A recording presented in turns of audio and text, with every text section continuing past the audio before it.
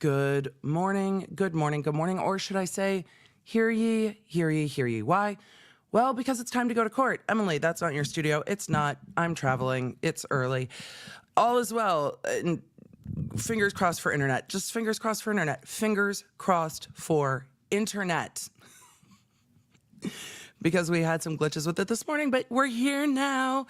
Day 28 of the Karen Read retrial. It is Friday. It's, what day is it? June 6th? Did you know, by the way, that June 5th is the day that Ferris Bueller took off? So Ferris Bueller's day off was June 5th. I feel like it was appropriate that it's our day off too. So yesterday we had a day off. Ferris had a day off. Hopefully you had a good day off.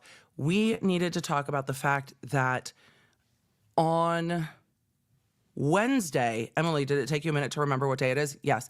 Wednesday after court, Karen Read spoke to the media, which she has been doing. Yes, her lawyers have a gag order. No, she does not. She spoke to court and said that they should be done more or less with their case by Tuesday next week. So this case might go to the jury next week. They were told it was an 8-week trial, except for deliberations, and it looks like they might get this trial within that 8-week window, which is wild. So then we also, at the very, very end of the day, I had to run and jump on a plane. I got there on time, which is amazing. But at the very end of the day, the judge came back onto the bench for like 30 seconds, give or take a few seconds, and ruled on the motion, or the renewed motion for reconsideration, to have the police procedure expert, Michael Easter, testify for the defense. The court denied it. I thought that they were going to use Officer Barros for that a little bit more, but they didn't. Who knows what's coming next? Well, except for all of us at this point, because today, chat, gird your loins. Gird your loins, chat. You know why? Today is ARCCA Day. So are we tired? Yes. Are we ready? Yes. But we can't be sad, chat. Not today. Not on ARCCA Day.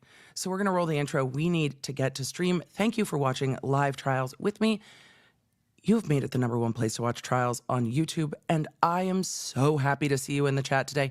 There's going to be lots of background training and experience. There's going to be a very thirsty chat. Look, I brought 2 water bottles today because we've got to stay hydrated. Chat, we have to stay hydrated. So I have 2 because, you know, when you never know when you're going to need some extra water, because we might be a little bit parched, and that's okay. Chat, we need to get going. Hey there, I'm lawyer and legal analyst Emily D. Baker, and this is your go-to destination for live court coverage. I break down the law, the strategy, and the evidence in real time, so you know what's happening. No law degree required. So join the law nerds in the chat. They're here for the facts, not and let's get to court.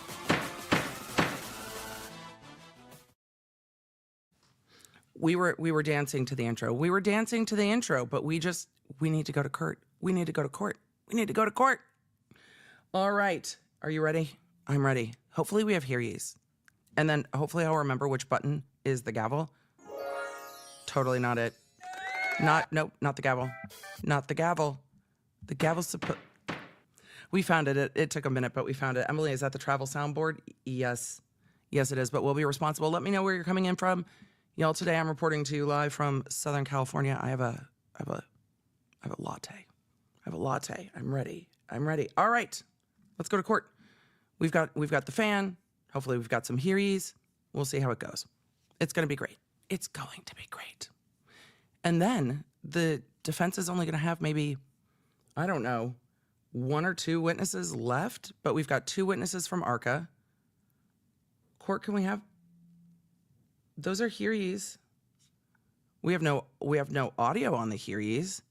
So that's not a delight. Emily, you spent the morning fighting with your setup. Yes, I did.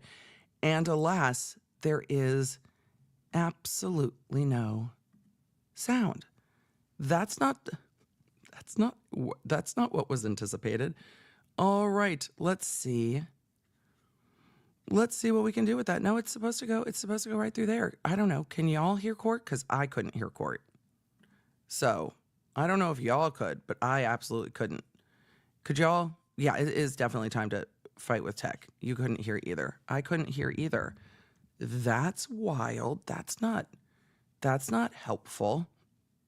That's not helpful at all. Let's see if we do that, if that will work. Okay, give me 1 second, because now we've got hear ye's. For the honor. Ha ha ha ha! One button and it worked. Hopefully it worked for y'all. Gonna do that one more time. Wait, where'd the claps go? I'm never gonna find them again. We're just insert the clap noise here. Insert clap noise. Insert clap noise. Hear ye, hear ye, hear ye. All persons having coffee. For the Honorable Beverly Canoni, the Justice of the Superior Court, holding in Dedham, within and for the County of Norfolk. Draw near, give your attendance, and you shall be heard. God save the Commonwealth of Massachusetts. This court is in session. Please be seated. It's Norfolk. Hi. Good morning, counsel. Good morning, Ms. Reed. And good morning, jurors. Same 3 questions. Zoom, zoom. Happy Friday. I do have to ask We're you gonna to 1.25 the questions. Were you all able to the questions. follow the instructions and refrain from discussing this case with anyone since we left? Yep. Everyone said yes and nodded affirmatively. Everyone said Were you yes. Great. also able to follow the instructions and refrain from doing any independent research or investigation? Yep. Everyone said yes and nodded affirmatively. Did anyone happen to see, hear, or read anything about this case since we left the other day? For all of you saying the judge seems happy, it's ARCCA Day. I understand we have a witness this morning? We give you our permission. Yes. You would have to do Dr. Dan Wolfe. Okay. It's ARCCA Day. I will try to adjust my volume. But we'll see how. Thank you, Tony. Yeah, if the court volume's low, there's not a ton. Let's see. Let's see if I can gain it up without killing everyone's ears. Give me 1 minute. Good morning. Is that better on your end? Let me know. So, sir, we're going to try and keep the air conditioning on this morning, so I'm going to actually speak really loudly into that microphone. And Mr. Jackson, you do so as well, please, okay? Of course, Your Honor. Dr. Wolfe, could you please state your entire name and spell your last name for the jurors, please? Is that Daniel better? Michael Wolfe, last Thank you, name Chad. spelled W-O-L-F-E. May I inquire, Your Honor? Yes. Dr. Wolfe, what do you do for a living, sir? I am the director of Accident Reconstruction at a company known as ARCCA, A-R-C-C-A. And I'm going to start right off the bat. Get really comfortable with that microphone. It's adjustable. Pull it right close to the area of your chin. It's really loud in here. Okay. Dr. is Wolfe, really loud. You said you work for ARCCA, A-R-C-C-A. What is ARCCA? ARCCA is a forensic accident engineering crash. consulting firm. We have a variety of disciplines: accident reconstruction, which is the group I'm a part of, biomechanics, failure analysis, and crashworthiness. And you said that your title again one more time? The director of the accident reconstruction team. And what sort of contracts does ARCCA normally engage in routinely? So in addition to our forensic consulting work, we have, going back in time, we've dealt with doing contracts with the Department of Defense, where we designed energy-absorbing seats for MRAP vehicles, mine-resistant armored protective vehicles, where these vehicles were going over They're right explosive into it devices, today. and the energy from those explosions was going through the vehicle into the thought I occupant. So gained this ARCCA back down. designed energy-absorbing seats to help mitigate the injuries in that type of Nope, Dr. Wolfe's just talking in those that types of fast. incidents. We also do work for the National Hockey League. I myself am I part love of this that background. work. It has to do with scanning and analyzing player pads, but we certainly do impact testing and help set guidelines for player safety. With regard to those MRAP vehicles, was that contract for the Department of Defense for the United States government? Yes, sir. For the military? Correct. Is ARCCA both nationally and internationally recognized as a leader in accident reconstruction? Sustained. Does ARCCA have a reputation, or let me ask it this way, does ARCCA entertain or engage both domestic and international contracts and clientele? Yes. Okay. As the Director of Accident Reconstruction, do you specialize in anything other than just accident reconstruction, anything having to do with human factors? Yes. So my other specialties, in addition to accident reconstruction, are lighting and human factors. What is, give us a Explain human 25-word factors. overview of human factors. What is that? So to give you a good example of that is, and again, this is a case that I commonly see, but let's say you're driving down the road at night, It's an unlit roadway. You're relying on your vehicle headlights to see the roadway ahead, right? And you've got a pedestrian that is entering the roadway. And you want to have an understanding based upon the lighting conditions, how much sky illumination there is, their clothing, right? When would a driver recognize that individual on the roadway? Right. So that's where it starts from the vision aspect of human factors. Then we get into driver response, right? So the driver is presented with a hazard. So how do drivers typically respond to that? What are their actions and how long does that take to avoid and initiate a reaction? That's human Did it go factors. back Can down? you do Hold the on. same thing and give us an explanation for accident reconstruction just in the broadest sense? That should go back What is up. that discipline? I think a very simple definition of accident reconstruction is the application of physics and engineering science to collision I events. had it turned up. What role do you take as the director of accident reconstruction for ARCCA as contracts come in or engagements come in? Well, my scope in cases can vary greatly. As I just mentioned, you know, I could have a case where I'm assessing the conspicuity of a pedestrian and a driver's response time. It could be a 50-car pileup on a highway, and I'm trying to figure out a sequence of events. It could be a rear-end collision where a seat back has failed in the vehicle and the occupant has sustained injuries, and we want to have an understanding of the crush, the damage, the forces. So, again, it can vary case to case. Do you engage in reconstruction or attempt to engage in reconstruction of all sorts of passenger vehicles and commercial vehicles? Yes. What about motorcycles? Yes. Bicycles? Yes. Involving pedestrians and sometimes involving no pedestrians? Yes, I see all types of collisions. How many cases, if you have a number in mind, have you been a part of in terms of engaging in accident reconstruction broadly?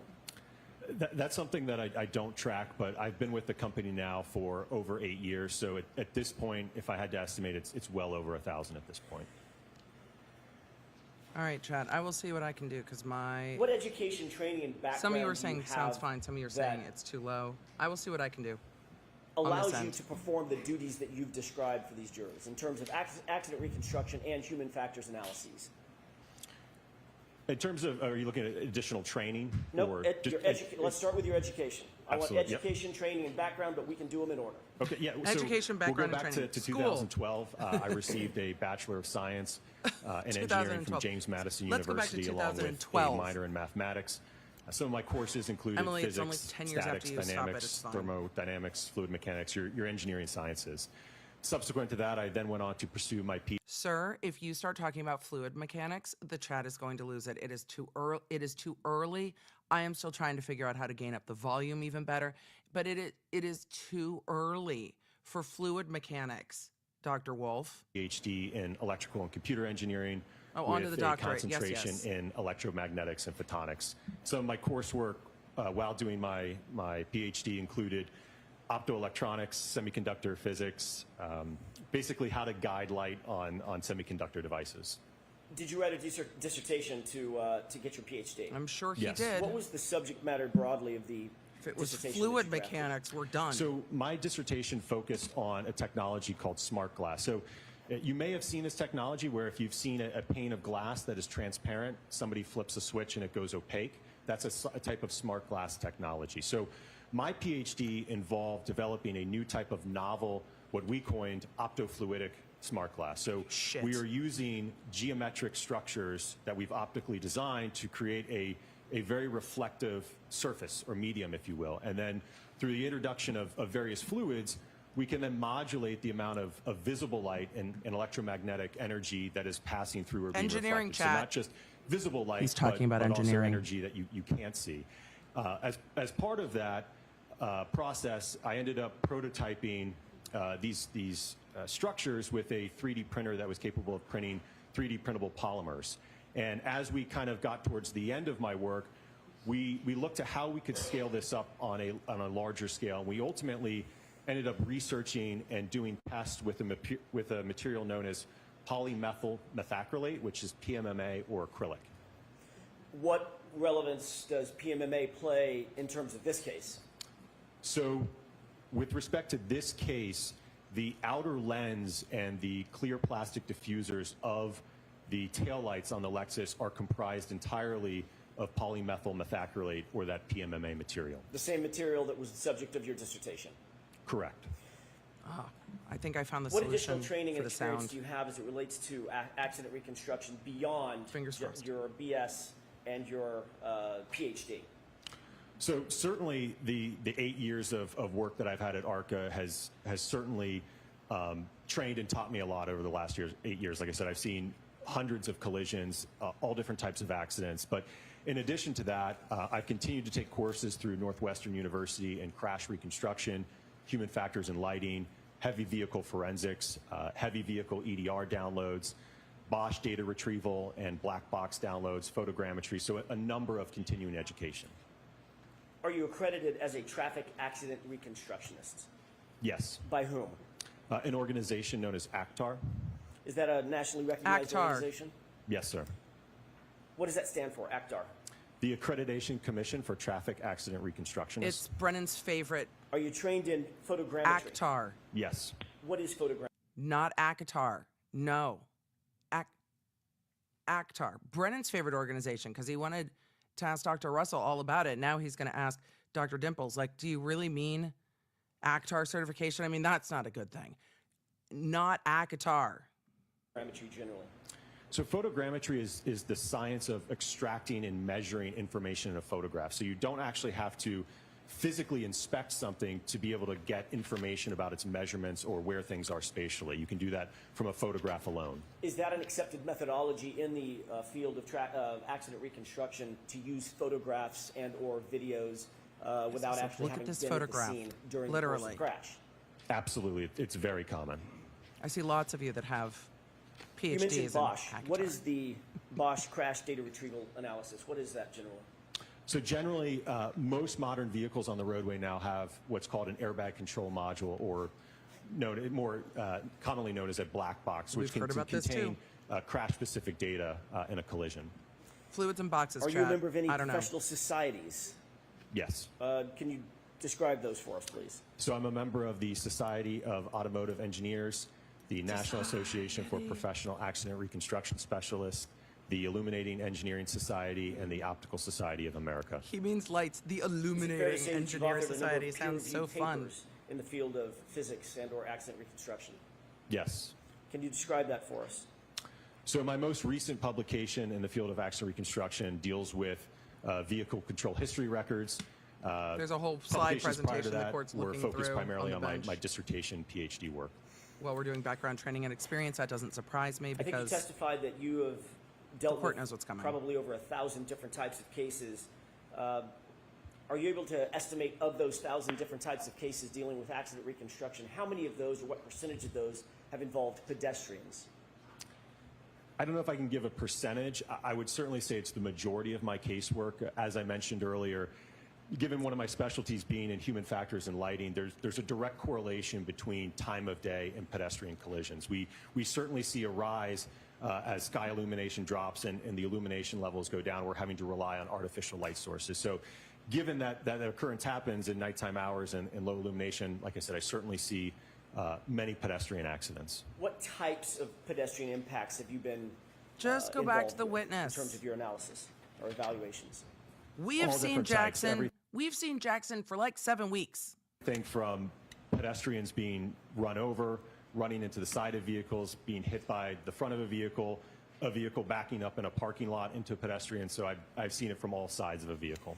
What is kinematics? Can you describe that or All right, explain I'm that working phrase or on. term? I think a simple definition would just sound be solution. the motion of an object or a body. Have you done any testing as it relates to kinematics and the interaction between pedestrians and motor vehicles? Yes, How many times have you engaged in such an analysis? numerous times. We Emily, frequently and routinely do too testing at early. ARCCA. You mentioned ARCCA has several you, different, Camera. different disciplines Generally, within Chuck it. would be What are happy some to of those see- different disciplines in addition to accident reconstruction? Alan. But So, as I mentioned, we have one ARCCA biomechanics day. And crashworthiness, and there's a few others. And I will note that it's very common in our casework that we will work together as a team. So to give you an example of that, I mentioned earlier about, that rear end collision, right? So let's just say we have a rear end crash and there's crush and there's damage to the rear of the vehicle and the seat back failed, which caused the driver to ramp up in the seat and ultimately hit their head on something and sustain an injury. So I myself, as a reconstructionist, will analyze the forces, the speeds, and the severity of the crash. The biomechanist will evaluate the mechanism for the injury based upon those crash forces. And the crashworthiness expert may analyze, okay, is there a better or stronger seat that may have held up in this crash? Is it normal for you, Crashworthiness? as the director of accident reconstruction at ARCCA, to work with others in the other disciplines that are housed under the umbrella of ARCCA? Yeah, I know the Absolutely, camera yes. guy's not Is that a listening normal to process us for you? today at all. Very common, yes. As a matter of fact, it probably No, would no, be no, no, no. uncommon No, if no, you no. didn't do that, correct? Depending on the kind of case, but yeah, certainly wouldn't be uncommon. Tell me about the testing that you've undertaken to determine forces that are at play in a given accident. Can we go or back to an the impact. witness? Okay. So to give you a simple witness? example of it is, let's just say we have a There's the sideswipe witness. type collision where two vehicles sideswipe each other and a front bumper gets torn off or deflected essentially, and there's some deformation to it. Right? We can do testing at ARCCA to determine how much force does it take to bend that material so that we get the deformation that we have. That would be a good example. Is there a specific type of testing, or is there varied types of testing that you've done Good and job, Chad. undertaken We've to determine manifested. the forces I think it's that called would be, for manifesting. instance, in your example, in We've that made it side, work. the forces at play in that sideswipe collision? Yeah, absolutely. It would have been, again, as part of the test, we would be measuring the forces, we'd be measuring the displacement, we'd be able to calculate acceleration and things of that nature from that test data. The tests that you undertake, are they generally accepted methodologies in the field of accident Chat, you were so reconstruction? funny. Yes. What are quasi-static tests? So a quasi-static test would be like the example I just gave you, where we have basically the bumper would be stationary, right? And now we're pulling on it to determine how much force it takes to bend it. So that'd be an example of a quasi-static test. So that test specifically is determining or attempting to determine the amount of force necessary to deform a bumper, for instance, in the way that it's seen after an impact, Yes. or any other body panel, correct? Correct. And on the human side, also there are forces at play, I'm assuming, in terms of injuries that are sustained by pedestrians in the accident reconstructions that you've done involving pedestrians. Yes. The Do you have fans in experience in quarters, the evaluating white whether noise is so damage to a loud. vehicle is consistent with a proposed scenario or set of facts? Yes. Describe those circumstances for us. What are the circumstances in which you're trying to determine whether or not the damage fits a proposed scenario? So a case that commonly comes across my desk is Accident we reconstruction. have two very different versions of how an accident unfolded according to party A and party B, right? And we have a set of evidence in terms of the damage to the vehicles, Gwyneth maybe Paltrow some case, roadway but evidence, right? So not we with can look at vehicles. that objective evidence, utilize physics, maybe some calculations to determine whose version is most consistent based upon the damage and the roadway evidence. Is that an accepted methodology in the field of accident reconstruction? Yes. Okay. In other cases in which you've undertaken such an engagement to determine whether or not You mean like the physics, accident or the reconstruction? physical evidence matches a particular scenario or is inconsistent with that scenario, have you been able to ultimately reach conclusions and opinions to a reasonable degree of scientific certainty in those They're cases? finishing up qualifying Yes. him as Is an that expert. normally what you're seeking, to ultimately come to an opinion or a conclusion about those scenarios or circumstances? Yes. Are your opinions and conclusions based on your education, your training, the background and experience that you've explained to the jurors? Yes. Is it also in furtherance of the scientific methodologies that you employ in order to come to those opinions and conclusions? Yes. And are those generally accepted in the scientific and accident reconstruction community as a proper methodology to come to opinions and conclusions of that nature? Yes. Yes. Sir. Have you been qualified in other courts to testify in the area of accident reconstruction? Yes. Okay. Chat. I hate to do Let's this talk about to how you. you began your work. We're going to be switching topics in court, and I'm going to take a minute because even though we are traveling, we do have a stream sponsor today, and I'm going to thank them, and then we are going to go back to court. I have to restart my entire system to try to gain up court a little bit more, but we're going to do that if court takes a morning break. I'm going to take a 5-minute break when court takes a morning break, and then we will have a moment to just restart everything and get the sound. I'm hoping it's just level so you can turn me up in your headphones, but I will be working on that in a bit. Streaming while on the road is always dynamic, but we'll get it sorted. But today, we're going to thank our sponsor, and then we're going to go back to court. Well, this may or may not shock you, but I often do not have enough time in the morning, and that's not new. It's particularly bad when I am covering trials, and that's when I try to keep my routines really simple. And today's stream sponsor, FOREO, not only helps me keep my morning routine simple and streamlined, but they're also offering you an amazing 30% off. Let's talk about some of my favorites. I use the Luna 4 every day and sometimes twice a day. Not only does it help me depuff my face, but the gentle exfoliation keeps my skin from looking splotchy when I am on stream. And in the evenings when I am winding down, I use the UFO 3. The UFO has heating and cooling, but also a variety of different LED lights to help make sure that the masks are penetrating down to the lower levels of your skin and you are getting maximum mask benefits. But if you are ready to take your LED light to the next level to tackle aging below the skin, the FAQ 202 is a next generation silicone mask that has 8 different wavelengths of light plus NIR, which helps tackle signs of aging at the deeper levels of the skin. It is wireless, it is super easy to wear because it is flexible, and you can actually see out of it while you are wearing it. Once you connect the FAQ 202 to your app, you can use a wide variety of different programs or customized programs to target your ideal skin benefits. So if you want to check out the FAQ 202 or any of my FOREO favorites or their other bestsellers, click the link in the description box and don't forget to use my code 30LAUNERD for an extra 30% off all FOREO products. Yes, all FOREO products. That includes any products that might be discounted already. Don't miss out on this incredible offer. You can click the link in the chat or the description and check out all of your favorites while you listen to the rest of the stream, which we should be getting back to. We should be getting back to stream. I'm sorry, that was loud at the beginning because, of course, it is difficult, apparently, when we are streaming. Let's get back to court. I'm going to try one more thing on audio in court. Let me know if it helps. All right, are you ready to go? Yes, I am too. We're switching topics in court. Let's continue on. In this particular case,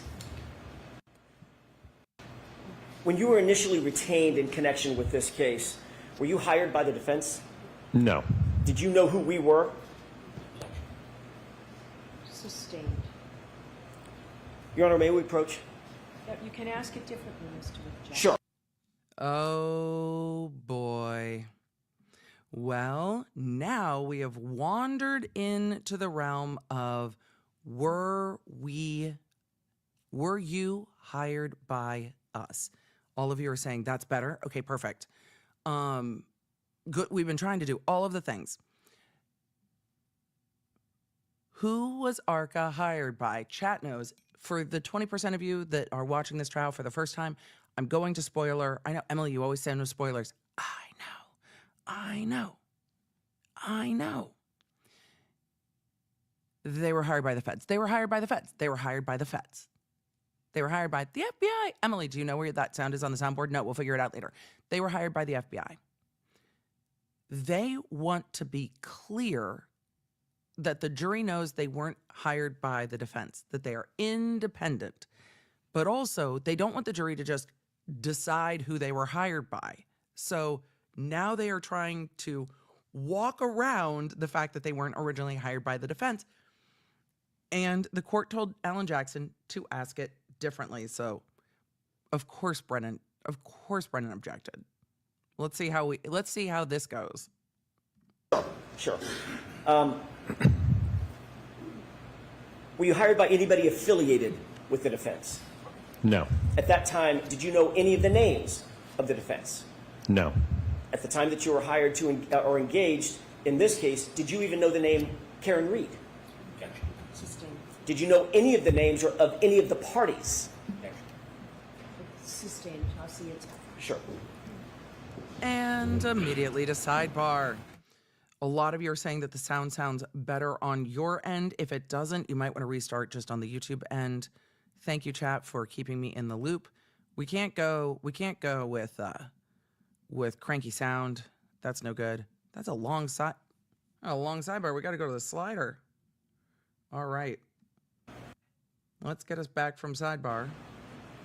They're allowed to talk about At the this. time that you were They're allowed to talk about this, but they're not allowed to talk specifically about the FBI.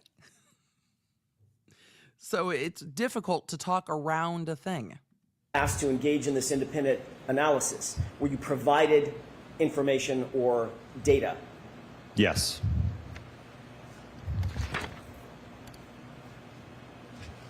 Who at ARCCA was assigned to the team that would ultimately engage in this particular analysis? It was myself, Dr. Andrew Rentschler, and Scott Klein. Oh, the mysterious Describe third what name. the materials were that you were provided in your initial assessment of this case. Could I refer to my report? With the court's permission.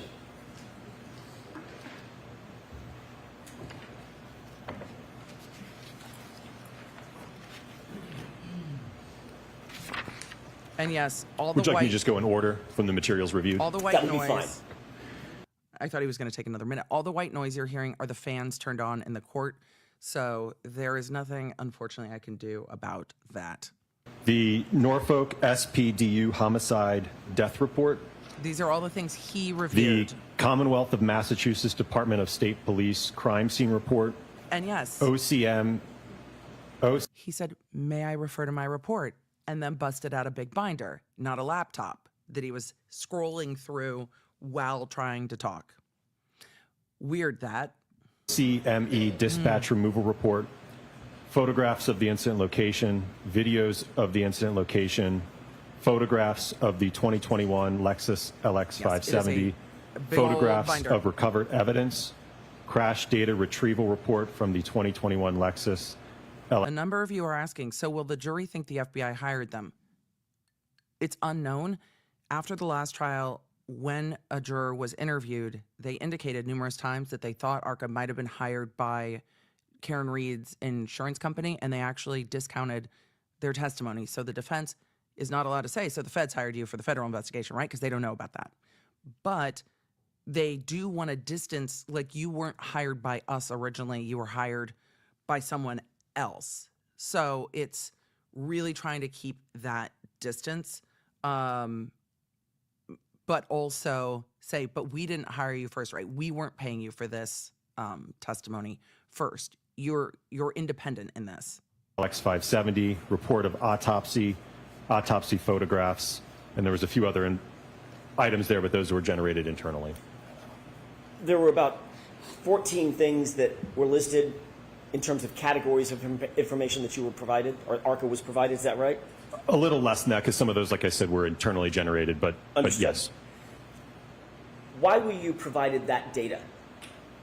What's the reason why it's important To reconstruct. for you to get certain data as you begin your analysis? Well, we wanted to have an understanding of, or ultimately the entity that retained us wanted to have an understanding of what, I guess, the evidence that we would need to reconstruct this. Did you get enough information to engage in a fulsome analysis, an accident reconstruction, in terms of the initial request by the entity that hired you? Yes, in terms of our scope, yes, we had sufficient information. By the entity that hired you. And no, they can't say, were you hired by Karen Reed's insurance company based on whatever they've discussed at sidebar, but they did say anyone connected or affiliated with the defense.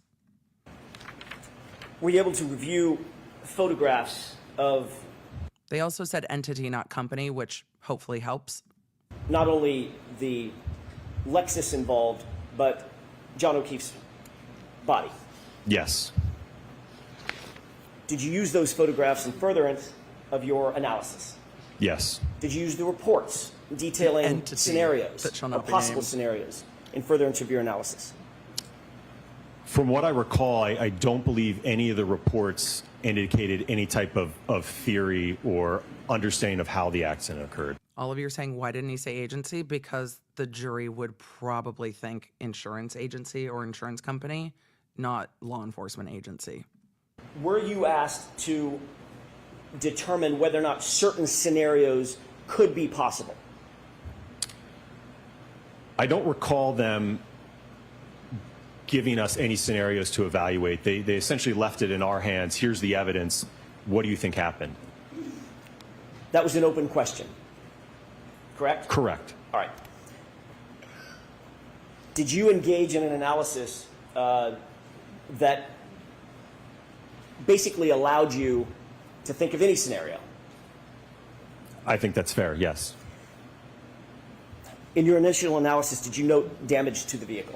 I like the way that AJ asked that question. I think that question is probably more instructive and helpful.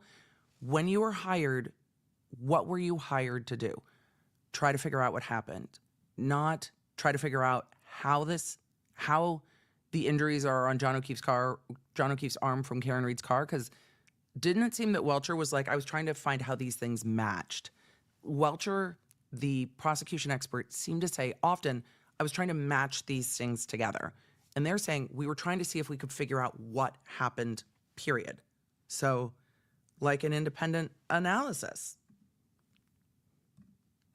Yes. Describe the damage. Let's start with the vehicle. Describe the damage that you noted in furtherance of your analysis. The primary damage was to the right rear taillight on the quarter panel section. The majority of the outer red lens was broken and shattered, as well as some of the underlying components and diffusers that are underneath that outer layer, as well as some damage to the back portion of the taillight.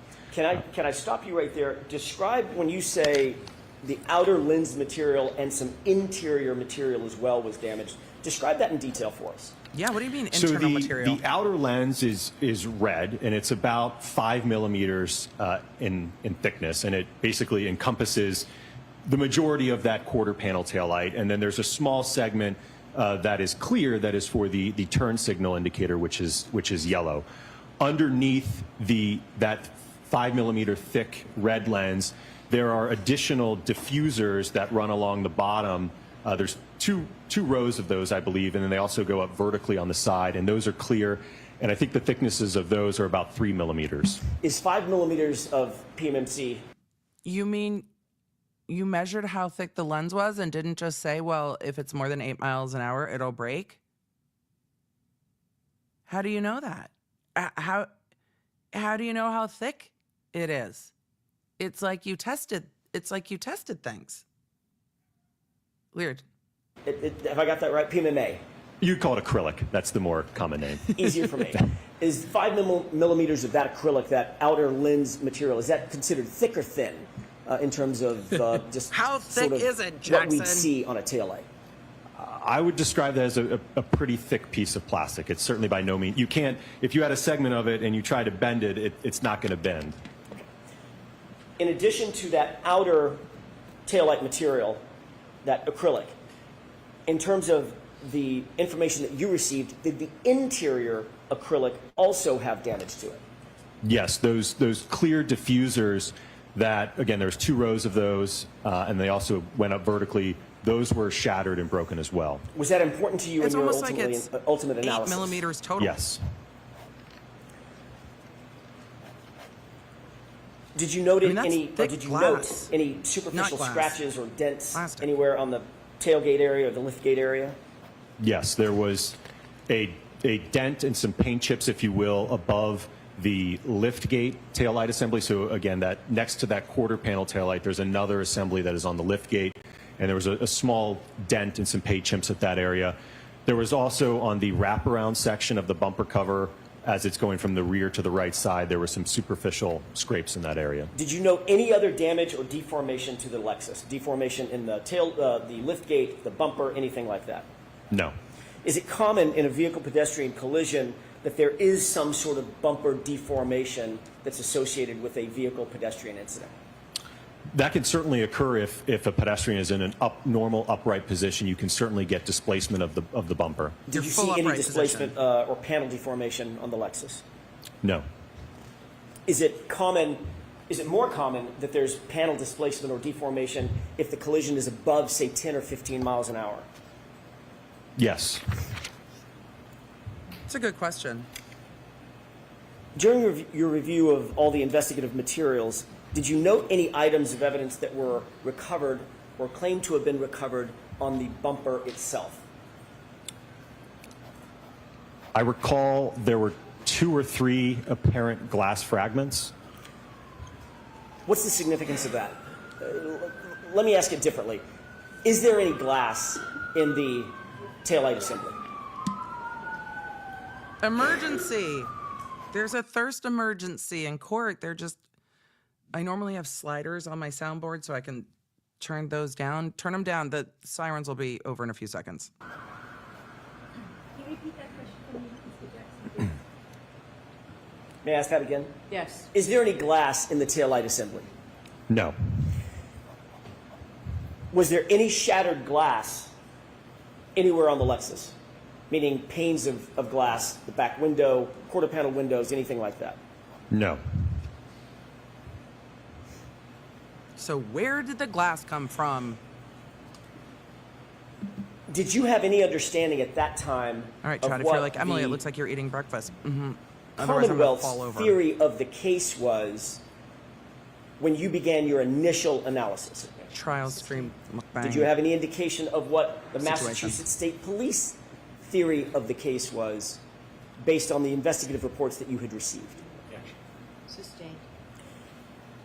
Did you perform an accident reconstruction analysis to determine That's whether or not true. the damage to the Lexus, that taillight housing material, was consistent with an interaction with a pedestrian? Yes.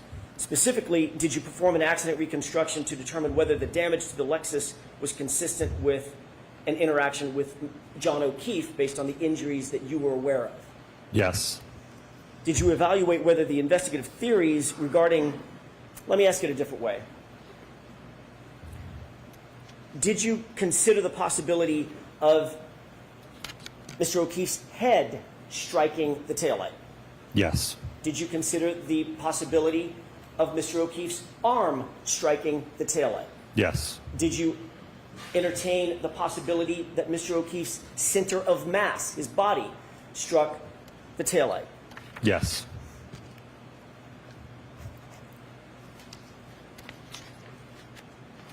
Before we get into the initial testing, were you able to come to opinions and conclusions concerning those things that I just mentioned? We considered all Yes. of it. Did you also entertain the possibility Mention it all. that a drinking glass could have damaged the taillight? Yes. Were these some of the things that you were sort of was left open to you That was me to clapping. decide yourself? That was me clapping. Yes. Ask about it.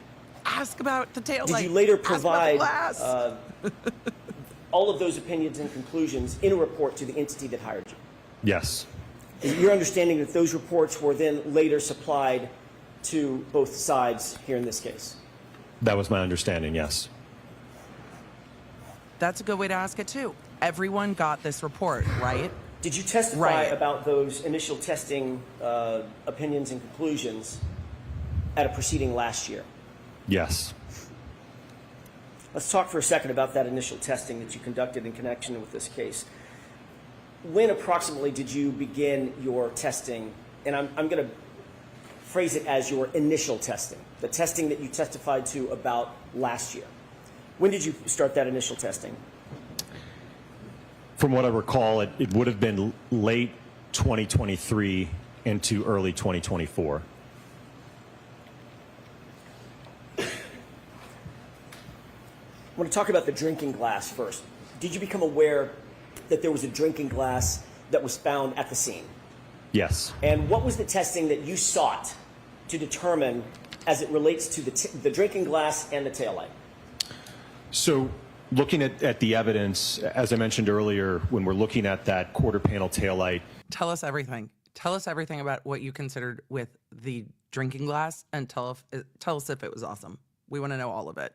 we have an isolated region of damage. And looking at the additional evidence in terms of a broken drinking glass at the scene, we wanted to do testing to determine if a small object or projectile such as the drinking glass could induce damage that was consistent with that we saw on the subject Lexus.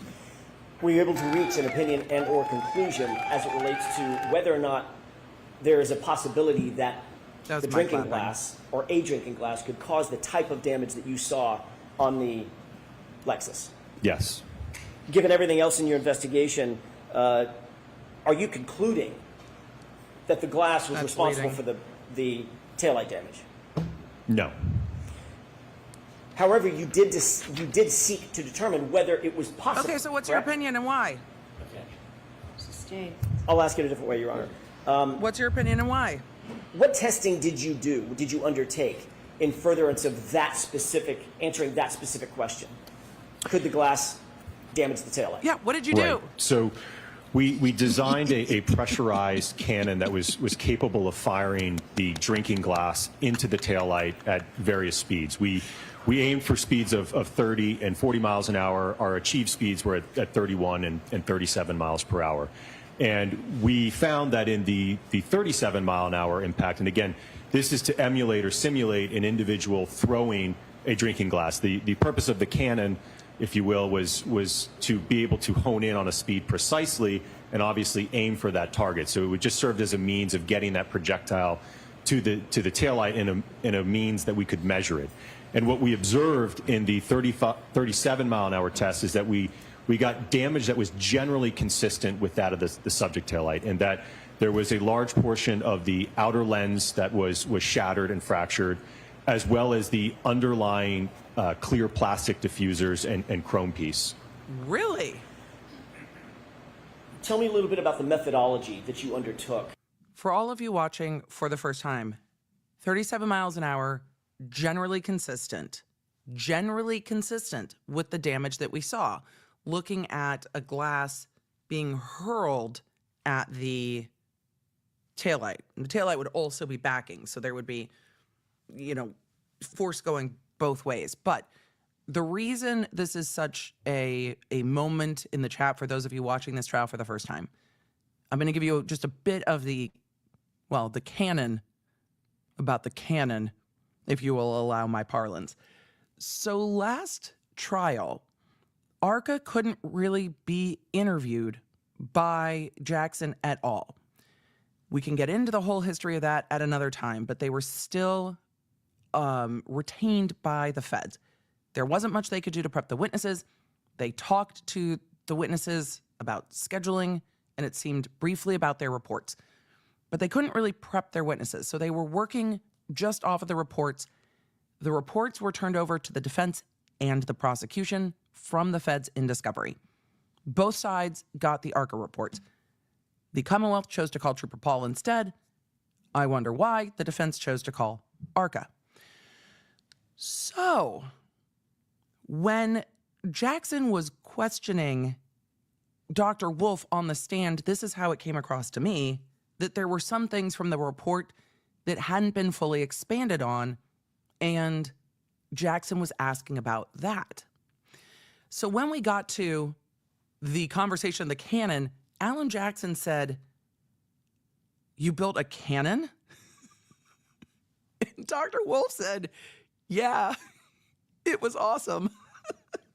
And so it was such a genuine moment of glee between the witness and the attorney being like, "Yeah, we got to build a cannon." And I imagine that at that point, Alan Jackson, as the attorney, didn't want to say, "Okay, but how awesome was it? Can you tell me everything about your pressurized cannon that you decided your job is real life Mythbusters? Can we discuss all of that?" But Dr. Dimples, Crash Daddy numero uno, was just like, "Yeah, it was awesome." Don't worry. You know what? Come back tomorrow on the Emily D. Baker. That's this channel. The Emily Show channel. On the Emily Show channel, when we do the case briefs, we will just put that moment in to the case brief so you can see the whole meme of it. We'll just put it in post. We'll just add it in. So tomorrow's case brief, we will add in the "yeah, it was awesome" moment from last trial, so we understand why the canon is canon to this trial. Let's continue on with chat. Put your bets in now. Put your bets in now. Does Brennan call it a potato cannon? Is Brennan just like, "You're a potato cannon"? That's not a big deal. Let me know. Let me know which test you prefer. I'll have to put up a poll in a bit, and you're going to have to let me know which test you prefer. Blue paint or potato cannon? Because I don't care if we call it a cannon or potato cannon or a glass cannon or, well, it's really a yeet cannon. But yeah, we'll have to talk about it because cannon versus blue paint is where we're at. The scientific methodology in building that pneumatic cannon and aiming that glass directly The pneumatic at cannon. the taillight. My apologies, Absolutely. Jackson. So, as I mentioned, it was a customized cannon, if you will. It had a barrel that was capable of fitting a Whiskey rocks glass. or old-fashioned drinking glass in it, and that's a glass that has a thinner sidewall, if you will. I think the glass was about 3 inches in height or so, maybe 3.5 Sorry, that was inches, me. with the bottom portion being solid glass or just a thick piece of glass. So You're saying that the bottom was thick? That's a good thing. We love it. we were able to design a kind of a holder for it, if you will. Almost, you could really think of it as stuffing an actual cannon with a cannonball. So we literally would put the drinking glass in the cannon. There was a pressurized vessel behind that we would open up a valve rapidly, and when it was set to a certain pressure, that would determine the exit velocity that it would leave the barrel at. And we were able to aim that device into the taillight at those specified speeds to be able to determine what would the damage pattern be when we fired that glass. Were you able, in this scientific experiment, to control for aim and trajectory? Yes. I Were mean, you it is able a to rocks control glass. for velocity or exit speed of the glass? Yes. Were you able to control for damage patterns as it pertained to both the glass as well as the taillight at which it was aimed? I don't know that we have had control over that. Ultimately, physics takes over after a that drinking interaction glass. occurs. I can't influence how that material is going to perform or how the glass will break, per se. It was a poor question on my part. Were you able to, or did you undertake to memorialize the damage pattern that you saw on the taillight and the glass? Oh my God, as the are there glass was pictures? projected into the taillight? Yes. Oh my God, are there pictures? Did you do that through photographs? Yes. Oh my High-speed God. video? Yes. There's All of video? that was memorialized in your report? Correct. Your Honor, may I approach? Is there video of the can? Is there video of the cannon? Is there video of the cannon? There was no video last time. Well, I mean, video probably existed. It just hadn't been turned over because they were still hired by the feds, but now they're not hired by the feds. They're hired by the defense. And so we might get to see a fucking video of the yeet cannon. Happy Friday, chat. Happy Friday, chat. Because I bet you dollars to donuts. I don't even know where that phrase comes from. Don't fucking care. That we're going to see video of the cannon. And no, we did not get video and pictures before because they were still hired by the feds. Yes. I'm so thrilled. I'm so thrilled. They are going to get... I'm handing you 2 photographs, or 2 8.5 by 11 documents that contain 2 photographs each. Can you take a look at those 2 documents and The tell me if you jury's going to recognize get to those? see the difference. Yes. Wait, it's really There's National one- Donut Day? It's really National Donut Day? Oh. I'm going to have to DoorDash some donuts. I think it's only appropriate if I DoorDash some donuts, but I'm so excited. The reason we didn't get to see this last time is because they were still hired by the feds. The feds did not turn everything over before they testified because it was still part of an ongoing federal investigation. So it wasn't all turned over. Oh my God, I'm so excited. I'm so excited. You mentioned that one of the tests that you I need a performed goat was scream, at I'm so 37 excited. miles an hour, correct? Correct. Did you mention the which one is it? speed at which, or the velocity at which the other That's test was definitely done? not it. If I didn't, it was 31 miles per hour. All right, so 31 and 37. Do you see those 2 documents in front of you? Yes. Does one of them represent the 31 mile an hour test and the photographs associated with that?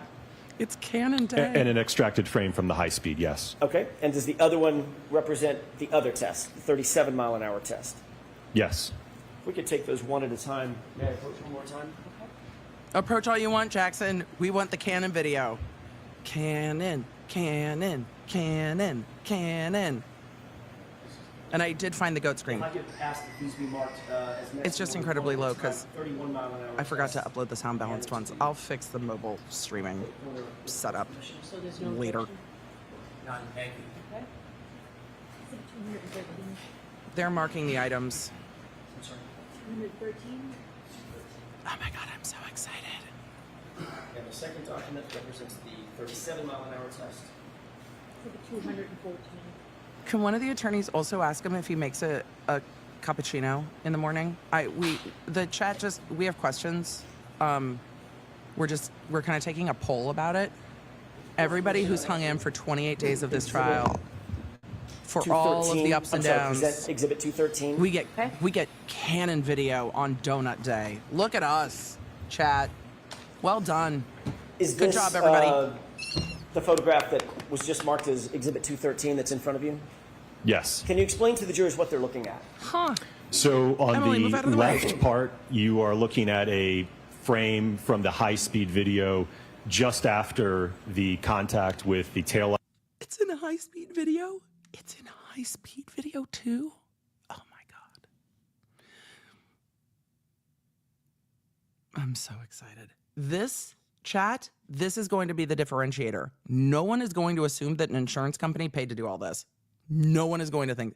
No one is going to think that an insurance company paid to do all of this. It's Mythbusters IRL. I'm so excited. Light. On the right, you're looking at the post damage to the taillight after the glass had been fired into it. Oh my And if we God, there's look at the next exhibit with the pictures. court's permission. Okay. And what are we looking at here? Same thing on the left. Again, this is the 37-mile-an-hour test. That's the glass. Glass striking just in the area where the bottom of the turn signal indicator is, so right where it meets the red portion of the lens and the clear portion of the lens. That's about where the impact point was. You could see that a large portion of the outer red assembly. On that high-speed, slowed-down photo, you can see where things might move in a different way. Like, you can see the things. You can see the taillight starting to move. I wonder if they have photos of the debris field after the glass struck and what the glass looked like. Also, for those of you asking, can a human throw something 37 miles an hour? I mean, some humans I'm sure can. But if the car is backing back and the glass is moving forward, you're going to have force and trajectory from both. This is more damage than I anticipated from the glass striking the taillight. Lens cover is missing and fractured. The clear portion of the part of the outer lens to the turn signal indicator is also fractured, as well as the underlying clear diffusers in that assembly. Would your testing in both of these scenarios, the 31-mile-an-hour test and the 37-mile-an-hour test, represent an accepted methodology for controlling for aim, velocity, impact site, and those issues, if you will, as it relates to testing of this sort? Be more Yes, we were able to control those variables. high And speed. is that an accepted methodology video. in the area or the field of accident reconstruction? So we should be able to see it. Absolutely, yes. When you finished your testing, were you able to make a determination as to whether or not either one of these velocities, the 31-mile-an-hour velocity or the 37-mile-an-hour velocity, were consistent with the damage that you saw on the subject Lexus, which is the 2021 Lexus belonging to Miss Reed? Yes, from the 37-mile-per-hour test, we are getting damage that's generally consistent, and that I mentioned we have portions of the outer lens missing, the underlying diffuser. There was also some fracturing on the backside of the assembly. So again, we observed damage that was generally consistent with that of the subject taillight. And that was the 31 or the 37? The 37. The 37. What about the 31? Didn't have enough energy to create that damage. So were you able to conclude, in your opinion, whether or not the velocity of that glass hitting the taillight would have... Excuse me, Crash Daddy, sir. Dr. Welcher told us that as long as the car was going more than 8 miles an hour, that any part of a human body would break that taillight. And you're telling me that a glass with a solid bottom, like a fat-bottomed glass, which we are here for, a rocks glass with a fully thick glass bottom hitting that taillight at 31 miles an hour velocity wouldn't break the taillight the way it was broken? I don't know, chat. You're gonna have to let me know. You're gonna have to let me know which one makes more sense to you. I'm gonna get back to singing Fat Bottom Girls. You're gonna have to let me know which one makes more sense to you. 8 miles an hour? Or this? Have to be somewhere in the vicinity of 37 miles an hour, well above 30 miles an hour? Well above, and it certainly could have been above 40 miles per hour per se. I mean, we may have actually blown out more of the outer lens had the speed increased. Did you have any information in the data or documents that you reviewed associated with this case, for instance, that John O'Keefe had a pneumatic cannon with him out there? No. Okay. So obviously, well, let me ask a different way. Based on this series of tests, were you concluding that the damage on the taillight conclusively was the product of a glass being hurled into the taillight? Objection. Sustained. Were you concluding, or did you opine, that the damage to the taillight came from a drinking glass? No, I gave an opinion that the damage was generally consistent with that in the test, compared to the subject taillight. But only in the circumstance where the glass is being hurled at 37 miles an hour, correct? Sustained. Can I ask it differently? Under what circumstance did you determine that Right, it it was was leading. consistent with a drinking glass? If that drinking glass, again, the purpose of the test was to do a test to evaluate or simulating somebody throwing a drinking glass at the taillight. So that's what that test was to demonstrate. Understood. Let's Again, for a scientific expert, what I expect from all of the scientific expert testimony, not just from this case, but others, is it is consistent. Think of all of the lab techs we saw. How did they testify? This is consistent with this result. This is consistent with that result. They will not say, oh, I can tell you 100% for sure this came from that. They don't. But this is consistent with that.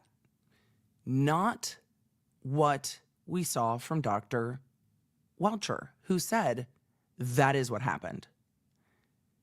Sir, this is consistent with that. Also, if you're the jury and you are sitting here hearing that this report went to the prosecution and the defense and that the damage to the taillight is generally consistent with somebody throwing a drinking glass at the taillight, why then wouldn't the prosecution call this witness? Are you wondering that? Let me know in the chat. There's like over 40,000 of you here. Just let me know. turn to another test that you undertook regarding the head sorry, injuries that was loud on my end. that you became aware of. Did you become aware of, in the data that you received, that Mr. O'Keefe had suffered head injuries to the back of his skull? Yes. What sort of testing did you do to determine whether or not and under what circumstances that head injury may be connected or associated with the damage to the taillight? We performed a drop test with a hybrid 3, so that's an instrumented anthropomorphic test device to be able to measure the accelerations on a head form and observe the damage to an impact to the taillight. What is an ATD, anthropomorphic test device? So it's a device that's commonly used in our field, and it's certainly approved by the federal government to evaluate crash forces and occupant kinematics, or I should say occupant crash forces.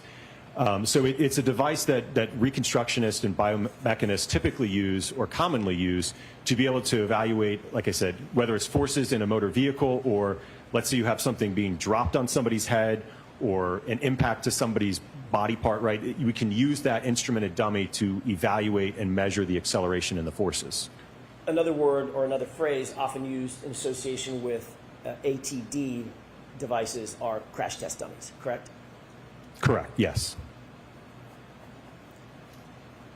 Why was it important to do a drop test? Dr. Rentschler did a drop So test too. we wanted to have an understanding based upon the fact that Mr. John O'Keefe had a skull fracture to the back of his head, whether or not an impact, a direct impact between the taillight and the back of his head could have caused that skull fracture. What did your testing indicate? When we did the test, the impact to the taillight was at 15 miles per hour, and we observed that the damage to that taillight was significantly more than the subject taillight at the 15-mile-an-hour speed. Furthermore, it did not generate, according to my colleague, Dr. Rentschler, enough forces to cause a skull fracture. So ultimately, what was your conclusion related to the taillight potentially striking John O'Keefe in the head at above 15 miles an hour? From a damage perspective, it was inconsistent. Inconsistent. Correct, inconsistent. Did you consider temperature and control for temperature in any of your testing? Yes. Why is that important? Well, that will affect how that, we've talked a lot about that acrylic material of the lens. That will certainly affect how it fractures. So we absolutely controlled the temperature during these tests. How did you control for temperature? So we had them sit overnight in chest freezers to get them to the desired temperature, which Really? for our original set of testing was at 28 degrees Fahrenheit. We then rapidly moved them to our test fixture, and then they were fired almost immediately after that. And when That's you're talking cool. about them, you're talking about exemplar taillights. Correct, yes. Are those exact replica taillights that you would find on the 2021 Lexus SUV? Yes. Look, I know that, well, Brennan complains about things. I understand that Brennan complains about things. I get it. But part of the reason this is a lot of new information is because one of the core tenets of lawyering is don't ask a question you don't know the answer to. And I think it speaks to the fact that though the defense talked to ARCCA about their report and stuff before the last trial, I don't think they went in depth with ARCCA prepping them, which is what they've said and what ARCCA has said about their conversations before the last trial. And that's why we're getting so many more details than we had before, because now they've had time to prep. Now they've been hired by the defense, and now they can ask all those questions because they know more. They didn't know as much last time, and they couldn't ask as many questions. And you don't want to ask questions, and the expert that, from the defense perspective, they think is very helpful to their case. And then the expert's like, well, no, well, no, well, no, well, no, well, no. You don't want to ask. So they kept it very short and sweet. We're getting a lot more detail, and I'm here for it. It's incredibly interesting and thorough. After your testimony in the first proceeding last year in the spring of 2024, were you ultimately contacted by the defense in this case? Yes. When were you contacted by the defense? I know that I had reached out to you, I believe it was in February of this year, because I think I saw some things in the media and was just wondering what was going on. Sustained. Just when? Just a date, Dr. Wolfe? I don't know if I could give a specific date. If I had to estimate, sometime in February or March, probably. That's Were when you I still talked under this year. contract with the other entity that hired you? Sustained. At some point, you and I spoke, correct? Correct. And that was, you believe it was February of 2025? Yes. Had we spoken at all between He wants the first time. the end of your testimony at the proceeding last year and February of 2025? No, that was the first time. Did I ask you anything about retaining you? Not at that time, no. At some point, subsequent to that initial discussion in February of 2025, did we have another discussion about the potential of retaining you? Yes. Tell me about that. When was that? From what I recall, it was sometime in March, and we were trying to figure That's out. it. I'm ordering donuts. Sustained. Next question, please. They're allowed. Did I ask What? you if you were available to be retained by the defense? Sustained. May we approach? Yeah, WTF. Excuse me, Your Honor. Your Honor, the chat is asking me WTF, and I don't understand. So can you what? Chat, why is she sustaining these objections? Me, IDK. They can ask that, and I don't think it's treading into who they were hired by before. I don't at all. All right, we're gonna zoom past this sidebar, which looks like a few minutes long. I have actually some breakfast I'm going to eat as we get into this. And then we will see how the defense approaches when they were hired by the defense. The court has to allow them to address when and how they were hired by the defense. Not that they had a contract with the other agency, which might be her problem, or with the other entity. He was very careful not to say agency, actually, which might have rankled the judge. But I also think the defense is mindful that agency people could assume is insurance, but also it could piss off the court. He's been very careful in his words to say entity. He's not, and a lot of, not a lot. Oftentimes, Jackson will kind of throw things out there that maybe are objectionable, and I'll be like, you stop it. He's been incredibly mindful with the languaging around these experts. They have to be allowed to discuss how they were hired.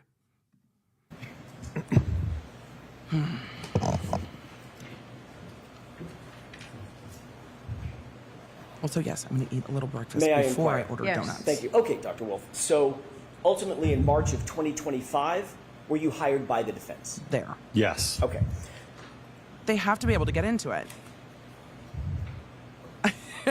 I think he's looking at Brennan because that's where Brennan sits. Were you asked to do anything or to review anything from the Commonwealth and any of their experts in relation to testing that was undertaken by them regarding the Lexus and Mr. O'Keefe?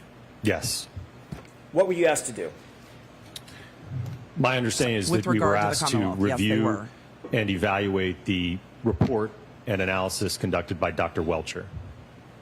Did you receive Dr. Welcher's reports?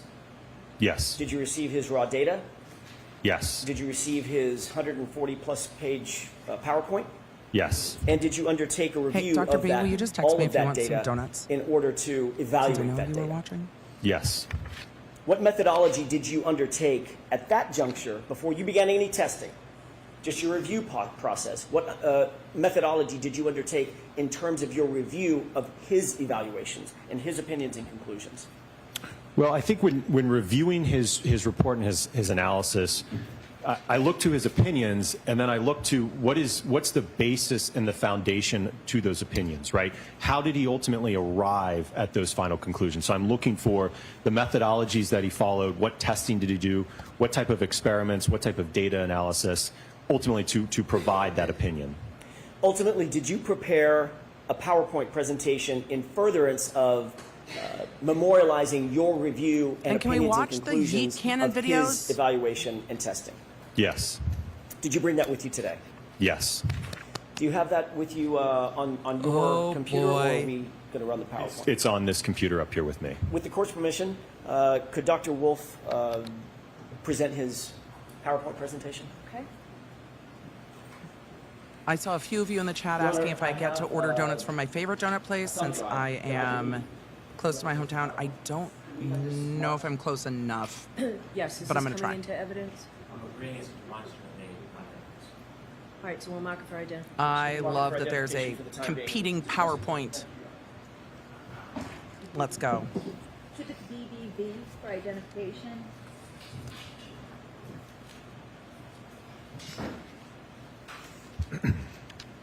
Richard, there's a story about this. May I We'll get proceed, to Your it Honor? Yes. another time. Dr. Wolfe, do you see what's I was generally displayed or restrained. presented up on the TV screen? Yes. All right. Do you have with you, by the way, just a matter of housekeeping, something called a spotlight? Yes. Something that can The chat's do going to whatever start spotlight singing Yep. Yes. Spotlight. I may ask you to employ that, or I may take it from you Pitch Perfect 2. at some point as we're discussing this. Dr. Wolfe, Jackson's jealous of your cool toys. He's like, can I have that pointer? It's so much better.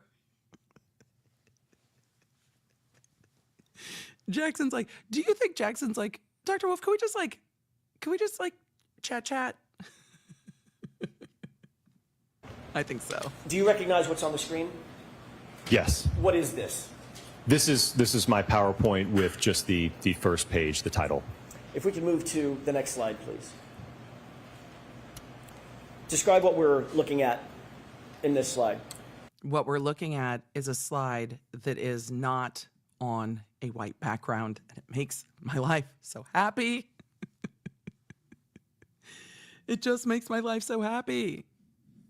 Yay. But, oh no, it says aperture at the top. Crap, they're gonna, is this Oh, this is the slide from Aperture, and this is the blue background from their slide to distinguish with the black slide. But I do appreciate the black slide. This is Welcher's PowerPoint. Okay. This is from Dr. Welcher's PowerPoint presentation, slide 121, in which he's indicating that there are lacerations on John O'Keefe's right arm and forearm. And he's indicating in this slide that the location and orientation of the lacerations on John O'Keefe's right forearm and arm. The ARCCA logo is down at the bottom. My Law & Order logo is covering it up a little bit, but it says experts in forensic, scientific, and engineering solutions. Are consistent with the geometry and orientation of the right rear taillight of the Reed 2021 Lexus LX 570. In coming to your opinions and conclusions, and I know this is a mouthful, did you consider the opinions and conclusions of Dr. Welcher in conducting your analysis and your ultimate testing? Yes. Did you rely on Dr. Welcher's report and his PowerPoint in reaching your conclusions and opinions ultimately in this case? I don't know that I relied on it. Certainly, I utilized them to have an understanding of what his basis was for his opinion and what his opinion was. Ultimately, at ARCCA, we did our own independent testing to evaluate that. So just to be clear, I'm not asking Dr. Wolfe if you agreed with his opinions and conclusions. I'm simply asking, did you rely on those in order to come to your opinions and conclusions? Did you incorporate them? Sustained is too. Did you agree ultimately with Dr. Welcher's opinions and conclusions? Sustained. You certainly were aware of what his opinions and conclusions were, correct? Before Mr. Jackson on that one. Were you aware of Dr. Welcher's opinions and conclusions? Yes. Are some of those opinions and conclusions And yes, when the defense objects to Brennan leading on direct, most of those are sustained too. He's leading on direct. That is part of the problem. It's found. I see it as foundational. Is it the most leading in the world? No, but fair is fair because, well, Alessi does it to Hank all the time, so Hank's doing it to Jackson now. represented in your PowerPoint? Yes. Are some of them represented on this slide in your PowerPoint? Yes.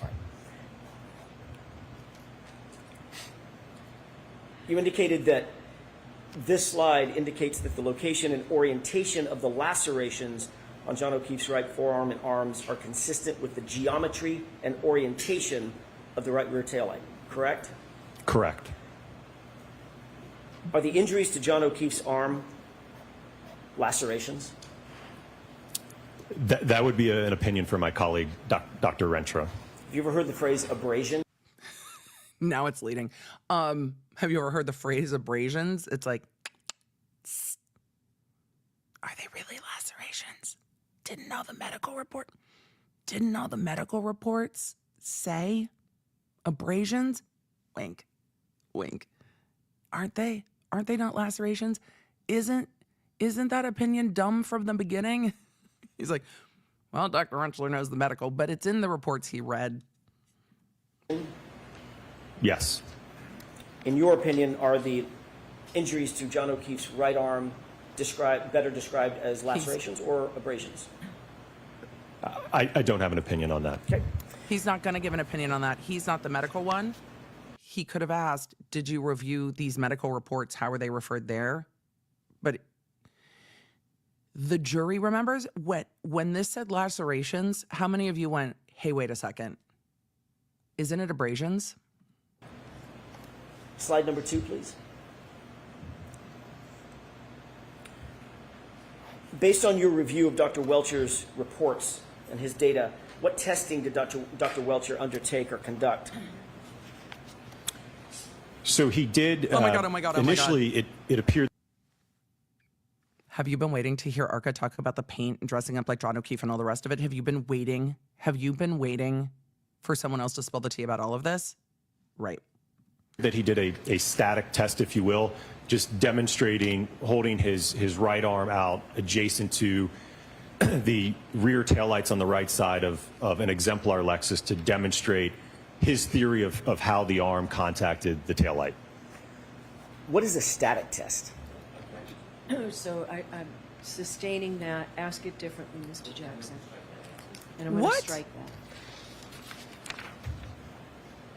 what testing did you note that Dr. Welcher did with regard to this particular photograph? He just, I don't know why that was sustained. He just said it was static testing. He said, okay, can you explain static testing? What is a static test? Well, in a static test, we're doing it a different neither way. the arm or the vehicle is moving. It's just he's aligning his right arm adjacent to show how his arm aligns to the geometry and the dimensions of the Lexus. Okay, Did so Dr. he just Welcher did it a appear to be different way. wearing similar clothing as... Again, I can see in the chat that some of you are frustrated with Judge Cannoni. Here's what I will remind you. Every time that she has asked Jackson to ask it differently, A, it brings the jury's attention back to the question, and B, he does ask it differently, and then it gets answered. So it's really just him getting to repeat the question twice, and the jurors going, huh, that's a lot of objection from the prosecution. When the prosecution objects this much, they haven't objected this much for most witnesses. When the prosecution objects this much, let me know what you think. How does it read to you? Does it read that the defense is pushing it? Because there's times Jackson pushes it. He has not pushed it nearly as much this trial as last trial. And I think some of that's because we saw Alessi do a lot of the questioning. Jackson has not pushed the envelope nearly as much as last trial. Do you feel like Jackson's pushing it in this questioning? Or are you just like, really? You want him to ask, did you, instead of so, you, or something? How do you read that appearance? Because it's a noticeable change in objections for the prosecution today. John O'Keefe was wearing on January 29th, 2022.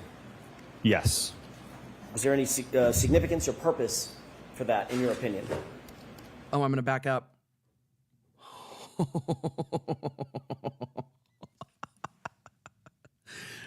The defense is asking why would it be significant to be dressed as the victim, which sat horribly. I don't think I've seen anybody think it was normal.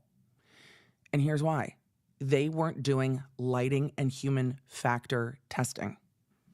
If this was a human factor case where you're trying to evaluate if somebody could have been seen in a crosswalk by a certain car with a certain light cone shape or whatever, then what someone is wearing might be incredibly relevant.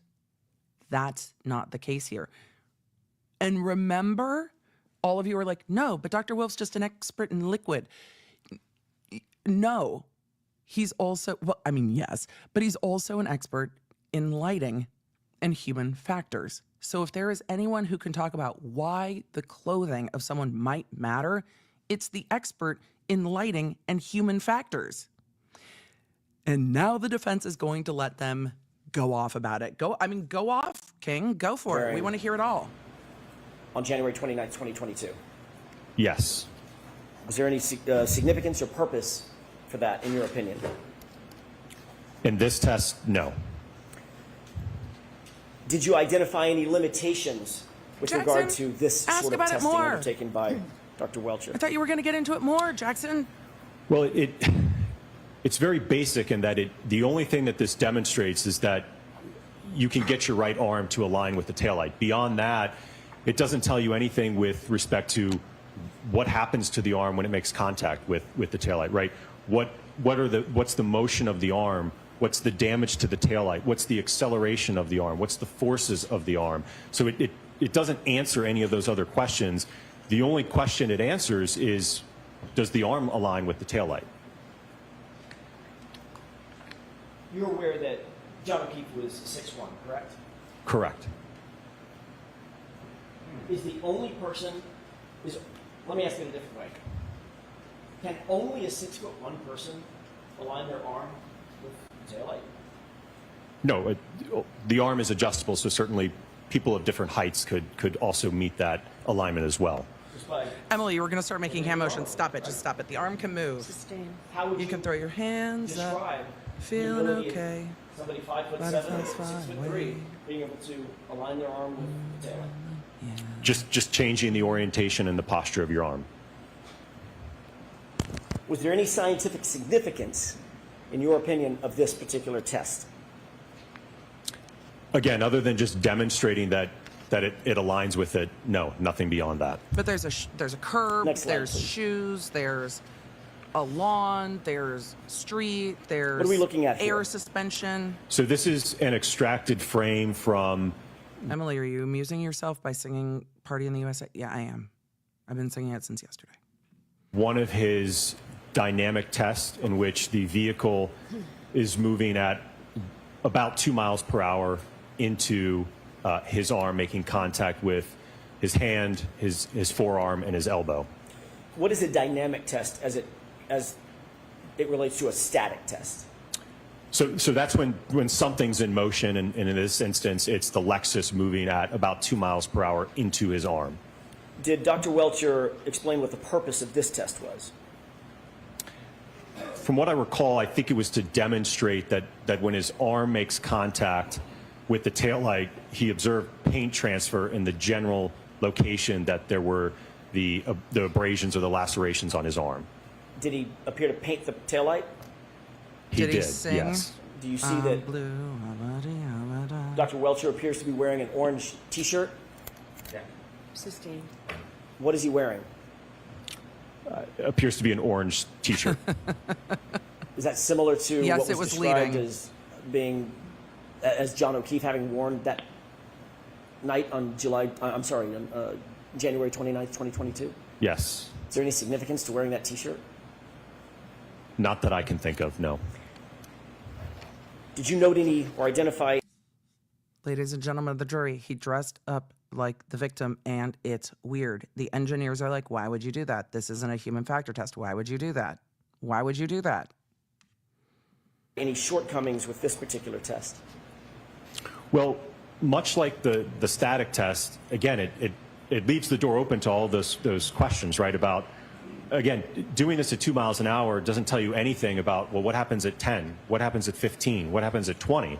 Right? In terms of what are the collision just trying to forces? What's the match them. damage? How does the arm move? What would the expected injuries be, right? This dynamic test, as well as the static test, doesn't answer any of those questions for us. Is this test from Dr. Welcher considered a force calculation? I'm not aware of him making any type of force calculations or measuring accelerations or anything of that nature, no. Did Dr. Welcher conduct any testing to determine whether the damage to Ms. Reed's Lexus was consistent with the striking of an arm of a pedestrian? I'm not aware of any impact testing that he did, no. Did Dr. Welcher conduct any testing to determine the Wait, Welcher having someone drive the car into him doesn't count as impact testing? Shocked Pikachu. forces necessary to cause the damage to the taillight of Ms. Reed's vehicle? Not that I'm aware of, no. But Did Dr. Dr. Welcher- Wolfe, you didn't go out and buy a Lexus. It's going to come up and cross. I guarantee you it's going to come up and cross. You didn't go buy a Lexus, did you? You didn't do this testing on the Lexus, did you? You didn't crawl around in the Lexus, did you? I actually think Welcher's words were climbed. Like, I climbed all... Oh, God. I think he did say I climbed... Did he say I climbed all up in it? No, I don't think he did. But he did say I climbed around in the inside. He didn't say crawl. But yeah, he went and bought an exemplar Lexus. Some of you are saying, yeah, now on the taxpayers' money. However, he was originally working for the FBI, so also same.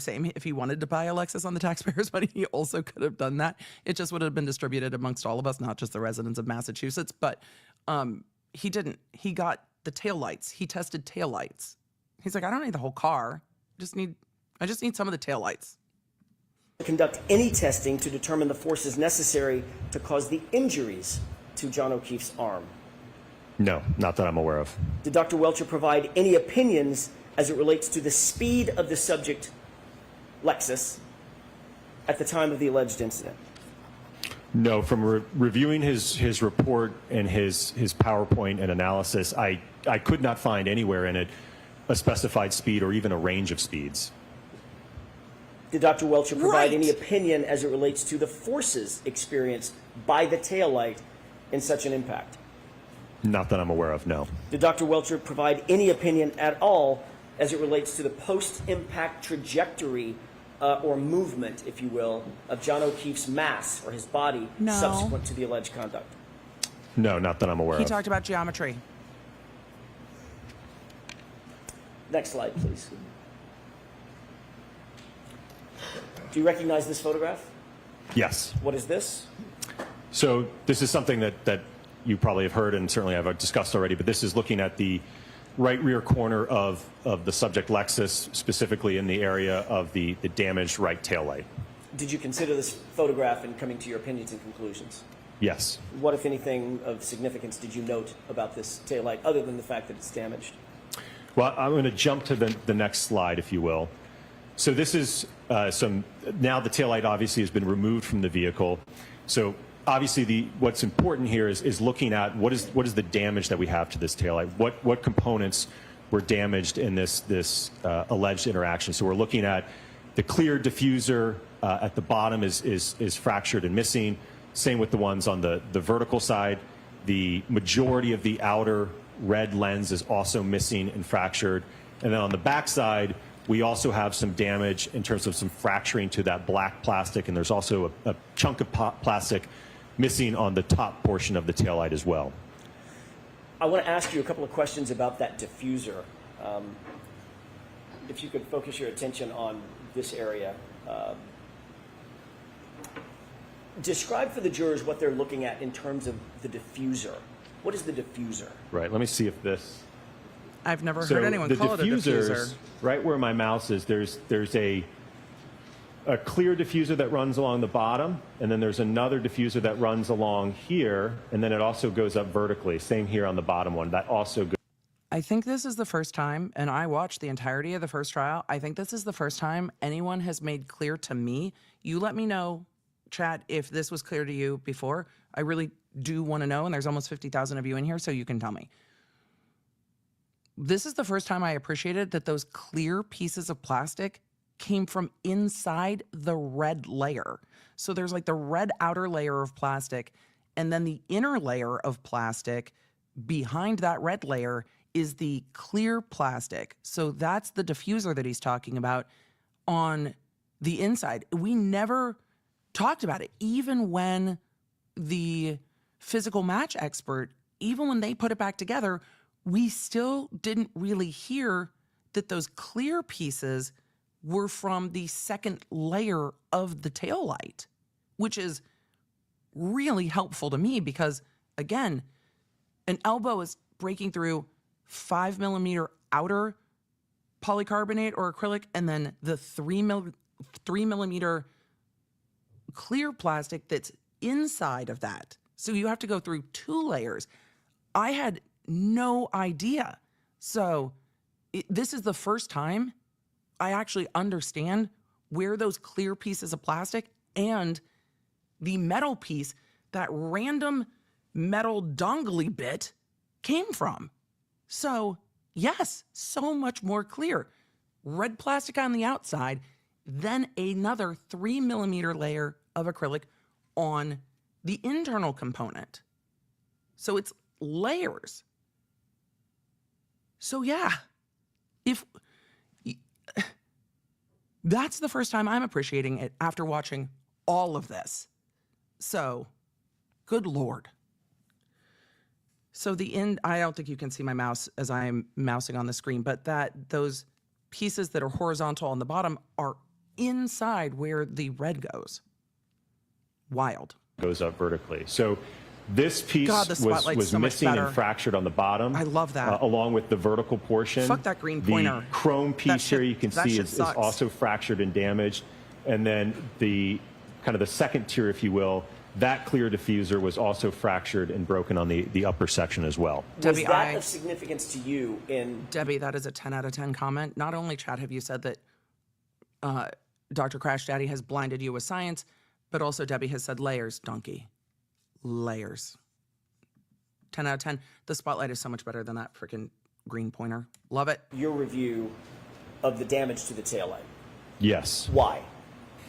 Well, because that tells me that we have to have enough force and energy to break, we talked about earlier that 5mm thick red outer lens. We have to have enough force to be able to get beyond that to now start penetrating into the interior components of the taillight to get to, again, those clear diffusers. And Excuse me, Dr. Dimples. Are you saying you have to have enough? You said penetrate both layers, right?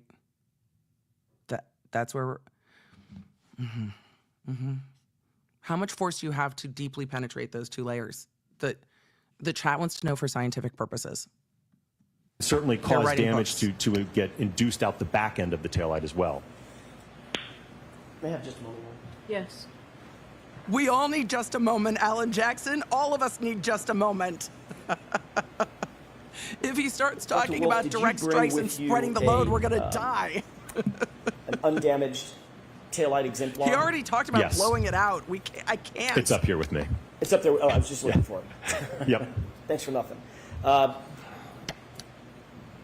Describe what it is that you brought with you. So I brought a two-part assembly. So what I did is I 3D printed a bracket so What? that I could mount the lift gate taillight assembly as well as the quarter panel Awesome. taillight assembly. And these are undamaged in sort of manufacturing specs, correct?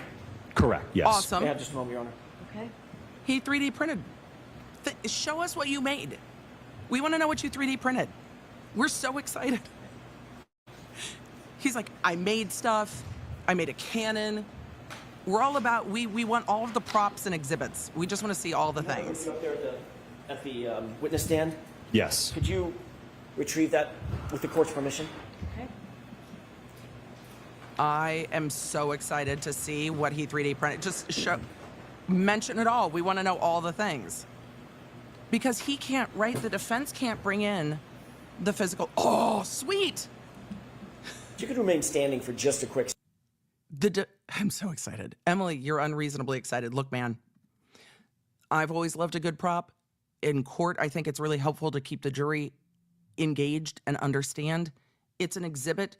I don't have the skull with me. It did not travel with me, shockingly. But having something to demonstrate how things work, you can't always do that with the physical evidence. You can't bring in the physical matched pieces of evidence and then start manipulating them in different ways. The prosecution would lose their ever-loving mind. Plus, the defense doesn't always have the same type of access to that physical evidence. Yes, they can go look at it, but generally they're not going to be allowed to manipulate it, try to piece it together and things like that. I once went on a evidence view with a defense attorney who started trying to like smash the evidence that was narcotics. He's like, well, it looks like it's more pieces as he's poking it. It's like, it wasn't more pieces until your fingers were on it. The cop and the evidence officer, I'm surprised they didn't tackle him immediately to the ground. But the defense doesn't have the same type of access. So being able to 3D print this and then show the jury how it works, show them the inner layers, like literally layers, piece it off, and show the jury how it works, they are going to remember it so much better. Yes, PowerPoints are helpful, but the more ways you can tap into how somebody's learning, and the jury is like us. I mean, they hopefully have less information about this case than most of us, but 28 days in, and they're probably sitting there going, wait, that clear plastic is from the inside? What? Love, love, love, love, love. Love, love, love. Love, love, love. Let's go from the 3D printer. Do you recognize what that is? Yes. Is that what I you just made it. described? Correct, yes. He Describe made it one it. more time for the court and the jury. What is it that we're looking at right here? So this is an exemplar set of taillights from a 2021 Lexus LX 570. On my left side here, this is the lift gate taillight assembly, and it's attached to the quarter panel taillight assembly. And I will note, it's not normally like that. Obviously, you can't have a connector, else you wouldn't be able to open the lift gate, but I've printed a bracket back here so that these can remain as one unit. Your Honor, with the court's permission, I'd like to have that marked as next in order. Yes. Is that coming into evidence? Yes. Yes. If possible. Is that okay? Okay. No objections. So how? May I approach? Yes. This might be clunky. This might be clunky. It's a big tail light. Just mark it into evidence and give it to the clerk. Tag, perhaps put it somewhere on the maybe the lift gate side. And is Dr. Wolfe going to use it for his testimony now? Yes. Okay. Very So briefly. Give it back over there, please, Chrissy. Just give it to him. No objection from the prosecution. Also, 50. what's notable to me, If I may, Doctor. Yes. that's from the liftgate side. Jackson is having so much fun. He's like, we made a taillight. Look, guys, we made a taillight. We went out, we built something. All of you are going to tell Law and Lumber, can you 3D print a taillight? I would love to know the answer to that. But like, let's look at the taillight. A number of you said, don't drop it in court. I would suspect if he dropped it in court, it really wouldn't break. I mean, the pieces might come apart because it's 3D printed to be a demonstrative, but him dropping it wouldn't break it because we know that the glass needed to be hurled at like 37 miles per hour for that to happen. But what's interesting to me is that the taillight experiment shows that the damage can be consistent. The defense this time, their strategy has not been to dial down on the police damaged the taillight and planted evidence and all of this. They have gone into, isn't this suspicious? Isn't this odd? Where is the rest of the investigation? So now they're really thoroughly bringing in this expert and going through other possibilities. Not just that this is odd, what the hell did Proctor do, but also, hey, this could have also happened this way. It's possible this, it's possible this, it's possible this. There are going to be some jurors that even through everything they've seen are like, I don't know what this law enforcement got up to. I don't like the way that they did this. I don't think this was a good investigation, but they're not willing to necessarily take the next step to say law enforcement did something far more nefarious. Some jurors aren't going to get there. But I think it's much easier for jurors to get to this investigation didn't answer enough questions, and it's possible that it happened this way. They're showing the jurors multiple possibilities. But if there's multiple possibilities, then there isn't just one answer, and that's a problem for the Commonwealth. And the defense leaning into this investigation wasn't good, and here are other ways it happens, is a much better strategy, I think. You guys said only the brackets 3D printed? Well, that's fair. It is early. I'm very tired that they 3D printed the bracket, not the entire exemplar taillight. Okay, that's incredibly fair. I'm still going to reserve my excitement as if they 3D printed the whole thing. But it's fair. Thank you. Terry in the chat also said, no, just the bracket. Emily, you're way too excited. Yeah, it's fair. It's fair. I'm an enthusiastic human. And tired. Thank you. Dr. Wolfe, you indicated that there was a 5mm area of acrylic covering the fuse, correct? Also, is that bigger than you thought it was? Like when they're standing there in court with Jackson holding that, is that bigger than it looks in other ways? Like, you can really appreciate how big it is in Jackson's hand. Oh, Jesus. Whatever. Just, Jesus, take the wheel. It's a streaming day. It's so much bigger than it looks in any of the pictures.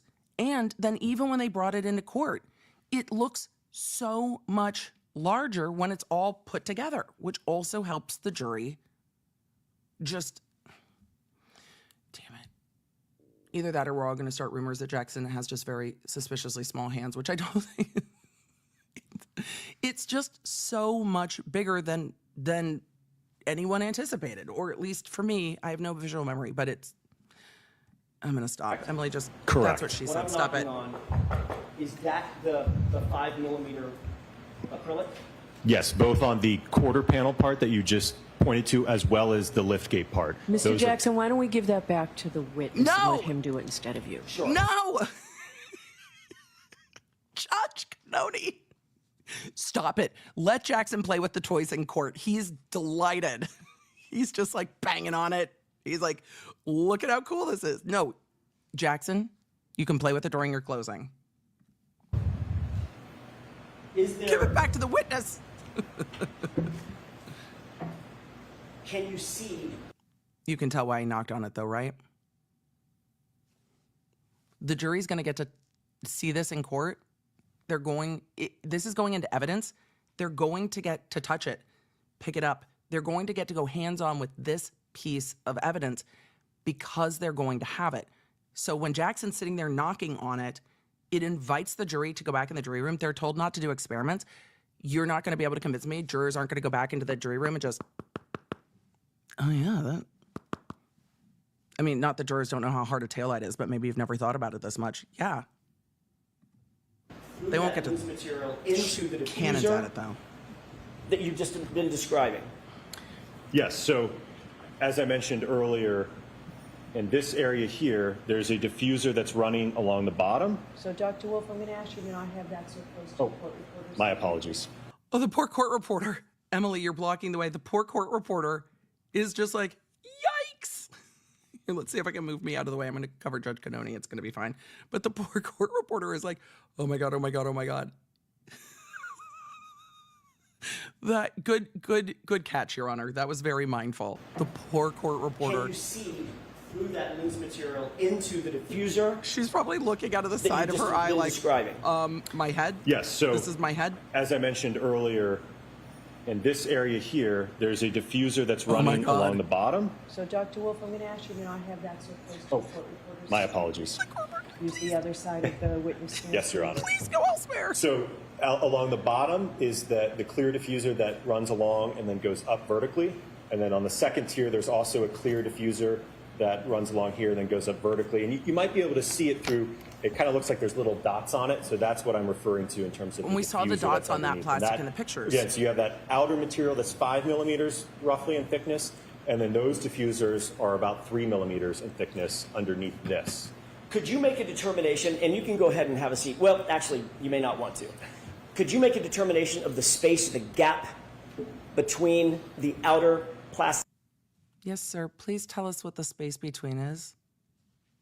Because Emily hasn't sung enough songs today. The space between. scene area, the outer acrylic area, and the internal diffusers? If you could just estimate that gap. If I had to estimate, I'd probably estimate around an inch, maybe inch and a half. Okay. You indicated that something was of significance to you in this photograph about the diffusers on the subject taillight, correct? Correct. Describe, now that you're holding that, what was it that was of note to you, Dr. Wolfe? So as I mentioned, we have damage not only to this outer thick portion, but it was enough force and energy to then penetrate deep enough to fracture the underlying diffusers that sit below this outer surface, and certainly enough force then to work its way back through inducement into the backside, and ultimately there was a top portion of the taillight that was also fractured up here. Was all that significant to you in your review of the subject taillight material? Yes. Okay, you can go ahead and put that away.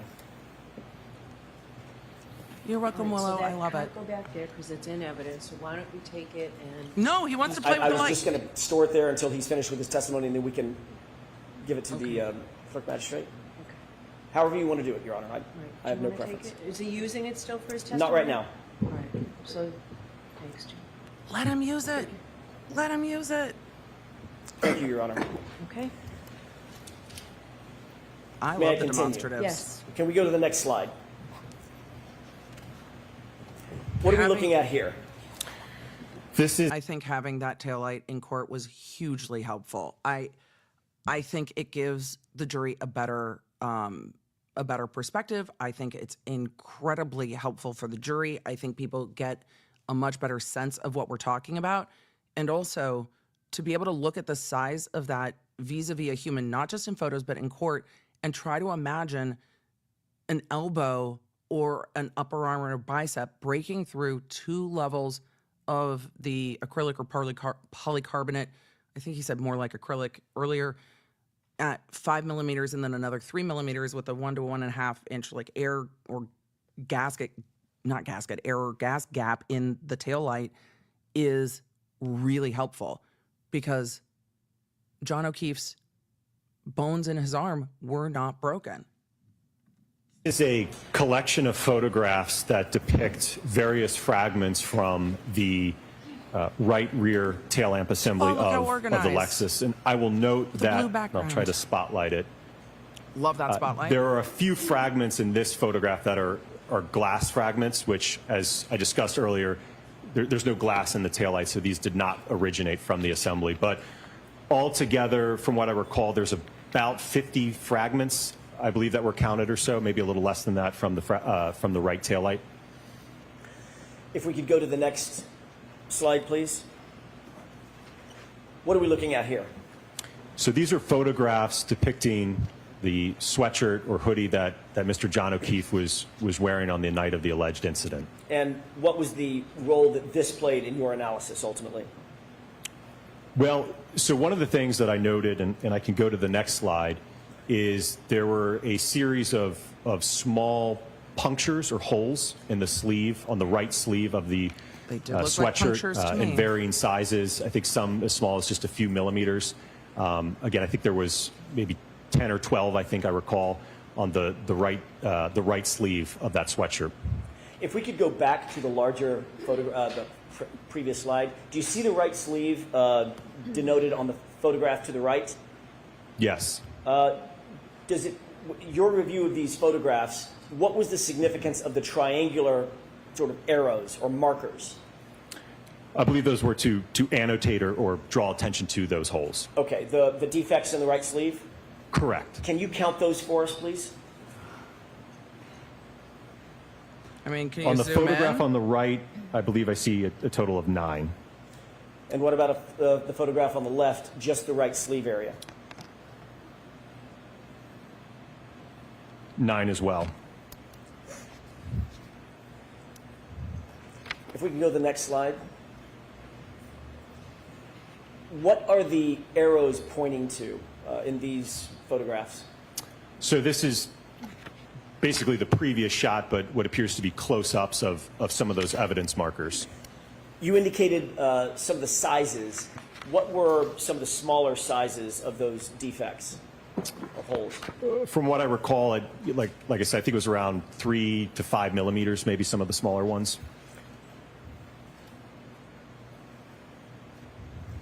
How big is 3 millimeters in inches? It'd You're be gonna make him around, convert? probably around like an 1/8 of an inch or so. I guess so. Can we go to the next slide, please? What are you describing when you say the word fundamental, or do you write the word fundamentals? So Y'all, I see a lot of you talking about if the judge is passing a note to someone, judges will pass Post-its and notes to their court clerks all the time because they need to talk about all of the other things going on. Like, hey, motions have been filed in this other case that we still have on calendar. Hey, do you need to pick up your kid at this time? It is incredibly common that judges during trial need to communicate with their clerks that has sometimes things to do with this case. Like, what do you mean the lunch for the jurors isn't getting delivered?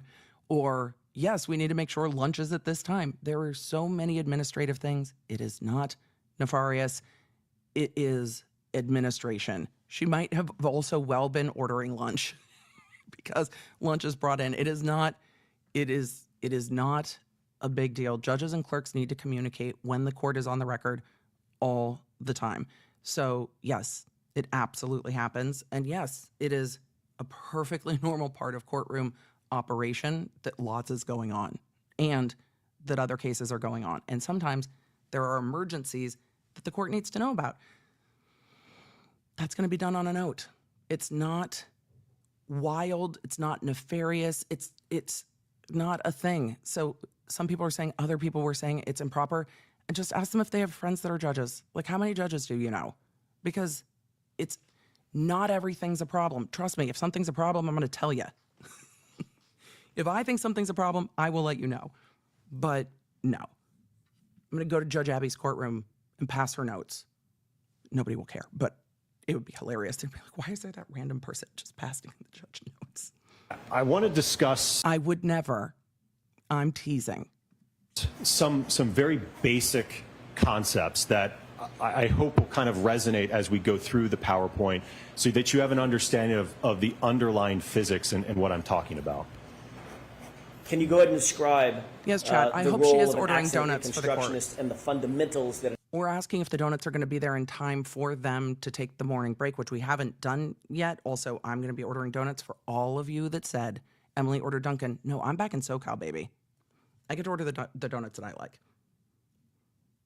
Because raised donuts are not my favorite. An accident reconstructionist undertakes when performing the kind of testing that you performed?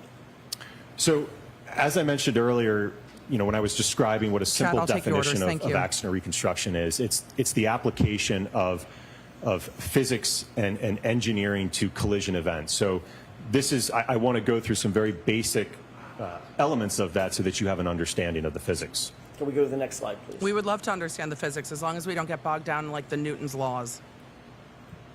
What are we looking at here? So this might be something you all remember back from high school physics, but even though it's been around since the late 60s. Sir, did you just say this is something you might remember from high school physics? Sir, I appreciate you thinking that all of us are there. Did my high school even offer physics? Not to me. Y'all might just, we know that the mitochondria is the powerhouse of the cells. We know that. Let me know if you took high school physics in the chat. I don't even know if that's a thing. It might be a thing. Oh, it probably is a thing, but no. But sir, no. I don't remember. I'm sure we talked about gravity at some point, but I don't remember going through Newton's laws in high school. Maybe we did, and I was not paying attention. I wouldn't be shocked by that. 1600s. We still use these laws today. So yay, Newton. What we're looking at here is what I've done is just describe Newton's laws very simply. So, and again, you might be familiar with these. So, for instance, if we're talking about Newton's first law, an object at rest tends to stay at rest and at a constant speed unless it's acted on by an outside force, right? So if my arm is just here, right, it's just going to stay there until I give it a push or a pull, right? When I do that, that's going to induce an acceleration, right? So that's when we get into Newton's law, where if I apply a force to a mass, I'm going to cause it to change its speed. It's going to accelerate.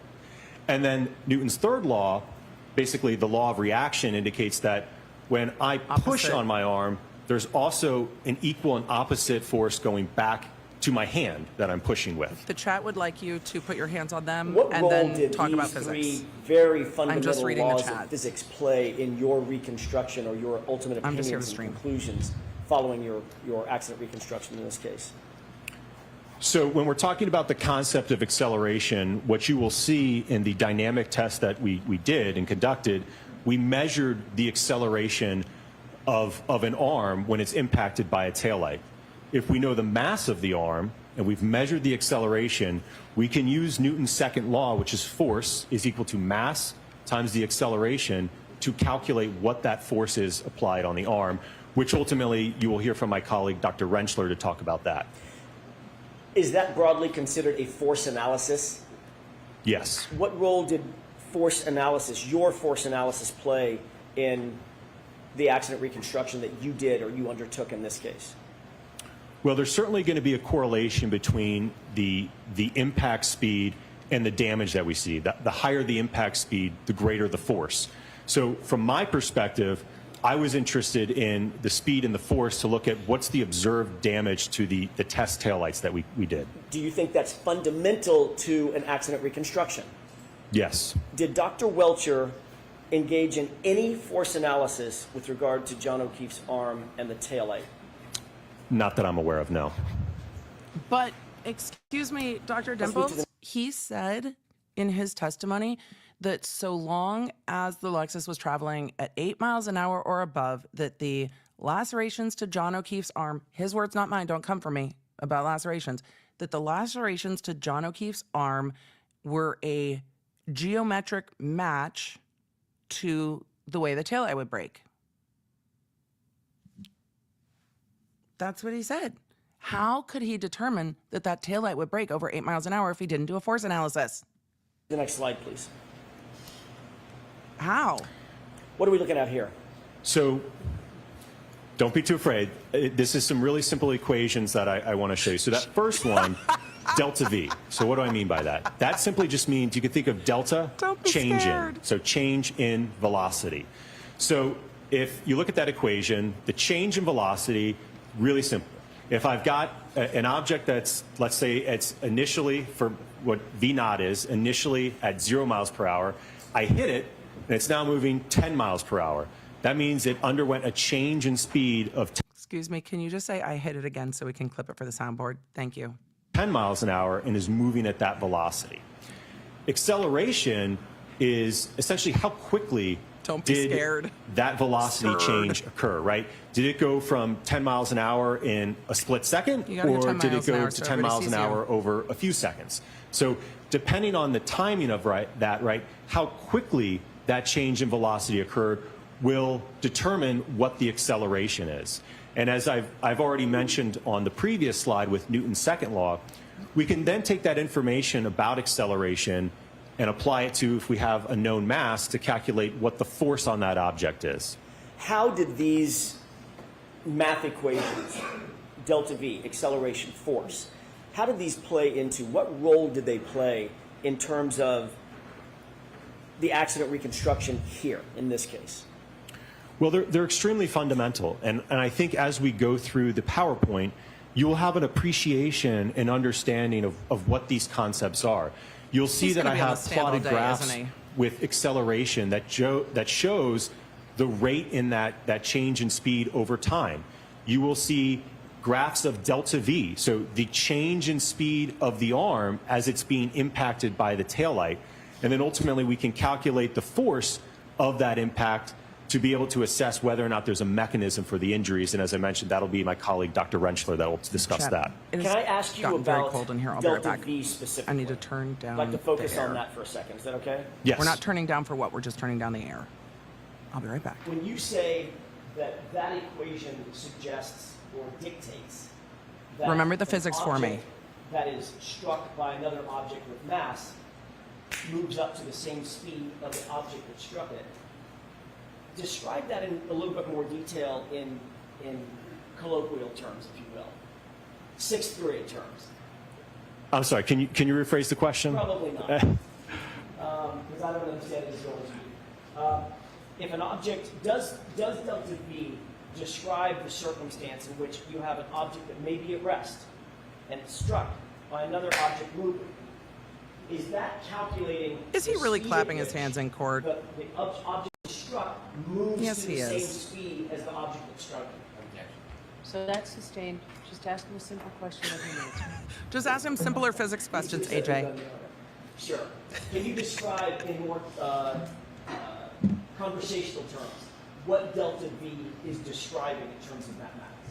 Right. So let's just give an example specific to this case. Sir, the chat has some physics examples for you, but they involve people with wings. So can you, there were some very specific examples I think that the chat has questions about, but we'll get back to that. If the majority of the arm is struck by a 6,000-pound vehicle moving, let's say at 20 miles an hour, that arm will experience a change in speed. It'll go from 0 up to about 20 miles per hour due to that impact. So that would be the change in speed. If my arm is at rest, stationary, is impacted by a 6,000-pound vehicle, it's going to change its speed up to roughly what that impact speed is. And what about acceleration? What are you describing, or what is math or physics describing in that equation in terms of the time it takes for that arm to now move from 0 to 20? Right, so that's how quickly that change in speed is occurring. So to give you maybe an example you're more familiar with, let's say you're driving down the road, you come up, you see a red light at the intersection, right? You're going to get on the brakes lightly, and your vehicle is going to change in speed, right? It's going to slowly decelerate. Let's say you're driving and a deer jumps out in front of you, you got to slam on the brakes, right? You're going to change your speed much quicker. So that's an example of two different rates of acceleration. One where you're mildly braking, right? You're going to coast down slowly, versus a sudden, emergency in front of you like a deer, you're going to slam on the brakes and your speed change is going to be it's going to happen much quicker with that acceleration rate. Are there circumstances in which the acceleration can be from 0 to, say, 20 miles an hour in milliseconds?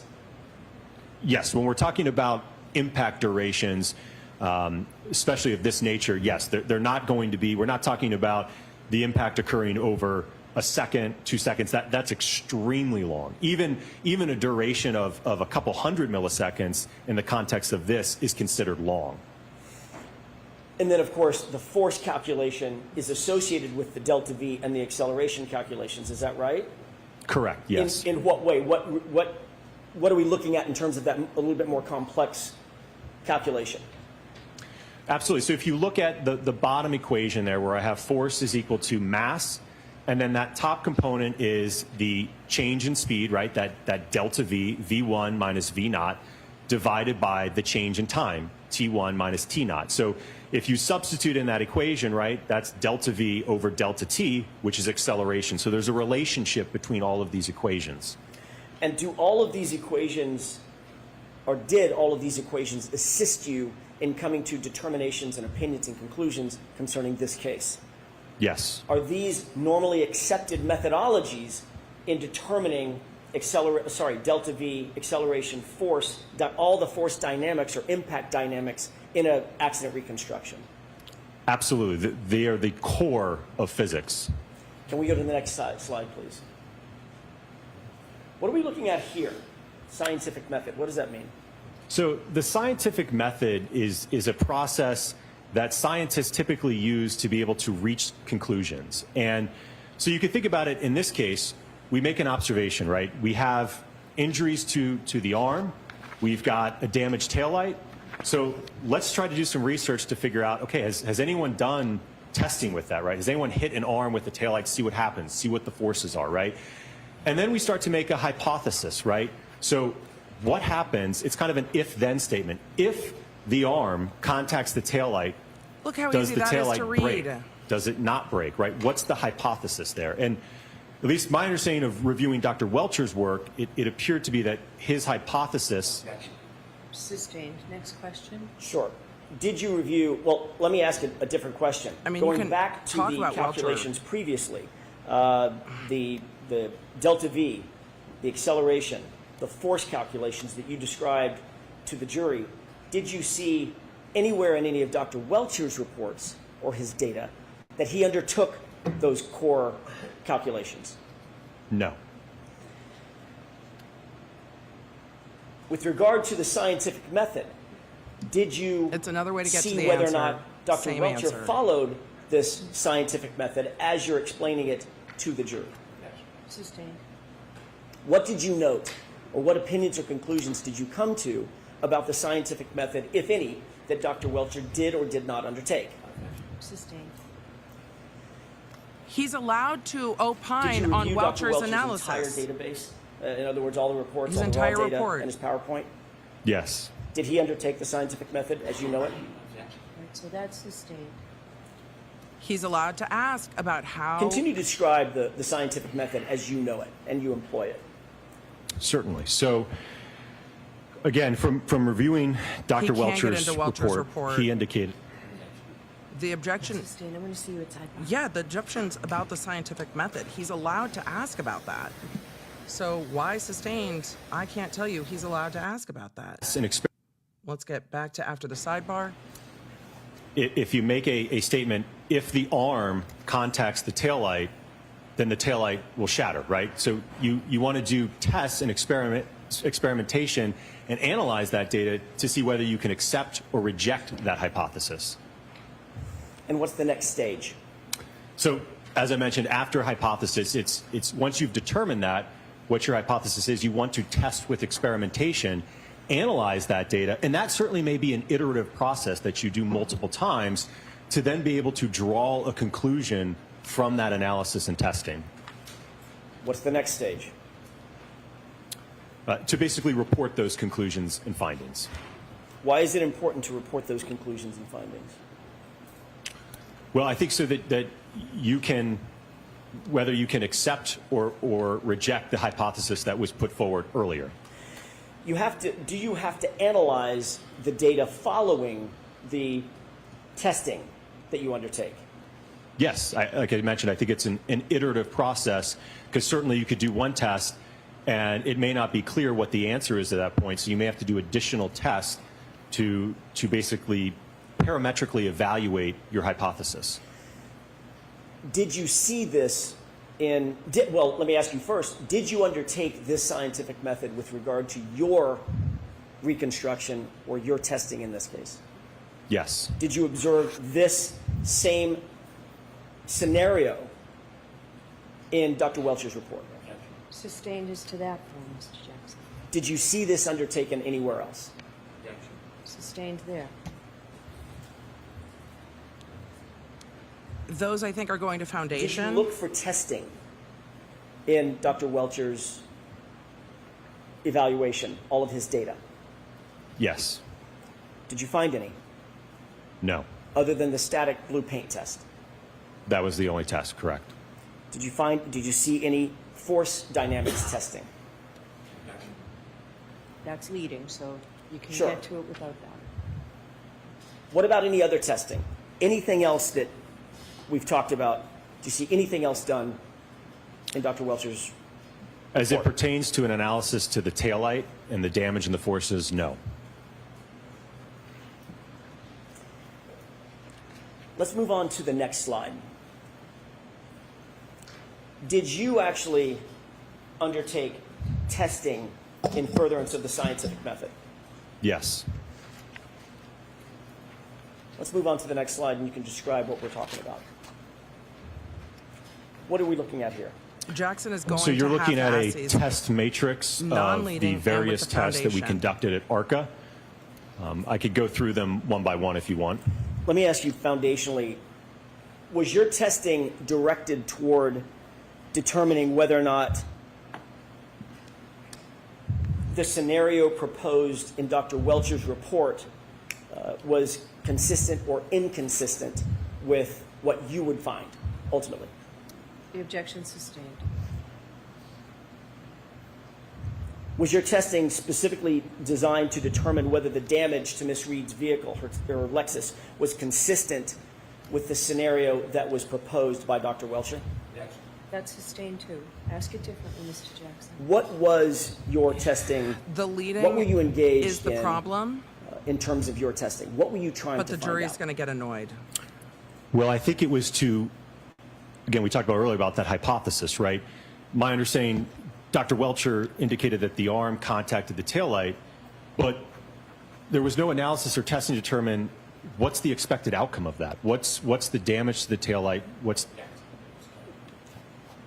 He's allowed. So you answered the first question. I'm striking that second part. He's Ask- allowed to ask talk another about question. Welcher's report. Was there anything else? I think simply put, it's to find out what happens when you impact an arm with a Lexus taillight at various speeds. What Right. happens? What was your understanding of Dr. Welcher's hypothesis? That's sustained. Did you have an understanding of Dr. Welcher's hypothesis? That's sustained too. Why? Wasn't it in the report? Ultimately, He reviewed the what were report. you trying to find out through your testing? As I mentioned, I think it was to determine when you impact a taillight at 10 miles an hour, 15 miles an hour, 25 miles an hour, what happens to the taillight? What's the expected damage? What happens to a sweatshirt when it makes contact with that? What happens to the fragments? How does the arm move? What's the acceleration of the arm? What's the change in speed of the arm? And certainly, as I mentioned, my colleague Dr. Rentschler will discuss what are the expected injuries in that type of impact. Did you see any of those questions answered in Dr. Welcher's report? Ask it differently. Did Dr. Welcher ask? What did you see Did in Dr. terms of Dr. Welcher Welcher's report as it relates answer to any of those types of questions? questions? That's sustained. Did? Ultimately, did you undertake a methodology He's going to have to go through some to foundation on perform Welcher's the report testing to answer the more. questions that you've just explained needed to be answered for this jury? Yes. Describe that, please. So we started out, we kind of worked at this incrementally, right? We didn't start right off the bat with utilizing an exemplar Lexus going right into an ATD or a test dummy, right? We wanted to start in the laboratory to have an understanding what happens at a range of speeds, in this instance, in our first two tests, between 10 and 17 miles per hour, right? What happens, what kind of damage do we observe, right? At 10 miles an hour, do we even break the light? At 17, Right. what kind of damage do we get? What kind of accelerations do we get? And then we moved up to full-scale vehicle impact testing. Okay. Is that methodology that you just described When did you do generally vehicle accepted impact testing? in the field of accident reconstruction, in the broader field of engineering?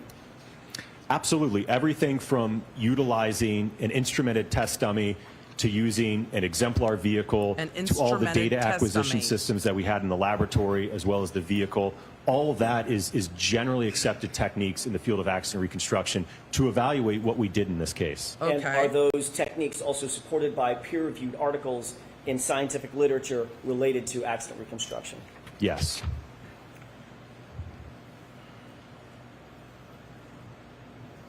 Did you rely on this methodology that you just described to render opinions and conclusions as it relates to this case?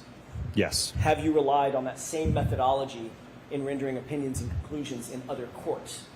Yes. Okay. Let's go to the next slide, please. I hope that we see. What are we looking at here? So we've Some of gone that over this testing. before, but this is looking at the exemplar vehicle that we utilized for the latter part of our testing. You're looking at the, again, just annotating Wait, there's an exemplar vehicle? I didn't know that. That's real helpful. where the liftgate taillight is, as well as the quarter panel taillight. When you say exemplar vehicle, what is this SUV that we're looking at? So it's the same year. You want to buy a Lexus? Fine. We're buying a fucking Lexus.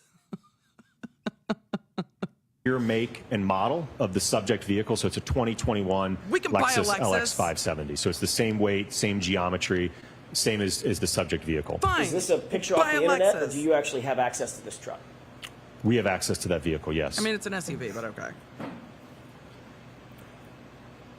And ultimately, what testing did you undertake specifically as it relates to this particular vehicle? We did full-scale vehicle testing with the vehicle driving into an ATD arm, as well as an ATD arm attached to a dummy, and then a full-on impact to a test dummy. Did you assess the damage to the right taillight after these various tests? Yes, after all of the tests.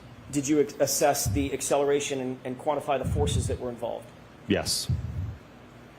Did you assess the material and textile damage to the clothed ATD? Yes. Ultimately, did you conduct lab tests in an effort to answer some of these questions as well? Yes. Okay.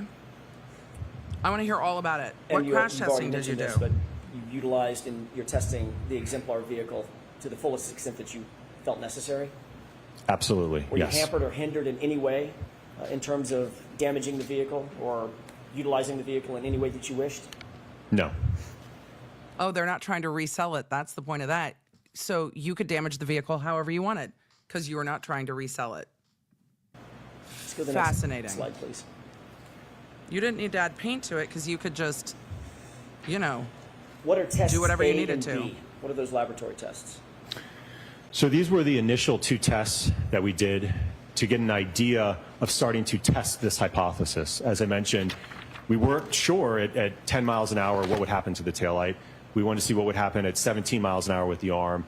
So again, it was to evaluate from a starting point what Fair. happens in this interaction based upon how Dr. Welcher had his arm oriented in his PowerPoint and analysis. Next slide, please. What is this? So you're looking at a photograph of our lab setup. You can see on the left side of that is our Hybrid 3 anthropomorphic test device. To the What? right is a linear impactor, and this is something we already have in-house that No, not the linear impactor. Sir, first of all, we want to see all of the videos. We love that you're doing experiments. Second of all, linear impactor. But look, they have a full crash test dummy that has instrumentation on it. what we built years ago for our testing that we do for the Oh my National God. Hockey League when we're looking at, what's the accelerations on an impact to good enough for the a NHL. goalie wearing a helmet, right? We'd use this same device for that type of testing to measure head acceleration. So we applied this same linear impactor to be able to project, if you will, or accelerate the taillight at a known speed into the ATD arm. What are some of the instrumentation that you use in addition to the mechanical impactor? What's some of the instrumentation No, you use Jackson. to track? It's a linear impactor, AJ. Linear. The data. Doesn't Certainly. lean to So, the left. It's not you can leaning to the see- right. I'll get my. See where I'm here. This is so at the top here, there's a He blue still camera hasn't here. Looked at his notes, but There's one another time. blue camera here. So these are our high-speed cameras. And you'll see there's a bunch of lights around those high speeds. That's just because the frame rate's so high. Yes, you need and, light. And again, it's only sampling a very, very short amount of time. So you have to have a lot of light when you do these high-speed tests. So we have the high-speed Video. cameras running. We have Video. an accelerometer mounted to the ATD arm here on the other side. So that's some of the instrumentation. y'all There's didn't just also a run it couple into other you? cameras that were documenting this overall. Weird. Can we move to the next slide, please? What are we looking at in these photographs? So this is looking at, and not to be confused, this wasn't the arm position when the impact occurred. This is just showing you the setup. So on the left is just kind of an overall shot, and then on the right here is a uniaxial accelerometer. So that's going to measure, we talked about that term earlier, right? The acceleration. So accelerometer. that's going to Yep. measure how quickly is this arm changing its speed, right? What's the acceleration of the arm as it's impacted? Does that accelerometer put into motion some of the mathematical formulations that you talked about earlier? Yes. Let's move to the next slide, please. Tell me about these photographs. So the importance of this is, Kells in the chat asked, can AJ ask how much they charge for this? No, AJ's not going to ask that at all, but Brennan's 100% going to ask. Now we're getting into the type of fabric. Talking about the type of fabric matters. Somebody being dressed in that fabric, we'll see. But trying to replicate the way that the damage happened to the shirt is important, because how many of you have asked, tell me if you've wondered, if the scratches to the arm, if the injury to the arm was caused by a car, then what would the hoodie look like? That is a very real question. But we weren't going to learn that from the blue paint test because nothing was actually shattering. Would the injuries to the arm being caused by the damage to the taillight, would it look the same as the damage to John O'Keefe's sweatshirt, hoodie? That's been, I think, a lingering question quite a lot when it comes to those puncture-looking pulls on the sweatshirt. more specifically looking at the right photograph here, might be a little bit hard to see, but we wanted to get the same exact sweatshirt or hoodie for the testing to evaluate if the taillight breaks, is there a mechanism for the fragments to penetrate and cause holes in the sweatshirt as were observed in Mr. John O'Keefe's sweatshirt? Next slide. Were you successful in finding the exact replica sweatshirt? Yes, and I will note, as I mentioned, I know it probably is hard to see, but the material blend on the sleeves are the exact same. They are 60% cotton and 40% polyester. Was it important in your mind to maintain consistency with the data that you had received concerning John O'Keefe's clothing? Certainly. I think we wanted to try to control as many variables as we could. Let's move to the next slide, please. Test A. Describe Test A for us, please. So you're going to see a series of photographs and then videos, but Test A was mounting a preconditioned taillight on that linear impactor to accelerate it into the Hybrid 3 arm to, again, evaluate the damage to the taillight and the acceleration to the arm. Let's move to the next slide, please. What are we looking at in these photographs? So you're looking on the left, a photograph just before the impact test was conducted. On the right, you're looking at a thermal image that is depicting the temperature profile of the taillight. Describe that thermal image. Certainly. Your Honor, may I refer to my notes? Yes. Look at that. May I look at my notes? I'm so excited to see all of this testing. So what I did is I analyzed the profile of the temperature down in this area. The testing and is when so we look different. at that segment, For those of you asking, why is it thermal? We are not just dealing with a lab environment. We are dealing with a cold evening with a car that's been outside all night. So the relative temperature of the taillight is going to really matter because the car's been outside all night. So does the temperature impact the shatter point or when the taillight would break?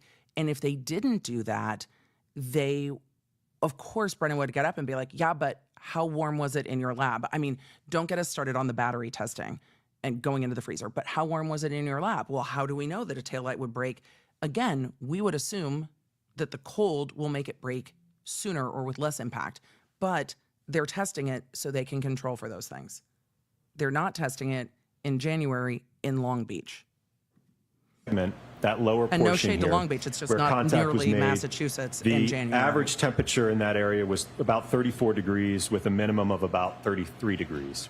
How did you get that exemplar taillight down to around freezing? So all of the taillights that we tested were preconditioned overnight in a freezer. Why was that important? Well, it's my understanding that at the time that this allegedly occurred, the ambient temperature was 31 degrees Fahrenheit. So, as I mentioned earlier, certainly there's a correlation between how plastics perform in cold weather. So we wanted to take that variable into account in our testing to precondition them down to temperatures that were consistent with at the time of the alleged incident. Next slide, please. What are we looking at in this slide, on this photograph? So this is a video. Do you want me to go ahead and play the video? Tell us what we're about to see, and then I'll ask the court's permission. So you were looking at a camera that is mounted above the entire setup. If you look at the top portion of this video, you will see the taillight. Part of it's covered by the high-speed camera. But what will happen is the linear impactor will fire, and the taillight will be accelerated up to 10 miles per hour, striking the clothed ATD arm. With the court's permission, Okay. Wow. let's go ahead and play the video. Yeah, play the video. But also, you're going to have to play it slowed down. Next slide, please. It's a lot of impact. What is this? So this is also a video, but with the high-speed camera. So it's the high-speed camera that's looking top-down at the arm. So you will see when the video plays, you will see the taillight enter from the left and contact the arm. And I will note that this is essentially slow mode, so it's not happening in real time. So you'll see the taillight slowly moving, but it's actually in reality moving at 10 miles per hour. Understood. Go ahead and play that. And yes, for all of you saying, do you think the jury's riveted right now? I think the jury is absolutely riveted right now because this is the first time they're getting to see any type of experiment with how this happened and they understand what's happening. I would imagine that all of them are like, finally, we get to see some video of how this might work. Yeah, absolutely riveted.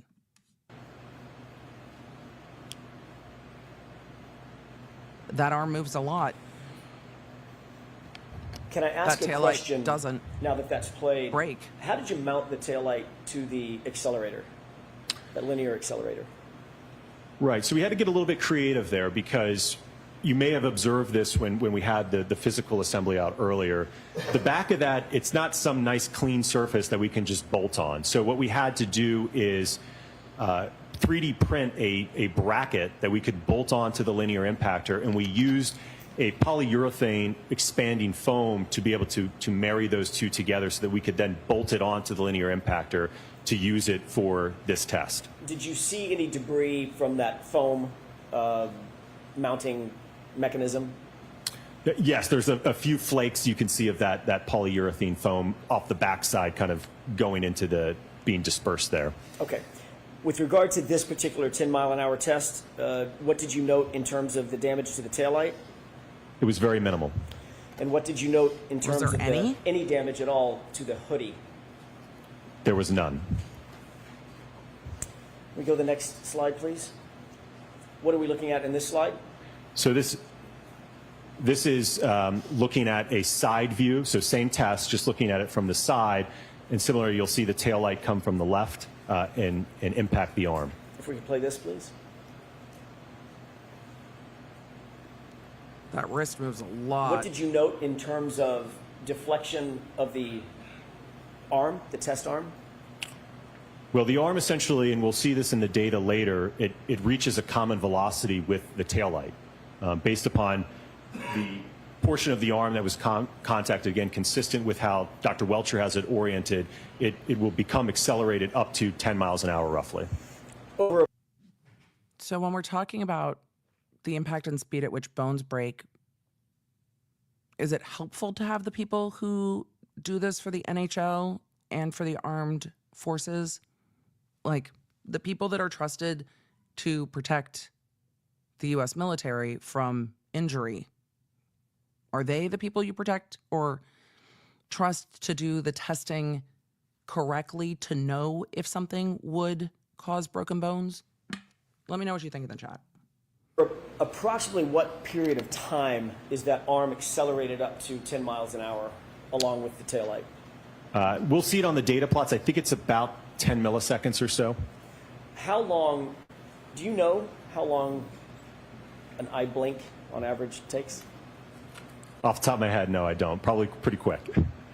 Somewhere around 250 milliseconds? Does that sound right? Sustain.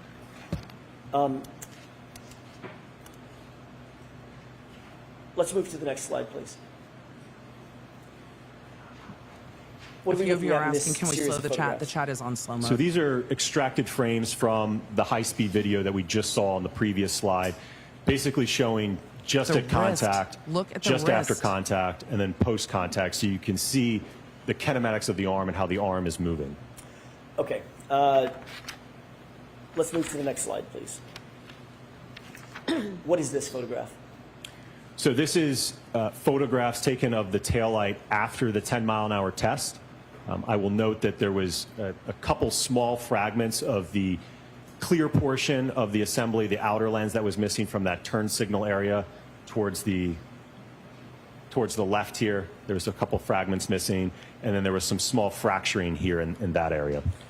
How would you describe the damage to the taillight at the 10-mile-an-hour test? If I may go to the next slide, I think it might. Sure. So this was the totality of that damage at 10 miles per hour. So I would describe it as minimal and superficial. Okay. Next slide, please. What is this? So this is the photograph that I just shown you compared to that of the subject taillight, so that you can have a side-by-side comparison of the test taillight compared to that of the subject. That's so Were you able helpful. to reach any opinions and conclusions about whether the damage to the subject taillight is consistent with striking an arm at 10 miles an hour? It's inconsistent, in my opinion. Excuse me, Dr. Welcher said over 8 miles an hour and it would break. Excuse me. I remember that testimony very clearly because I was like, but you didn't say how. It was just his opinion. He was full Tamara, like, it's like my opinion, but he didn't say how. Next slide, please. This is still test A, is that correct? Correct.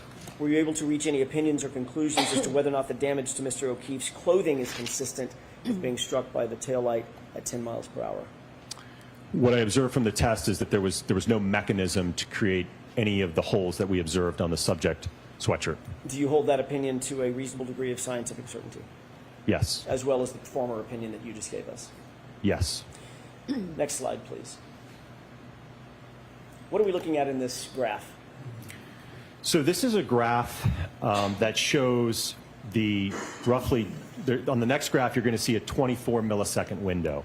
So what I want to show you on this graph is what does that look like over a full second, so you can have an appreciation of just how quickly this is occurring.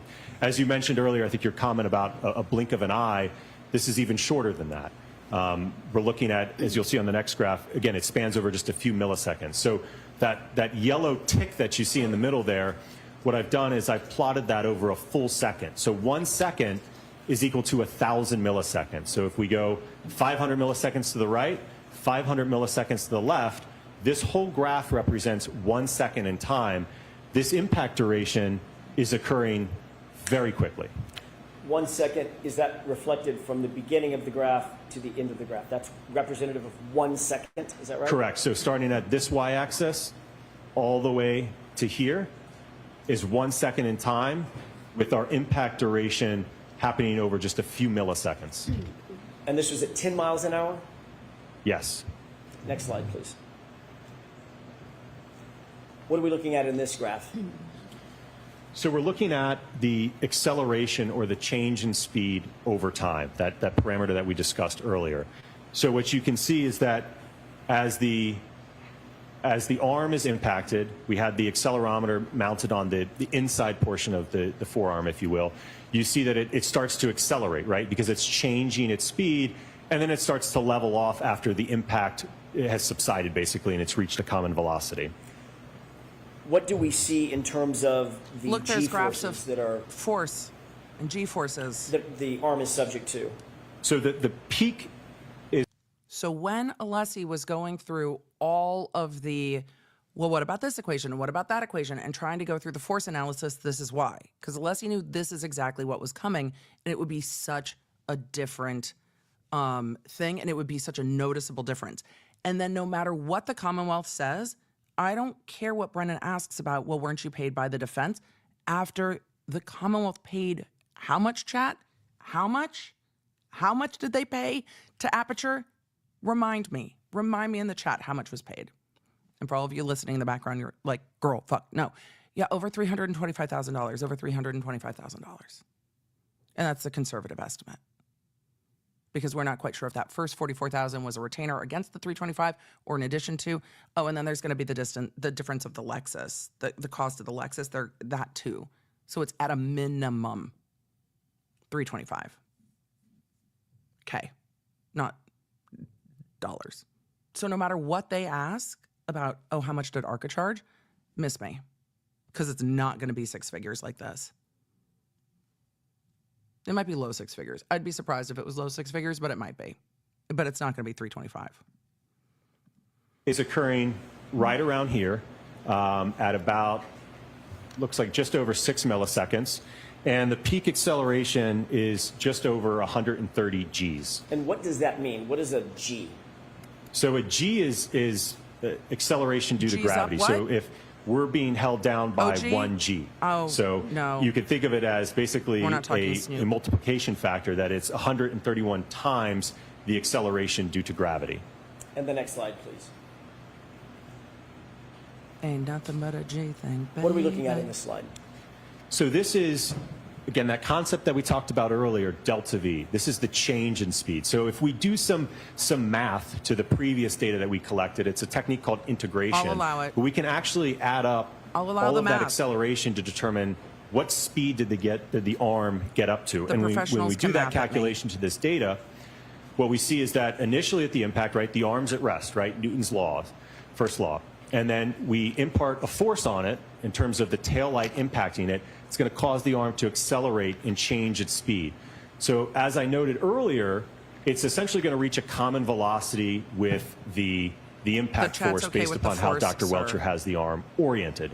And we can see that it's a tick over 10 miles per hour at just over 10 milliseconds. So that means that the arm in a 10 millisecond period is going from 0 up to about 10 miles per hour, which was the speed of the impact. And 131 times the force of gravity is exerted on the arm at the same time? Sustained us to that point. Where does That gravity was play leading. into this? What is the 131 Gs? Where's that force exerted? So that is the acceleration that the arm The chat's experienced as just a giving you result wrong of that answers impact. only So right that's now, how Jackson, quickly about where the it force was is changing asserted. in speed. Understood. Let's go to the next slide. So is this a good place to take is. the morning recess? All right, folks, we'll take a recess. Dr. Wolfe, can you file our adjourners? Want to see counsel regarding just scheduling, please? All rise for the court, please. I should have guessed it would be the morning break. I should have guessed. All right. We're going to zoom past the morning break. They're going to talk about scheduling. We're going to do all the things, but I think court sound is better for y'all, so I'm not going to restart my computer. Maybe at lunch I will and try to dial it in a bit better, but for now, we're just going to zoom past because everybody wants to hear this testimony. I do too. I absolutely want to continue to see the videos. I think it's so helpful.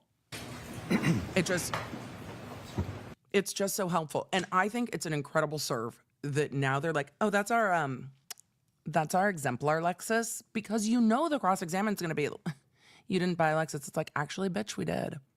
We did. We went and bought one. And we like did whatever we wanted to it because we don't have to resell it. Like, it's great. I'm just fascinated. Also, hearing, well, I think I yelled about it then when Welcher was like, as long as the car is going this, then I agree that the taillight would break and there wouldn't be any damage to the arm. It's so helpful to see the testing step after step after step after step. And though some of the foundation that's being laid can be tedious, I think everybody's probably riveted. They didn't ramble around in what the scientific method was for too long. They didn't talk at length about the laws of physics. They talked enough to lay the foundation so that everybody understood, and then you can see the experiments. But the videos is so incredibly helpful because you can visualize what that is. And it just gives the jurors a, is it this or is it this? And how does that make sense? And I think it's incredibly helpful. Let me know what you guys think. Never mind, I know what you guys think, but replay crew, we want to know what you think too, replay crew, but Okay, are you all set, Dr. Wolfe? all of you are thank just you, like, Your Honor. oh All my right, God, this Mr. is Jackson. so helpful. Thank you, Your Honor. Dr. Wolfe, before we get into laboratory test B, I failed to ask you, were you compensated or was ARCCA paid following the proceeding last year for any of the Here we go time? after the break. Yes, last year. Yes. Last year. Correct, yes. Do you know how much that was? From what I recall, I think it was around $20,000. I think it was more than ARCCA that. paid by the defense your initial testing, the initial analysis which we talked about earlier this morning? Was ARCCA paid by the defense for any of that? No, not the report, testing, none of that. Okay. What were you paid for last year related to the first proceeding? My time to appear at the proceeding. Travel? Correct, travel, testimony. Oh. Yes, sir. He's apportioning the 20K just to him because it was, I think it was, oh no, it might have been 20. The 44 is aperture and my brain has conflated them. No, I think the 20K is about right. That makes sense. But that was for the travel and the last proceeding, travel, housing, transportation, that stuff. But in that range, yes. Something in that range, but he also probably doesn't do most of the billing. Form, Mr. Jackson. Sure. What about now? Have you been paid any additional sums by the defense specifically for your undertaking that you're testifying about today? Yes. About how much have you been paid? I think when I spoke to accounting, I think they indicated it was around $50,000. Okay. Let's talk about laboratory test B, as in Bravo. B is in Bravo. Well, Bravo, fucking Bravo, and I have problems today, but some of you in the chat, we will chat about it later. Yeah, 50,000 to do all of that. Also, he didn't piddle around with, I have to talk to accounting. He said straight up, I asked accounting before he testified. Also, I hear Dr. Baker. So I'm going to let him roll. I will be right back to the seat because Dr. Baker needs something from the stream room. Hold on. If I may have just a moment, Your Honor. BRB. No, Jackson, not just a moment What right was now. different about lab test B as opposed to lab test A? So the tests were essentially identical aside from the speed increase going from 10 up to 17. Okay. Let's take a look at the next slide. Just so I'm clear, Doctor, I want to make sure I'm on the same slide as you. Is this slide 35 pursuant to your notes? This is slide 36. 36, got it. Okay. We can be a little bit more brief, I think, because is this similar to the 10-mile-an-hour test, just with increased velocity? Correct. What about the purple hued taillight on the right? What is that? So again, that is a thermal image depicting the temperature profile of the right taillight that was tested. And I'm sorry, go ahead. I was just going to note that the average temperature profile of the taillight here in this test was approximately 30 degrees Fahrenheit. Is that below freezing? It is, yes. And the ATD, the test dummy, if you will, Yes. is it also clothed? Correct, yes. With you may notice a difference in the sweatshirt color. We put on a new sweatshirt in this test. Was it also an exact look, it's replica of the science. sweatshirt at issue, worn by John O'Keefe? We use different sweatshirts. I'll ask it a different way. It's leading, How did it compare to the sweatshirt that was worn by John O'Keefe? but It was made by the same company and had the same material blend as the previous test and the one that Mr. John O'Keefe was wearing. Next slide, please. What are we looking at here? So this will be a video. You will see, much like you did in the other one, where the taillight will be accelerated up to 17 miles an hour, impact the arm. And one of the things you'll see is actually an artifact of the test, if you will, where the taillight, due to the fact that the impactor stops at the end of the stroke, that force actually causes it to decouple from that polyurethane foam that we use to adhere the two. What do you mean by decouple? What does that mean? So, as I mentioned, it once the linear impactor reaches the end of its stroke, it stops instantaneously, and the force of that stop Y'all, just caused where we adhered the two together. I know that the linear impactor needs to finish its stroke and get to the end of its stroke. We're just going to let the linear impactor do whatever it needs to do with its stroke. I feel like Dr. Wolfe knows exactly what's happening in this moment, and he's just like, can't stop, won't stop. Just caused it to detach, basically break away. So in essence, it doesn't matter because we only care about that. Remember, we're talking about that short duration of time, that 10 milliseconds. So once it breaks, it's already reached a common velocity to the taillight. Okay. Can we go ahead and go to the next slide, please?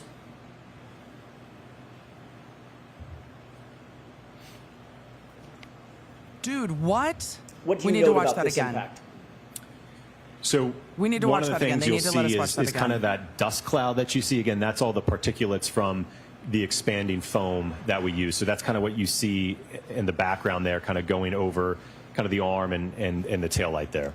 Do you note more damage or less damage to the taillight at 17 miles an hour versus the 10-mile-an-hour test? There is more damage, yes. Let's go to the next slide, please.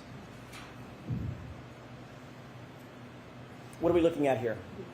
So you're looking at a top-down view from the high-speed camera. You'll see the taillight enter from the left, impacting the arm at about 17 miles per hour. Okay, go ahead and play it. Can you describe the decoupling that's shown here? Absolutely. So as you can see, where the two are basically married together, right? It's kind of actually coming back together now. So that bond that we had, right? This is the most effective way that we could mount it to the impactor. It just became detached due to the force of that impactor stopping at the end of the stroke. I mean, it did break at 17 miles an hour. Next slide, please. But then we're going to have to talk What are we because looking at here? So in this, remember, the next person to testify will be Dr. Rentschler, who is a biomedical engineer. So he's going to be able to take the information from this testing and then talk about those forces to the body and what it would happen. But also, did the hoodie rip? Because I have questions. Doesn't look like it ripped to me. slide, you're looking at another high-speed video. This is just a side view. Again, you're going to see the taillight enter the frame from the left, impacting the arm at 17 miles per hour. Is this in slow motion as well? This is in slow motion, correct, not real time. Okay.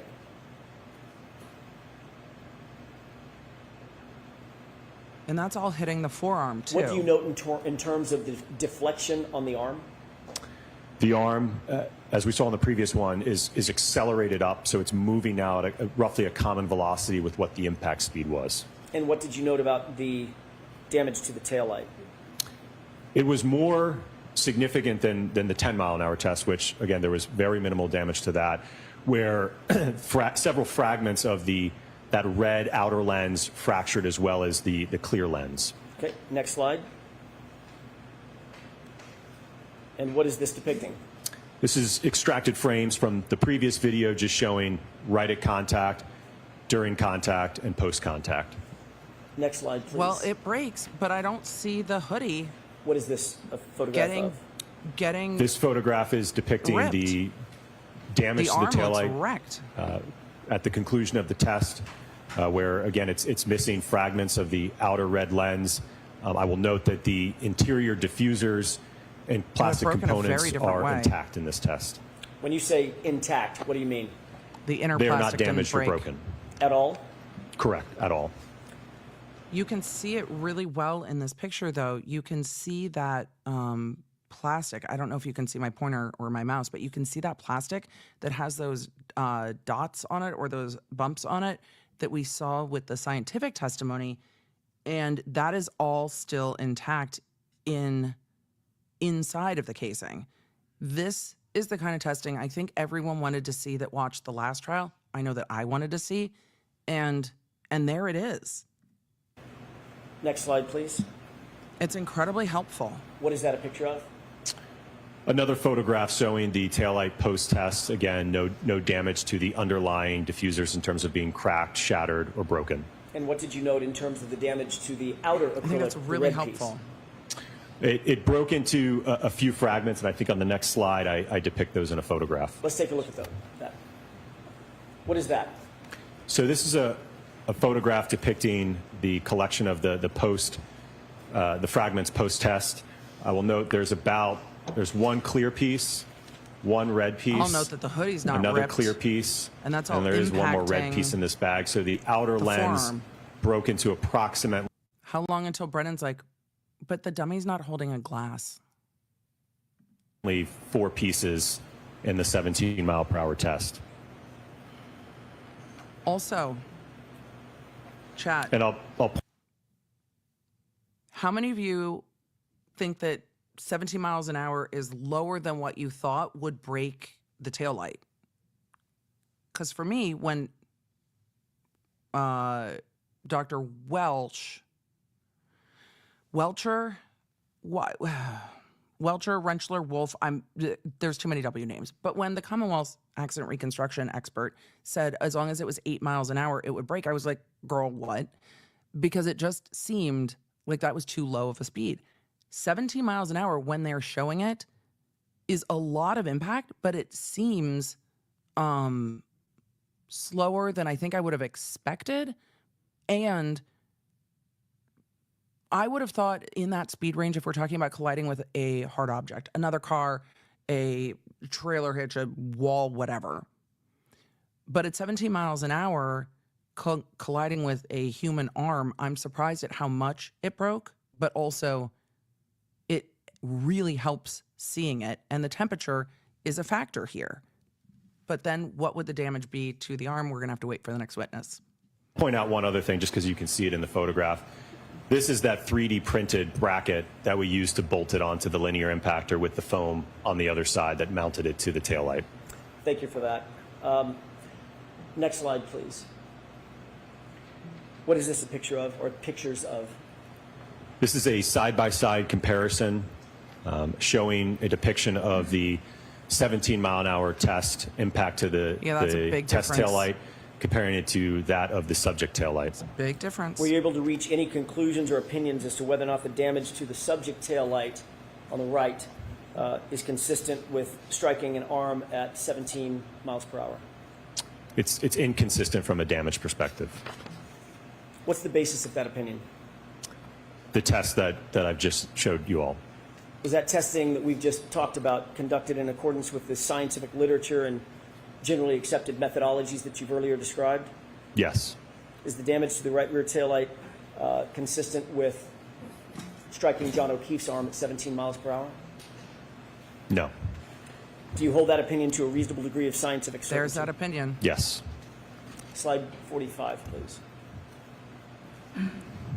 What is this?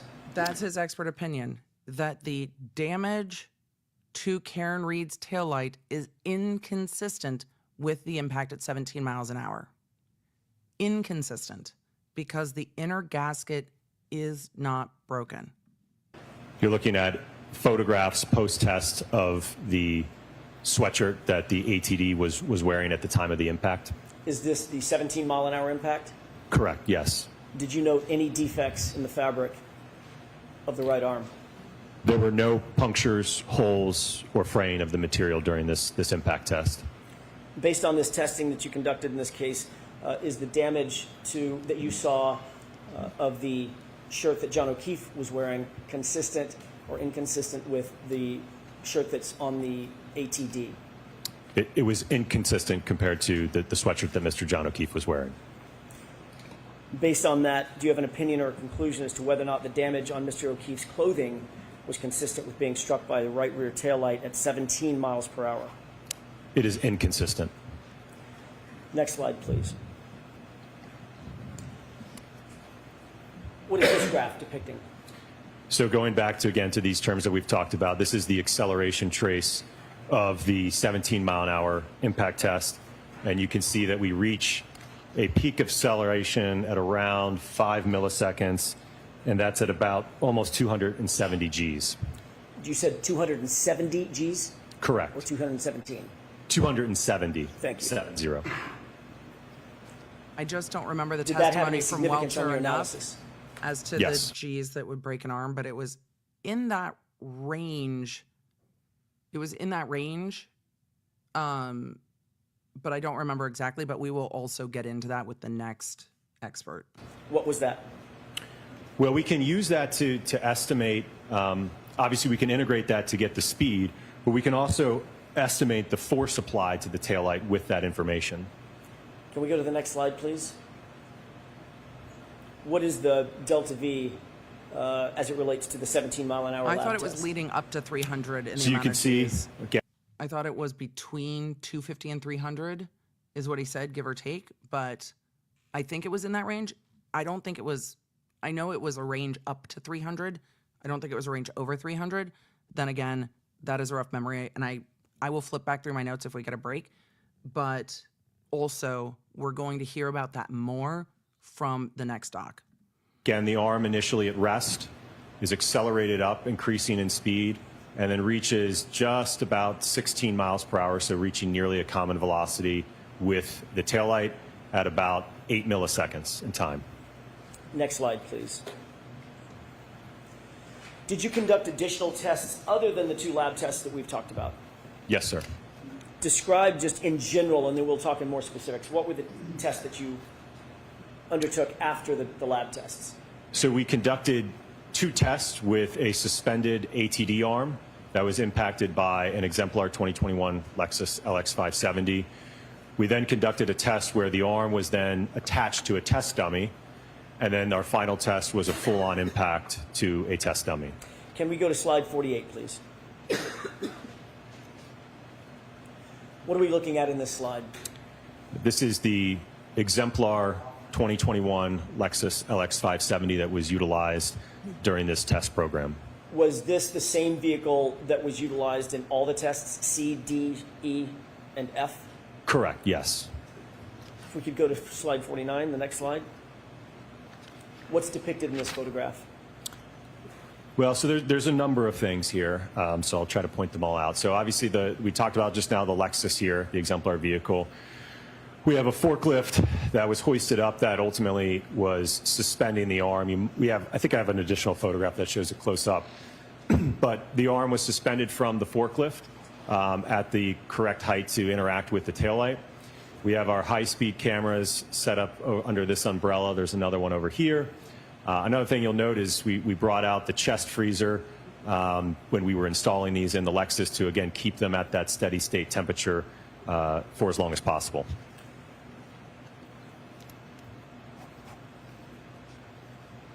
If we could go to the next slide, please. What are we looking at in this photograph?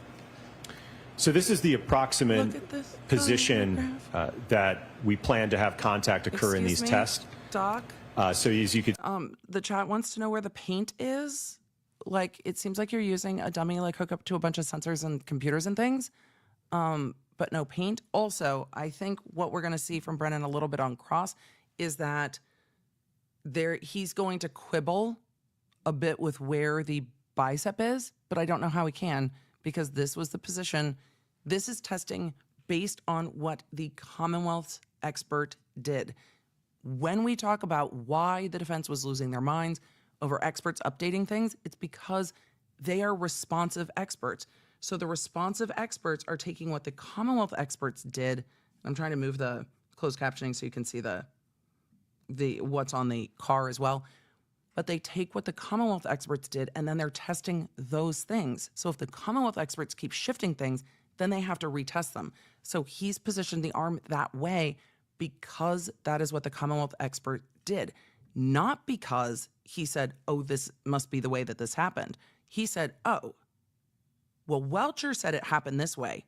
Did it? All right, let's continue on. Oh, yes, and chat, you said Brennan's going to say it doesn't matter because the car is the wrong color. Yeah, maybe. I'm being hyperbolic. The forearm is in contact with the lift gate and the quarter panel taillight along with the elbow. Why did you choose this configuration for the arm, the forearm, the hand, the elbow?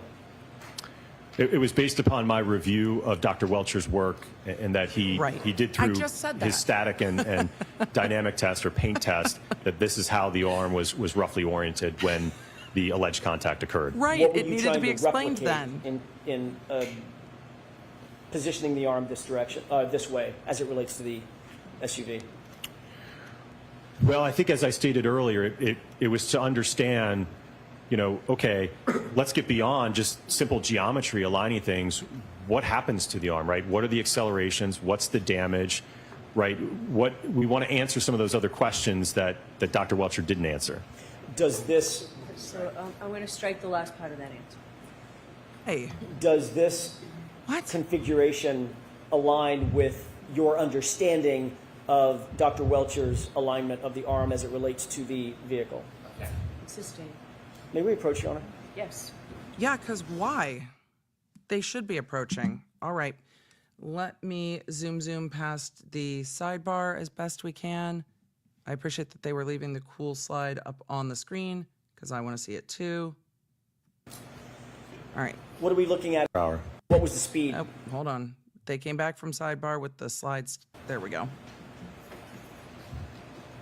Thank you, Your Honor. May I inquire? Yes. Okay. Let's go to the next slide. It's maybe self-explanatory. What was the speed of your first test out in the field? 15 miles per hour. Next slide, please. What are we looking at in these two photographs? So on the left is a photograph of the installed preconditioned taillights just after the install, and on the right is a thermal image of that. And if I may just point out with the temperature. Yes, please. So one of the things you may see here is that due to the reflective chrome here, this is just an artifact of that being really reflective. So when we look at the average temperature profile of the taillight for this test, the average was approximately 17 degrees Fahrenheit for the taillight. Was it important in this testing to account for the temperature variance of the taillight assembly? Yes, absolutely. And I will note we certainly strive to maintain that. One of the things you actually may see in this photograph on the left are these pellets on the ground, and that is due to the fact during the installation process, one of my colleagues was positioned adjacent to the taillight fixtures, applying a compress of dry ice to help mitigate any heat transfer during the install process. Let's move on to the next slide. So they were also actively What are cooling we looking it. at in this overhead view? Remind me to tell you about the adventure Dr. B and I had getting locked out of our car because the door panel overheated and we couldn't unlock it using the key code, and the mess that it caused. But I appreciate that they were like, no, we were putting dry ice on it so it would stay cool. So the testing scenario was as close to real life as we could make it. Also, do you get the impression that Dr. Wolfe thinks he has a really fucking cool job, because I get the feeling that he's like, yeah, it's pretty awesome. This is it's a. I'm going to let him finish his sentence. But what strikes me is, notably, is the curiosity. Like, hey, these are all the factors we're curious for. These are all the factors we want to account for. These are all the things we want to see. And they tested it step by step. Ooh, baby. They tested it step by step and went through it with all those different factors. There is an innate curiosity there that we didn't see in some of the other testimony that was like we were trying to make these match up, which stands out to me quite a lot. What are we looking at in this overhead view? This is I love experts it's a that love their drone video, jobs. so you're going to see the Lexus accelerate from left to right, impacting the hybrid suspended arm in the area where you could see the umbrella. Can you use your spotlight and orient us? Where are the vehicles and the testing locations? Yes. So the Lexus is starting here. You will see it accelerate in reverse with the hybrid arm suspended in this area here. Okay. Is this a video or just a still shot? This is a drone video. Let's go ahead and play that. Play it.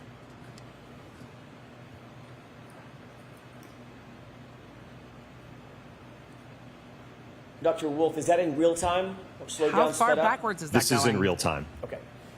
Next video, please. What is this? An arm. This is a camera that was mounted on top of the forklift that was suspending the arm. From a forklift.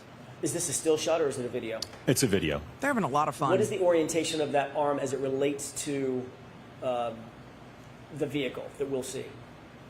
So it will make contact with the taillight, although I will note in this test, ultimately the contact ended up being more of a clip or a side swipe in this test.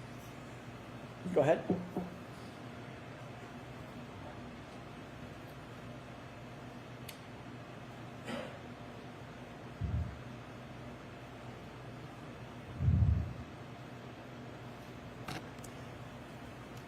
Did you see the impact area? It's quick. Right. What did you mean when you said more of a side swipe or a clip? So I think the next couple of videos will help demonstrate that. Let's move on to the next one. What are we looking at in this video? Or, I'm sorry, in this photograph. So this is going to be a high speed or a slow-mo video. You're going to see the Lexus come in from the right and then move across the screen to the left. And you'll see contact occur between the taillight and the arm. Okay.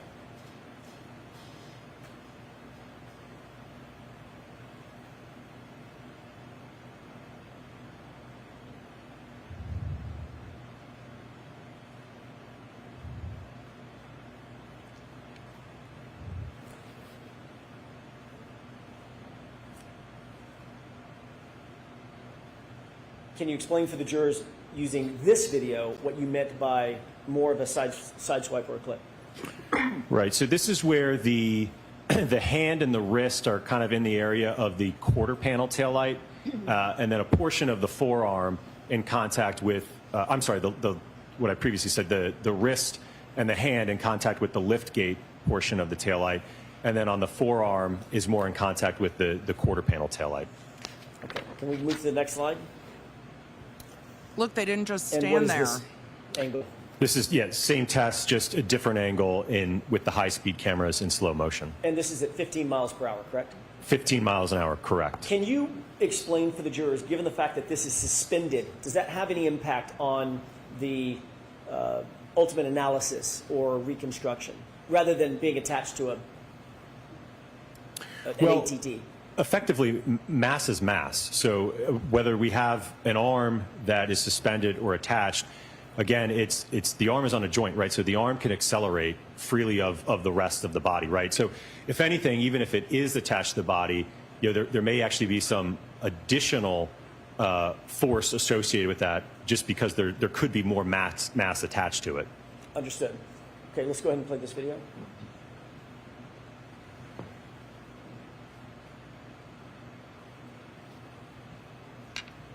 The videos are just so helpful.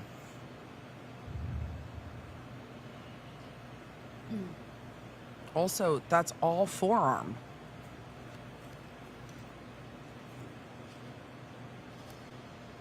there's not nearly as much contact, or it doesn't look to me like there's Can we go to nearly the as next much slide, please? contact with the upper arm. What are we looking at in these 3 photographs? So you're looking at, on the left, starting from elbow left a to lot. right, just at contact, and then just after contact, and then post-contact. So as I mentioned, you can see that in this first one at contact, again, we don't have, the hand isn't and the arm aren't positioned as far out on the previous tests, and the hand is in the area and the wrist of the lift gate taillight with part of the forearm in contact with the quarter panel taillight. And as you saw in the video, essentially the arm just kind of just moves out of the way of the vehicle as it comes by. Understood. Next slide, please. What are we looking at here? This is a photograph of the test vehicle subsequent to the test, depicting the, I'll say, lack of damage to the taillights. Describe what you did see in terms of damage or lack of damage on the taillight. There was no damage or fracturing to the taillights. Describe the orientation of the arm in this particular test that you said was more of a side swipe. What was the orientation of the arm to the taillight in terms of how much of the arm touched the taillight? It's probably a clunky question, but I think you understand it. I don't know if I could break it down into, I think just qualitatively speaking, like I said, it appears to be the hand and the wrist and kind of the lower portion of the forearm, maybe to the mid forearm or so. So nothing on the upper arm? Correct. Making contact? Correct, nothing on the upper arm, yes. Okay. If we could move past this slide and onto the next slide. What is this depicting? So this is depicting the test taillights of the 15-mile-per-hour impact into the hybrid arm compared to that of the subject taillight. Was there any notable damage at all on the on the Exemplar taillight following test C at 15 miles an hour? The only thing there may have been was some very slight abrasions maybe to the plastic, but there certainly was no breaking or fracturing of the lens assembly. Were you able to reach any opinions or conclusions as to whether the damage to the subject taillight is consistent with striking an arm at 15 miles per hour? In this test, it was inconsistent. Even in a side swipe? Correct. Was that testing that we just saw done in accordance with science? The second layer to the taillight is such a huge factor in all of this, that being able to test the depth of the damage to the taillight really changes how I see this and makes it easier to understand that the breaking of the taillight or not breaking of the taillight really not only depends on the force, but it's not just the red plastic breaking, it's also that interior clear plastic breaking. Really helpful testing, I think. Let me know what you think. Scientific literature and generally accepted methodologies in the area of accident reconstruction? Yes. Is the damage to the right rear taillight of the subject vehicle consistent with striking John O'Keefe's arm at 15 miles per hour in a side swipe configuration? It's inconsistent. Do you hold that opinion to a reasonable degree of scientific certainty? Yes. Can we move to the next slide, please? And the amount of testing done here, What are we I looking at in find this very graph? helpful. So you're looking at the hand acceleration over time, so you can see that because, as you saw in the previous video and slides, the hand initially made contact with the taillight, so that gets accelerated up first. So we're getting peak accelerations in this test for the hand of about 254 Gs. And yes, over a period of about a little over 6 seconds or 6 milliseconds or so. What was the arm or the appendage outfitted with to determine the data on this graph? Right. So if you think back to the lab testing that we did, right, because we didn't have, and again, this is kind of why we did the testing incrementally as we went about it, but in the lab test, we didn't have a way to mount the lift gate assembly to also evaluate that interaction. So when we moved outside to the full-scale vehicle testing, we had a liftgate taillight, obviously the full vehicle. So we also instrumented the hand with an accelerometer as well as the forearm. So we were able to measure the acceleration of both the hand and the forearm in these tests. Can we move to the next slide, please? And what are we looking at here? So this is the, excuse me, the acceleration of the arm. So you can see that it reaches a peak around 5 milliseconds at about, looks like just under 200 Gs. And the next slide. What's depicted in this graph? So this is doing, again, the integration of the acceleration data for the hand to determine what speed did the hand get accelerated up to. And you can see that at the onset of this, it's at rest, it's impacted, and then gets up almost to 15 miles an hour in 4 milliseconds. Ultimately does reach at about 18 milliseconds, it does reach that 15, but it's nearly at 15 at contact. Thank you. The next slide, please. And what is this delta V showing us? So this is showing the change in speed of the arm. And again, because the hand was, and the wrist was more of the central impact to the ATD arm, this ultimately saw less acceleration, therefore less of a change in speed. So at around 6 milliseconds, well, roughly actually about 1 millisecond after it started to increase in acceleration, it's at about 5 miles per hour. Is that reflected in the fact that the arm pivoted? Yes, spun? there's some rotation going on, so it's not translating or accelerating. Understood. Can we move to the next slide, please? Test D. What was the speed that you undertook in test D as in Delta? So this is a 29 mile per hour impact into the suspended hybrid arm. We move to the next slide. What are we looking at in this series of photographs? So on the left is my colleague, again, compressing the taillight while we install the upper tail, the liftgate taillight to, again, try to maintain that steady state temperature. Over here on the right is the thermal image of the taillight after the install. So the average temperature of this taillight during the test was approximately 17 degrees Fahrenheit. Next slide, please. How did they do all of this testing for such a wildly different price? What is this depicting? Like, how are they doing this? Somebody just math it at me. We're at like 325,000. It's probably a bit more, but that's a fair estimate for aperture. They're at 50,000 for this testing. How? How? Someone tell me how. I have so many questions. I actually won't be mad if Brennan asks about how much they charged now, because I want to know everything. This is a drone video showing a top-down perspective of the test with the Lexus starting on the left-hand part of the screen, accelerating in reverse into the suspended hybrid arm over here at the location of the forklift. Okay. If we could watch this video, please.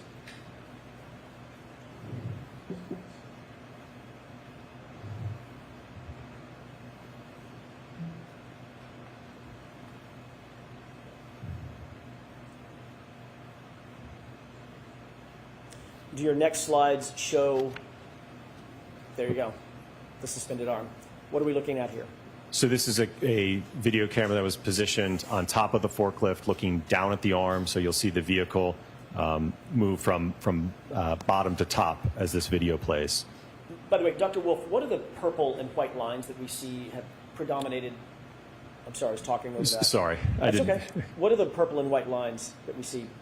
So those are guidelines That was to help. surprising. I will note that this is It just kind of like a ripped needle off. in a haystack. It's very hard to hit this small of a target. So just served as a guideline to reference as we're accelerating rearward into this. Is this in real time? This is in real time, yes. What's the speed that the vehicle is entering the frame at? 29 miles per hour. Thank you. What happened to That the is arm so fast. in terms of its suspension? It actually gets ripped off from the mounting location. Is there a reason you believe physically that that arm was ripped off from the suspension tethers? Well, certainly there was enough force to break the tie lines to the forklift. Was there a test value of those tie lines? I think they were rated at 150 pounds. What does that suggest in terms of the force that was exerted? Yeah, just what does that before we suggest get to to the other you? testing, the force that was exerted on the arms to tear off the tie lines. Well, it indicates that the arm saw at least 150 pounds of force. Okay. Next slide, please. What are we looking at in this video? So this is going to be a slow motion video. You'll see the Lexus accelerate in reverse, making contact with the arm. And again, this is the 29 mile per hour impact test. Okay. It's so fast. I'm glad they're doing it in slow-mo or in the high-speed camera. I think that's slow-mo, though. Well, there goes the arm. Next slide, please. And what is this? This is a video, a high-speed video, so slow motion of test D at 29 miles per hour into the ATD arm that is suspended. So you'll see the Lexus enter the frame from the right and impact the arm. Okay.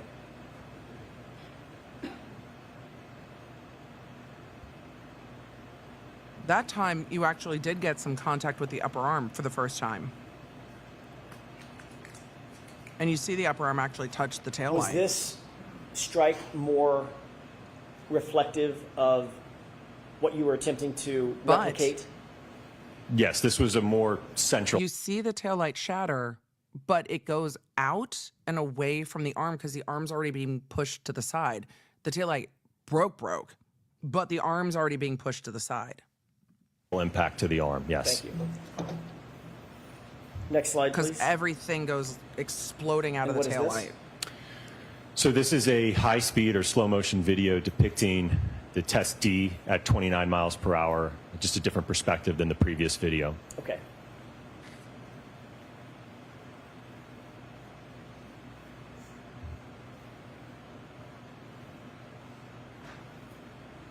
Most of that braking's coming from the wrong part of the tail light. It's coming from the tailgate tail light. Barely any braking slide. on the outer tail light. And what are we looking at here? So this is extracted frames from the high-speed video. So starting out left to right, this is roughly at first contact with the majority of the hand, well, the hand and majority of the forearm in contact with the liftgate taillight, with a portion of the elbow in contact with the quarter panel taillight. Can I stop you right Yeah, there on that far left frame? Is that That tailgate tail light looks completely shattered, but only the upper interior corner of the outer part of the tail light that was broken in this case seems to be broken. does that fairly replicate what you were attempting to approximate in terms of the orientation of the arm versus the tail light? Yes, more of a central impact compared to that first test at 15, yes. Is that more or less consistent with what you saw in Dr. Welcher's test where he had his arm in that still shot associated with the geometry of the car? Sustained. Is this consistent with what you were trying to replicate after your review of Dr. Welcher's report? He's allowed to talk about Welcher. Sustained. Can I ask you differently? What were you trying to replicate, or why were you trying to replicate this at the 29 mile an hour test in this particular orientation?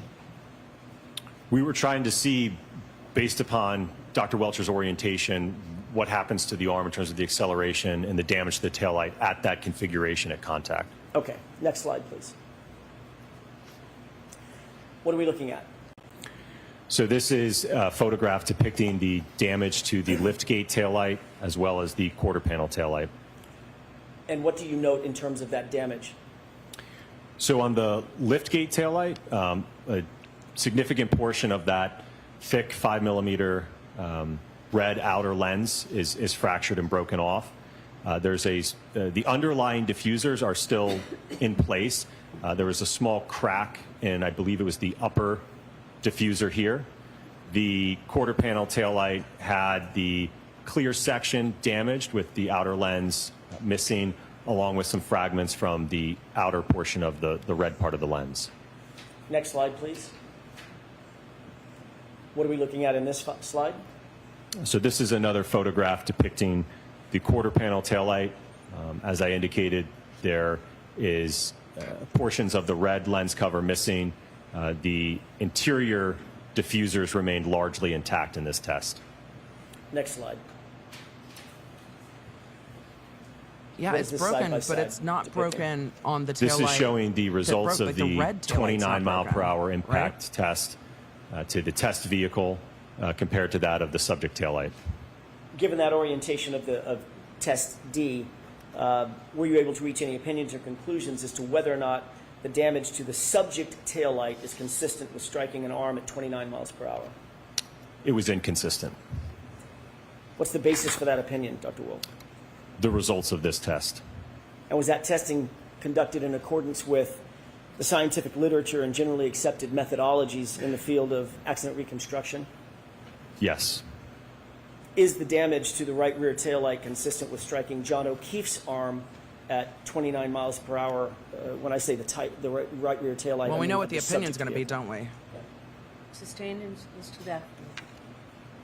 We With know what the regard to your opinion's going to be. opinion We can all see concerning it coming at this point. Whether the subject taillight is consistent with striking an arm at 29 miles per hour, do you hold that opinion to a reasonable degree of scientific certainty? Yes. Next slide, please. We knew that What was is the opinion. depicted in this graph? So this is looking at the acceleration of the hand in the 29 mile per hour impact test with peak accelerations close to 800 Gs at 2 milliseconds. 800 Gs is a lot. That's a lot. Next slide, please. What are we looking at in this graph? This is the acceleration of the arm, reaching peak acceleration of about 500 Gs.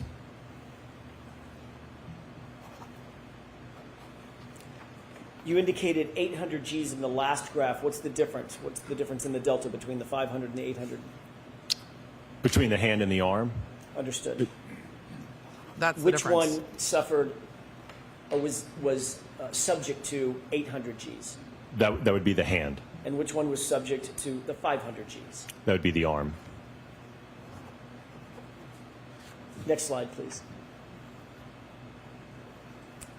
What are we looking at in this graph?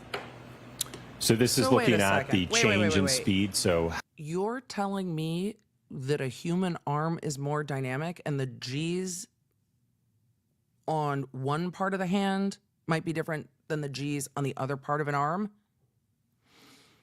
Well, now you know why Alessi was asking all the questions he was asking when I said this cross-examination of Alessi, though I think sometimes we got really lost in the weeds, was laying the foundation for this testimony. He was walking through everything that was to come in this testimony and potentially in Dr. Welcher getting called as a rebuttal witness. Are you now excited to see Dr. Welcher as a rebuttal witness? Are you now like, okay, now what do you have to say? Now what? Now what? We've seen all the videos. Now what? what speed did the hand get up to as a result of the impact? So we can see that in about 3 milliseconds, the arm is moving nearly at almost 25 miles per hour. And then a little bit many of you later, are like, again, this is "No, still very please. quick in time. No, at no about more 14 Welcher. milliseconds, it's at about 30 No more miles per hour. laptop.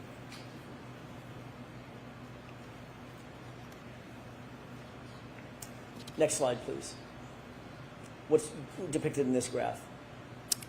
So this is looking at the change in speed of the arm as a result of the contact.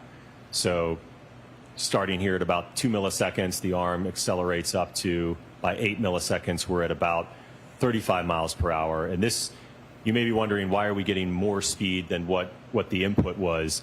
And that's because you get a phenomenon known as restitution. Basically, there's an elastic collision between the two where you can get almost a bouncing effect. So when you have something that weighs 6,000 pounds striking something that's much, much lighter than that, it can actually cause it to accelerate up to a greater velocity than the impact speed. Next slide, please. Test E, 24-mile-an-hour impact test. What is that? So this is a 24-mile-an-hour impact test to the ATD arm attached to a test dummy. Next slide, please. Why did you utilize 24 miles an hour for this test? So it's my understanding that this is the upper end. There is a triggering event of, I believe it's 1162.2, and I think at the end of that data, the speed is approximately 24 miles per hour. So we did a test at the end point, if you will, in that data set. So another test. What is this photograph showing in terms of the orientation of the arm and the hybrid test dummy, or ATD? So the orientation is to depict, again, the orientation that Dr. Welcher indicated in his static and dynamic test to show what happens when again, that ATD arm that we had is attached to a test dummy and is struck at 24 miles per hour. Next slide, please. And what is this? So this is a thermal image of the taillights just after the install with the average temperature at about just over 33 degrees Fahrenheit. Next slide. I really appreciate that they show the thermal imaging. Their scientific testing doesn't include any element of trust me, bro. They're like, no, we cooled it down. And you know how we cooled it down? Oh, because we showed you with thermal imaging. We have documented every step of the process, and then we showed you. We didn't just like throw our phones around the office and be like, yeah, see, look what happens. Thermal imaging. Who would have thought? Who would have thought? And what are we looking at? So you're looking at a top-down drone video with the Lexus here on the left that will accelerate in reverse up to 24 miles an hour, striking the ATD arm. Let's watch that, please. Yes, let's.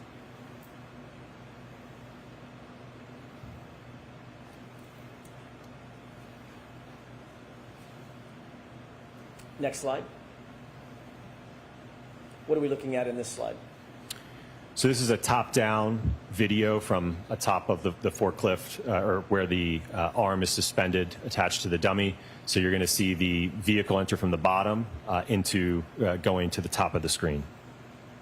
Oh boy.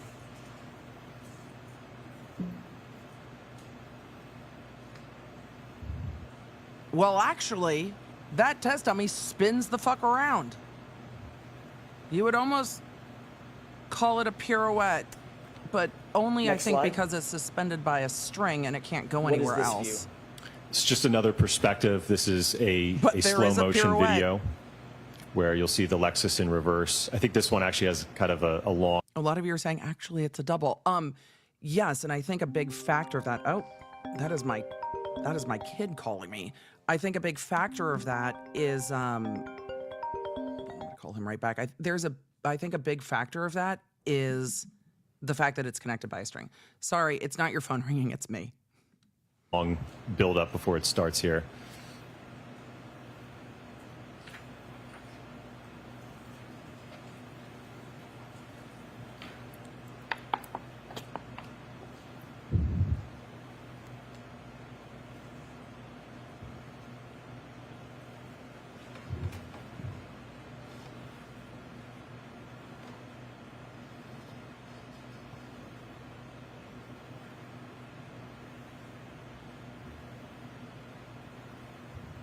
The slow-mo is slow-mowing, for sure.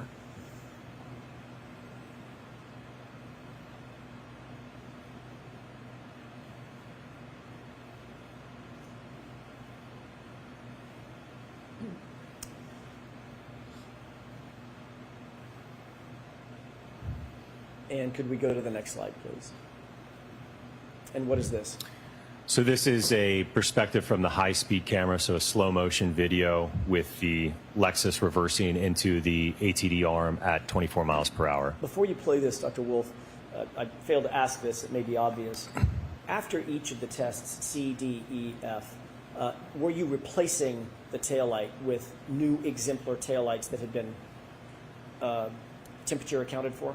Yes, every test had a new set of quarter panel taillights, as well as liftgate taillights. And even in the test where the taillight in the 50-mile-an-hour test where the taillight was not damaged, we still put on new taillights. We did not repurpose or reuse any of the taillights. Okay. Right, because then somebody could say, Play this well, first, please. because the taillight had already been struck once, it's not the same.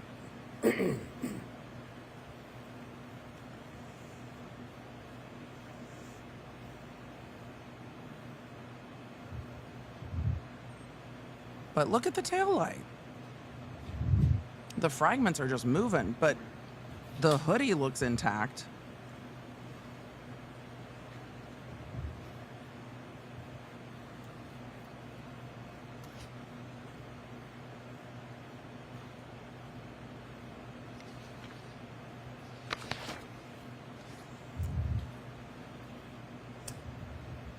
Next slide.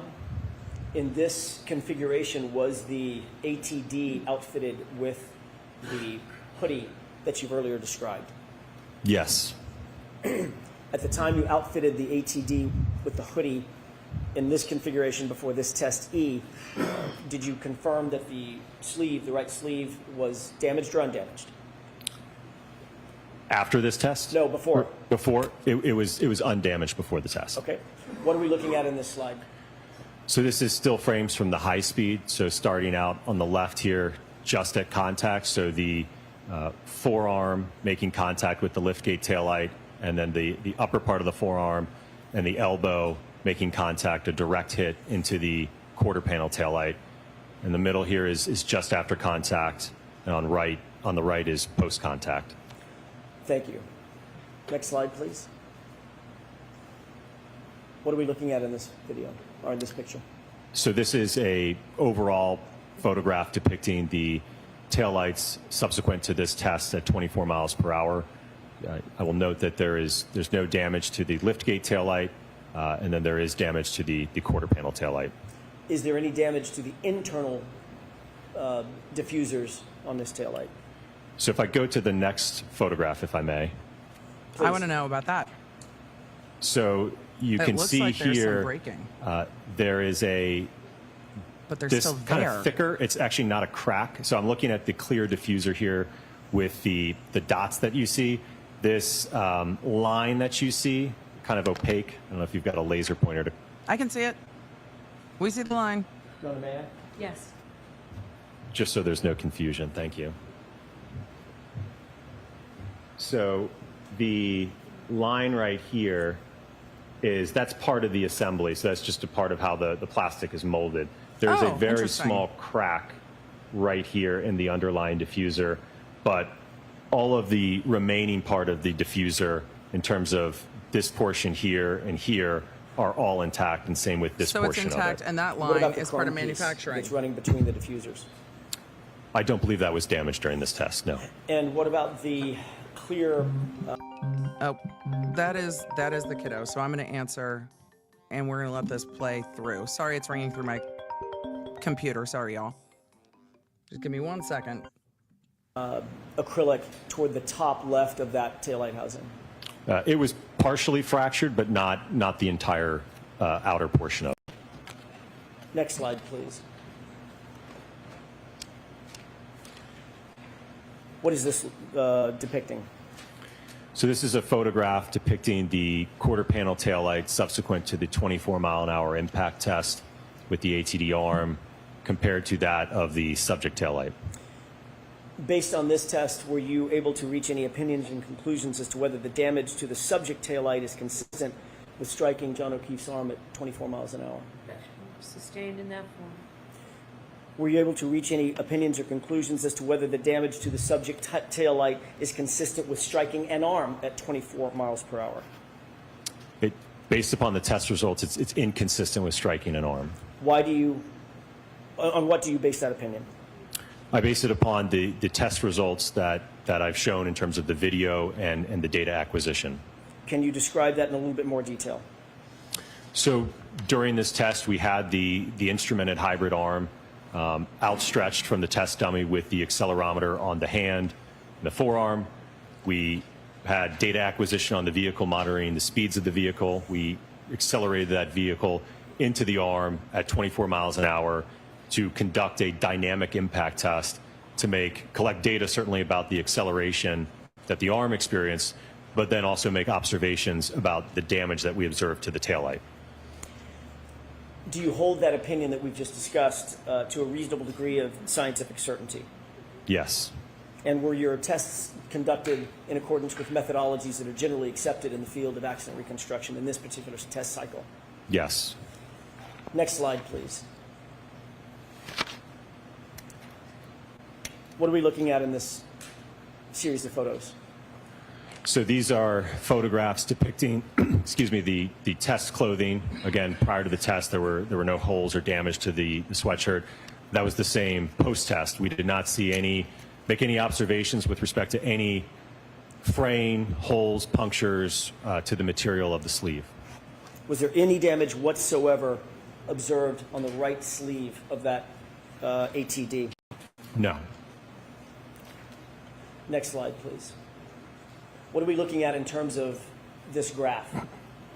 So what you're looking at in this graph is the acceleration of the hand, reaching a peak acceleration just after 10 milliseconds of approximately 435 Gs.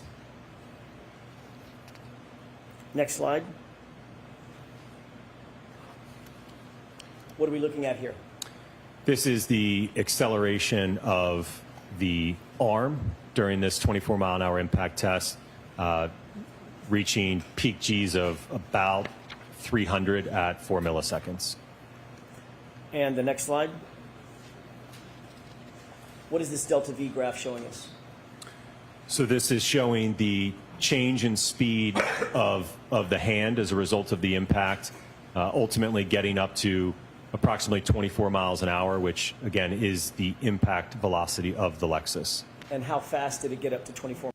What I had to ask for all of y'all after I talked to T, and once again when T is in training camp, so when we get to have a chat with the kiddo, we get to have a chat. He says hello. He is tired. He's already had stitches. It's been a day, but he is good. Tired but good. But he also knows we're in California and he wants to say hi to his grandparents. So we were trying to line up time. He is tired, but we will talk about that later. All the new law nerds, my kid marches DCI. We will talk about it soon. Stitches on his nose. It's not uncommon. It's color guard. Stitches are expected.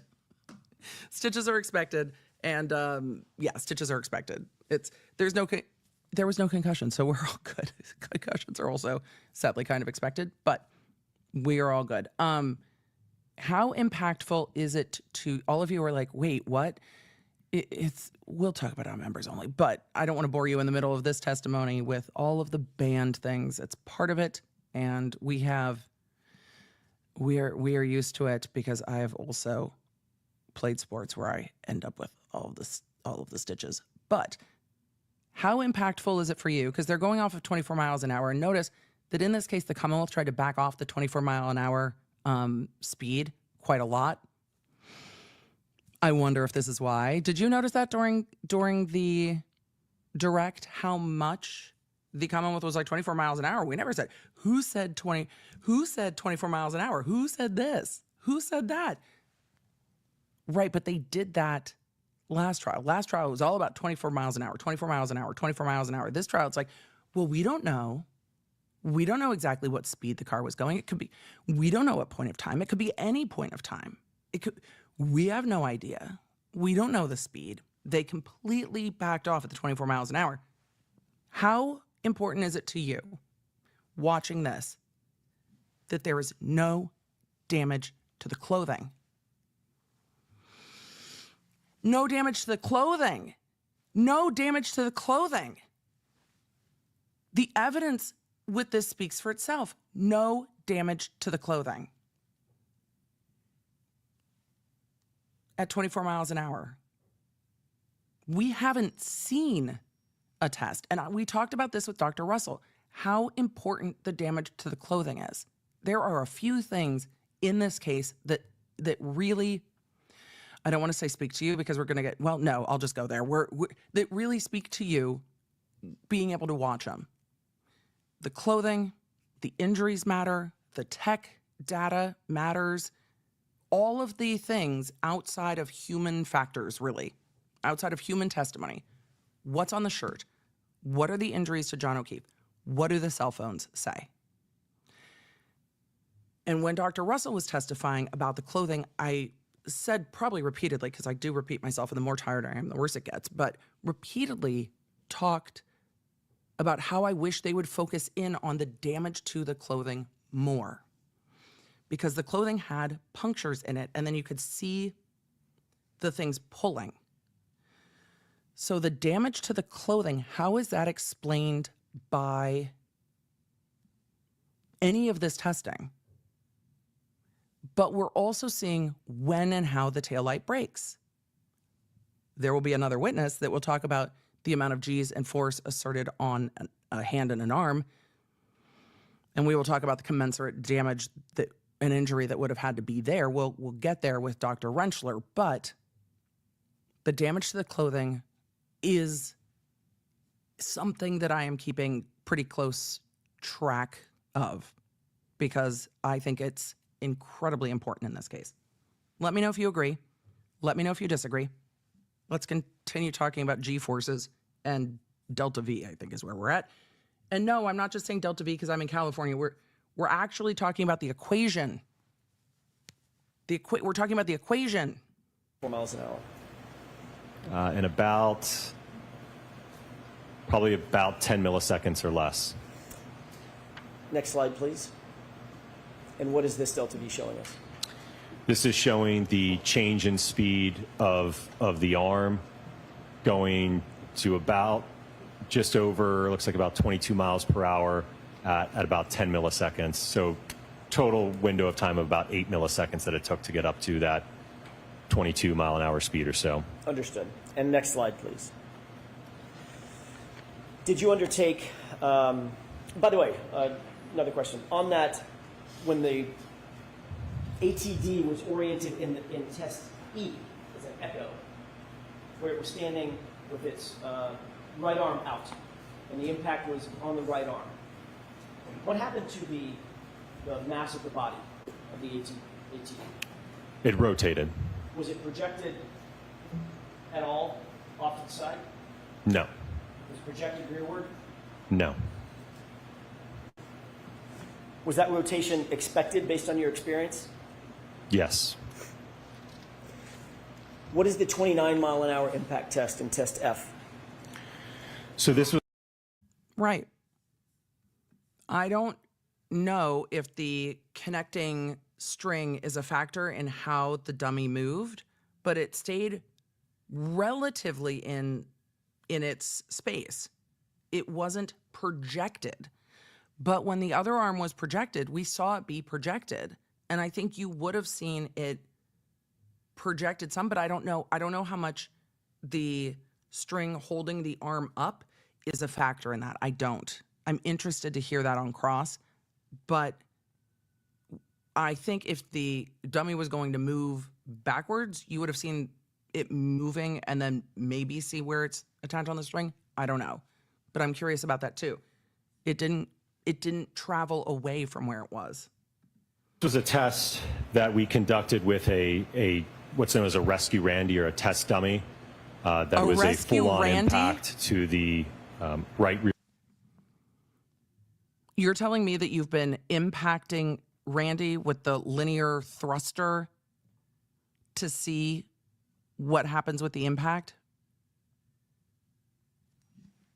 Rear corner of the Lexus. Let's take a look at the next slide, please. With regard to test E, if I could please ask you about that. I want to go back to that test again. We're looking at this one. With test E, was that We might end up naming the pickle Rescue Randy. Impact on the arm itself? Correct, right in the area of the elbow to the quarter panel taillight. As opposed to a side swipe on the arm? Correct, yes. Thank you. Did you undertake to test a direct impact on the body of the ATD in this test? Of the Rescue Randy dummy? Yes. Yes. What are we looking at here? So this is the intended impact configuration with the Rescue Randy suspended here by the forklift, and again, kind of in the path of the profile at that right rear corner. How much does this test dummy weigh? Rescue Randy. Approximately 200 pounds. Next slide, please. What are we looking at in this photograph? Rescue Randy is wearing Nike. So this is a video. We had a little bit of a false start, so our high speeds weren't triggered, but thankfully we were able to pull our surveillance video to get at least an overall video of the test taking place. Do you have, or well, let me ask you that did you intend to have high-speed video just like you've had in It every sounds other like the test? high speed didn't Yes. fire. What went wrong? Something Just didn't get clear? miscommunication between the driver and the rest of the test engineers. Got it. So false start. Okay. Was the taillight housing In reassembled swimming, they make you for redo the this whole test? thing. Yes, it had a preconditioned new set of taillights on it. And other than the I taillight imagine being track's the same. damaged several times that we've seen, was there any other damage to the rear of that exemplar vehicle? I'm sorry, can you repeat the question? Sure. Other than the taillight damage that you rotated through in your testing, C through F, was there any other inherent damage to the the lift gate that existed when the exemplar vehicle was received by you? When it was received, no. It was Okay. in good condition. No defects or damage were noted. Okay. What are we going to expect to see in this video? So in this video, you'll see in the surveillance video, the Lexus will come from the right to left, strike the Rescue Randy, and then you'll see the Rescue Randy projected and slide on the ground. Okay. Speaking of Rescue Randy, I am being rescued this morning by Randy's Donuts, so I'm very excited. Can you play that one more time, please?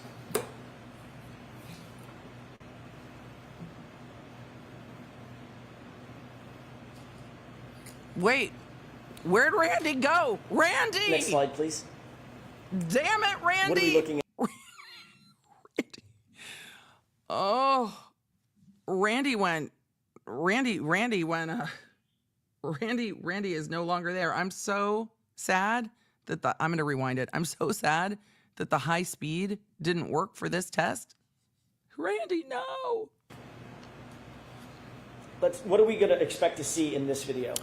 So in this video, you'll see in the surveillance video, the Lexus will come from the right to left, strike the Rescue Randy, and then you'll see the Rescue Randy projected and slide on the ground. Okay. Oh, behind the car. I had to watch that again, like full on behind the car. Yep, I needed to watch it again. I'm tired. Yeah. And you'll see the Rescue Randy I rewind projected it one more and time, slide on just the ground. all the way down the Okay. street. Well, I guess that answers the question of will it break off of Can you the play that one more time, please? string that's holding up the arm. Jackson, can you play it again? Me, I've rewound it 7 times. I like the instant replay. Yep, there goes Randy. Next slide, please. What are we looking at? I in mean, this bye, Randy. Series of photographs. So this is a extract from our VBox software and data acquisition system. So on the top, you'll see the video. On the bottom is the data. So this is another feed that we had of video. This was triggered, so we do have data from this perspective. So what you'll see is my colleague will move away from the assembly I with was the like, dry what is ice, and happening? then the vehicle will accelerate in reverse. That was my question. The blue, that's dry ice. Gloves. You don't want to touch dry ice with your bare hands. So Correct. it's, yeah, he's wearing gloves. That's correct. It's He's correct. capturing the thermal images now.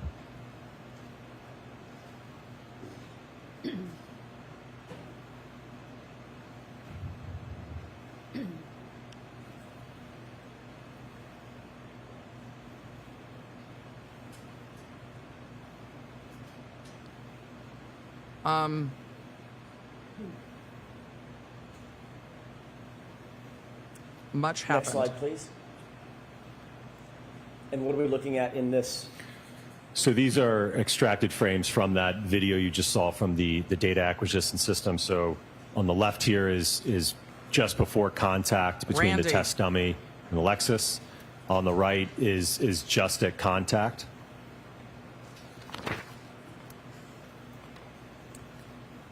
Next slide, please. Yeah, everything went flying.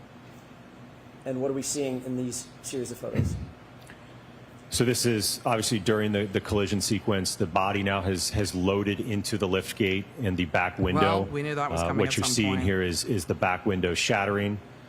And this is just a Oh, shit. few split second later in time where, again, the body is continuing to move with the vehicle as it's contacted. That's Next quite slide. a lot of shattering. Well, that explains why. And what is this? Jesus. This depicts the post-impact damage to the rear of the Lexus.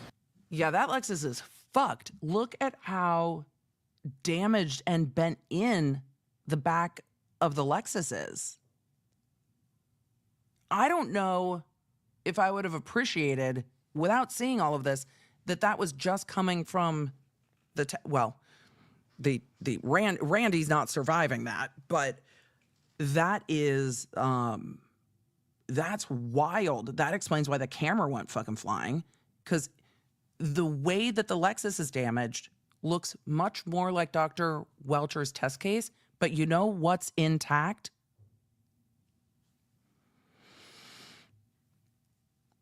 That side taillight. That side taillight's intact. The car is wrecked, but the taillight's intact. And you would have heard, I mean, well, obviously this isn't the damage to Karen Reed's Lexus, but this is why they were using the Exemplar Lexus without paint. Because they knew they weren't going to sell it back, right? That's why they're not doing it with paint. So if the jury's like, well, what would happen if? There you go. What would happen if this and Randy wouldn't survive, but this?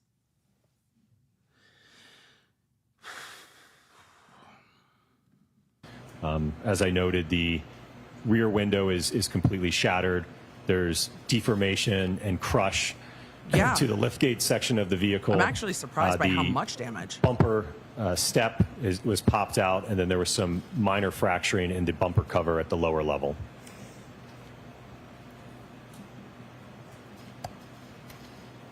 Did you note anything regarding the internal components of the Exemplar taillight, even at this direct impact? Yeah, it's So fine. the taillight, as you can see, it blew out the outer lens cover. I believe Of part of the the clear diffusers were actually interior. still in place. I think the lower one might have been fractured here, but I think the upper one was still in place. With all of that, the rear diffusers still didn't go flying out anywhere. At 29 miles an hour with a direct impact, did the Exemplar taillight exhibit the same type of damage to the diffuser as the subject taillight? I'm not sure I understand your question. More or less damage in this photo to the diffuser specifically than in the subject taillight? Well, I think there was more in the subject taillight. As I mentioned, I believe the top diffuser More on this damage? was correct. Okay. That was my question. And is there another slide at the on the back end of this one? That's it. Okay. Wow. We can have the lights. That is, Dr. Wolfe, you The conducted videos tests are incredibly at powerful. What miles per hour? I Tell me think. the sequence. It would be 10 miles per hour, 17 miles per hour, 15 miles per hour, 29 miles per hour, 24 miles per hour, and then a full-on hit at 29 miles per hour. Regarding all of the tests you conducted, what did you observe with regard to the damage, if any, to the internal components of the quarter panel taillight? he got real close And I'm to what talking if any about right the there chrome pieces and the diffusers. and still sidestepped It it. was less in all of the tested taillights than that of the subject taillight. Did you reach any opinions or conclusions as to whether the damage less damage. There was less damage to all of the testing than there was to the subject taillight, to Karen Reed's taillight. I was not expecting that at all. Interesting. To the right rear taillight of the subject 2021 Lexus is consistent with an impact to John O'Keefe's right arm during a high-speed reversing maneuver. Sustained in that form, Mr. Jackson. Did you reach any opinions or conclusions as to whether the damage to the right rear taillight of the subject vehicle is consistent or inconsistent with an impact to a right arm during a high-speed reversing maneuver? It was inconsistent. What's the basis for that opinion? All of the So the thing that was consistent was someone throwing a glass. Interesting. test data that we did from the laboratory testing, moving up to full-scale vehicle testing, all of the collected data in terms of the photographs, the observations, all of the acceleration data collected. So all of the testing that we've walked through in this PowerPoint, along with certainly that was based upon all generally accepted and peer-reviewed methodologies in the accident reconstruction community. Do you hold that opinion to a reasonable degree of scientific certainty based on your experience, training, and education? Yes. Did you reach any opinions or conclusions as to relating to the punctures, holes in the hoodie that you saw that was related to John O'Keefe? Yes. Do you have an opinion or conclusion as to whether or not the damage that you I saw want to see to the hoodie after Randy's related to last John O'Keefe round? is consistent or inconsistent with a impact from a right rear taillight of the subject SUV? It was inconsistent. And what do you base that opinion on? Based upon all of the impact testing that we did with the clothed ATD arm in the laboratory as well as the field. In any of the testing that you did you ever see taillight pieces cut, puncture, or fray the sleeve of that hoodie? No. The Exemplar hoodie, I should say. Correct. Did you reach any opinions or conclusions as to whether... And a lot of you have asked about that. How did the hoodie get damaged? And if the taillight pieces are tearing the hoodie, how were not some of them still near where the hoodie was? Wouldn't they have gone with the hoodie? And if the arm's breaking the taillight and staying near the taillight enough to be cut, wouldn't it keep the taillight from exploding outwards? We saw in all those videos the taillight exploding outwards, but what it didn't do was damage the clothing. It did go out, but it didn't, sorry, I whacked my mic, but it didn't damage the clothing. Really interesting. The rear taillight of the subject SUV was involved in a center of mass strike of a pedestrian at a high-speed rearward maneuver. Yes. What is your opinion? That the damage to the subject Lexus is inconsistent with a center of mass hit. What do you base that opinion on? The testing that we conducted in that last test that you just saw. Do you hold that opinion to a reasonable degree of scientific certainty, Dr. Wolfe? Yes.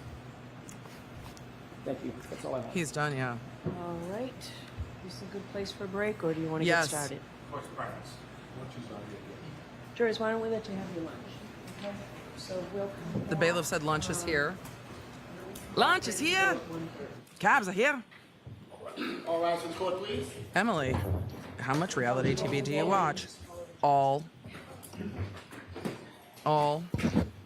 Well, they are going to lunch. I'm going to take a moment and then, well, come back and stream and finish eating breakfast because I have not successfully completed that today, and I probably definitely need to eat.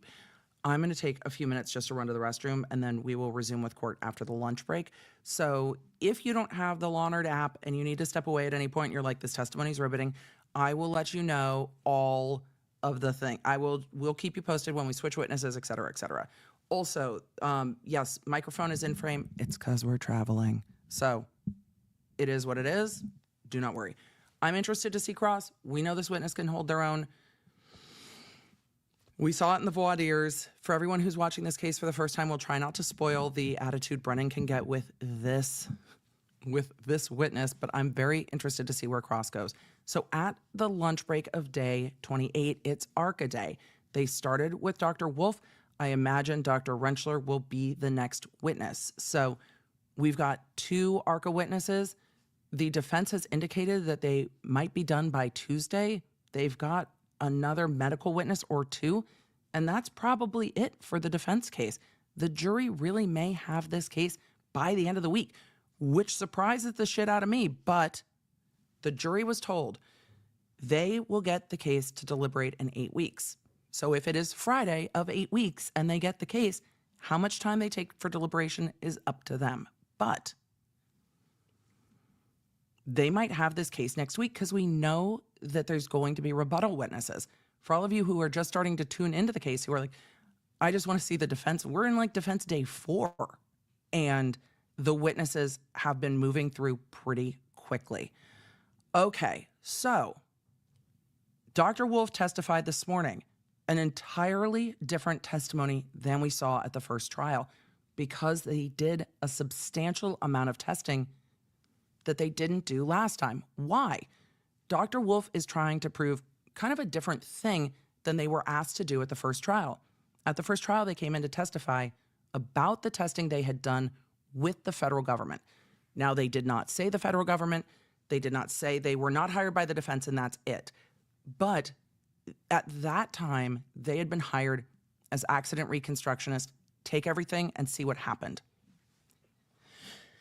How do we explain this easily? Okay, so in this trial, ARCCA had a slightly different role. They were allowed to testify some about what they talked about in the first trial, that report, but they weren't really allowed to go too into depth on that report and their own accident reconstruction because there were discovery issues.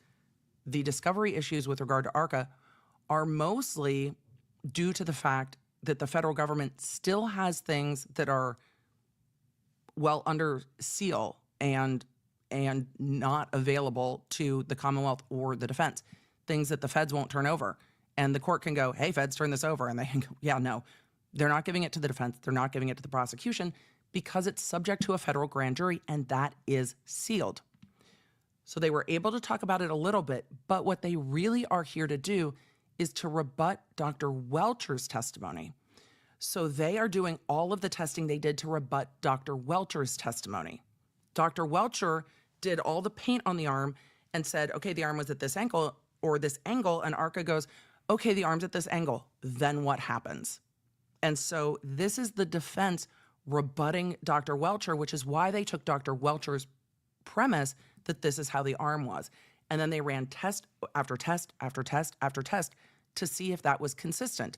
You know, like they peer reviewed something. This is your premise. Great. Let's test it. And they did a ton of testing that we did not see the first trial because it was not done before the first trial. Some of it was, though, including the cannon. The yeet cannon was done the first time, and we saw the yeet cannon discussed, and we saw pictures of it this time, which is really more than we saw last time and more than I expected with regard to the cannon. And the cannon shooting a rocks glass at the tail light did damage that Dr. Emily, they're all starting with a W. Did damage that Dr. Wolfe said was consistent with the damage to Karen Reed's tail light. Here's what I found really interesting about that.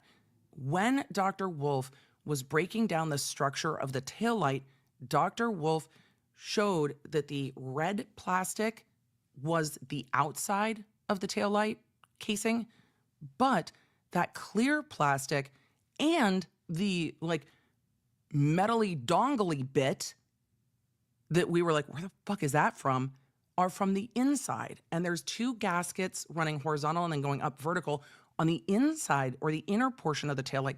And that metally dongly bit goes in between those. So there is 5 millimeters of red plastic. Then there is a gap, and then the clear plastic with the dots on it inside. So we actually learned that there are 2 layers of the tail light and finding which damage replicated both layers of taillight being broken was really interesting. I don't think they talked about the fact that those were from 2 different layers the first trial at all. And if they did, I didn't perceive it. Because when Dr. Wolfe was explaining it today, I was like, wait, that's where they came from.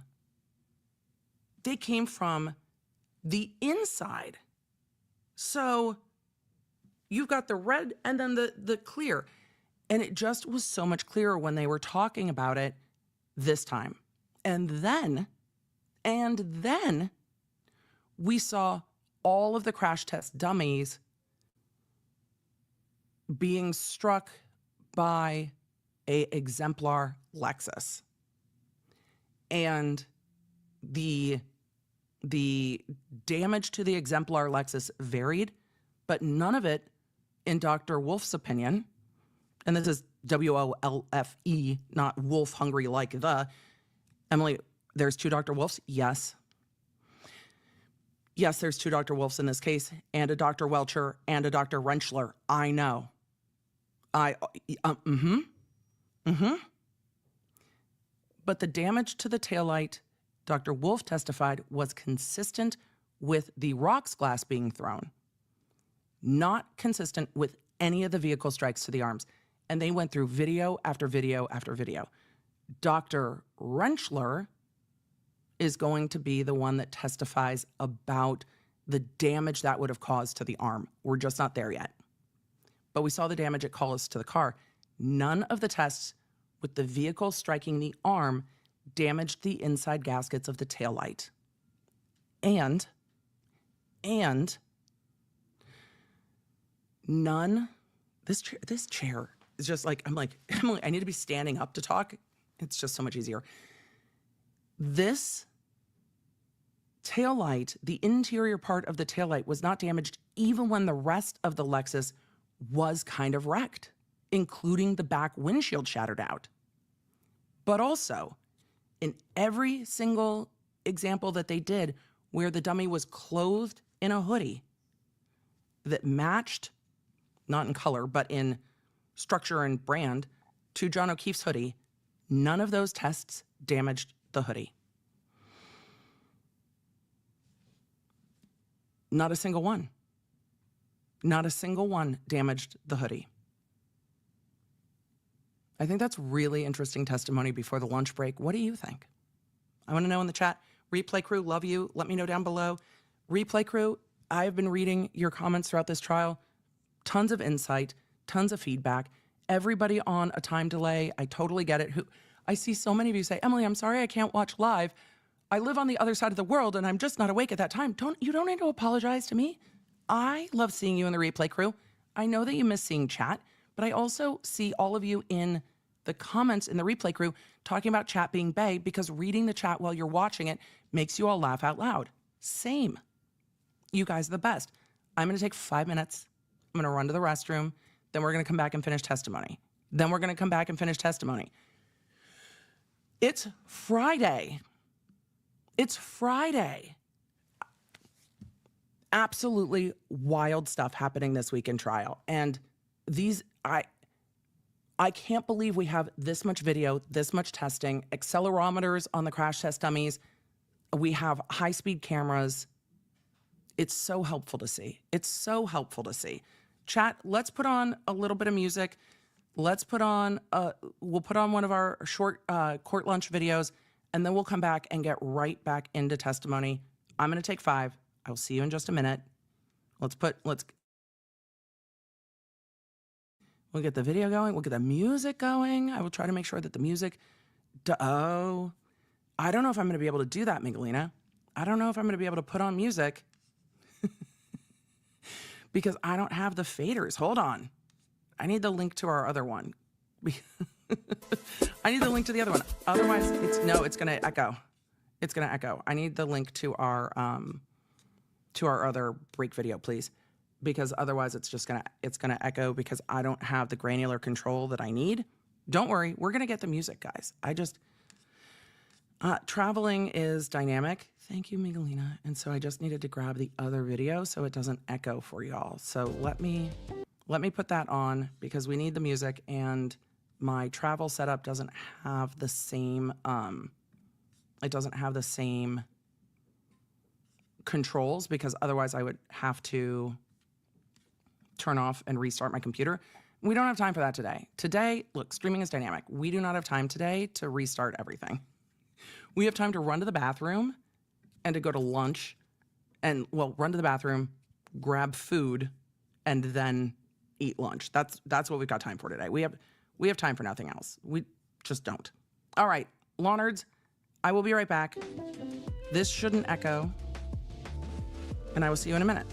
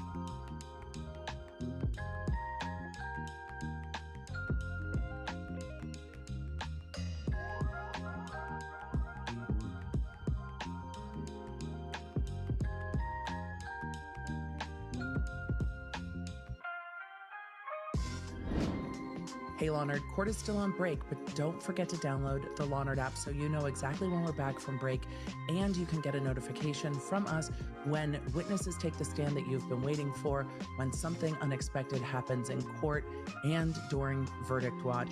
The Law Nerd app has all of your live court notifications to keep you in the loop. LawNerdApp.com, free for iOS and Android. And while we're on break, don't forget to hydrate, get up and stretch, and take care of yourself. Trial days are long days.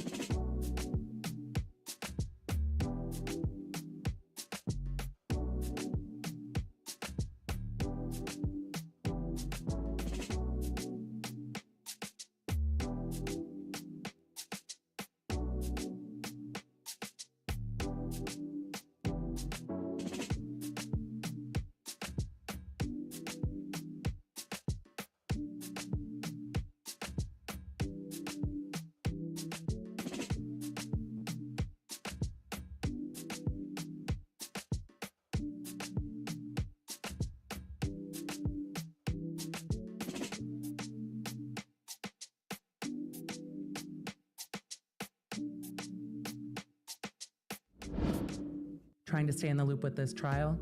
I know sometimes it's hard if you miss a day. That's why I've got daily case briefs dropping over on the Emily Show YouTube channel and the Emily Show audio feed on your favorite podcast app, so you can stay in the loop even when things get busy.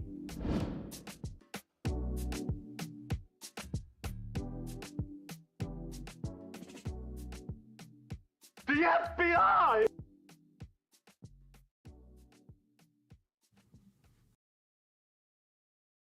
100% think that was going to be a different soundbite. Yes, I did. I thought that was going to be our little like bells, but no, now I found the FBI soundbite. I didn't know where it was earlier. Sorry, I didn't mean to jump scare all of you. I really thought it was our chimes. Hold on, let me see if I can find our chimes. There they are. I did put in the chat, are you ready, chat? And then I scared all of you with the wrong one. And look, my sound pads are all color-coded. It's been a minute since I have used the travel one, and I'm going to completely set it up differently. So I have not labeled them because I keep changing them. So apologies for the jump scare, but now we have found the chimes. We have found our stretch music. And what else have we found? No, we don't need the crickets. We don't need the records. We definitely don't need that. What? Nope. That's what we needed. We needed the FBI and the goat scream. Don't worry, I'm gonna redo this layout when I'm not tired. I always think I'll do it before I travel, and then it never happens. What else do we have? Bring the jury. That's what we needed. Are you guys ready? It's back from lunch. Bring the jury. It's time to go back to court. Court has been back from lunch, not for very long. Thank you. I hope you all got something to drink. But Californians, I need you to tell me something. I ordered a venti chocolate cream cold brew today. What is this? Why? Why? What are we? Why this cup? Why are we not in a cold cup? Have they done away with the cold cups? Are the cold cups gone? Why is the cold brew in the warm?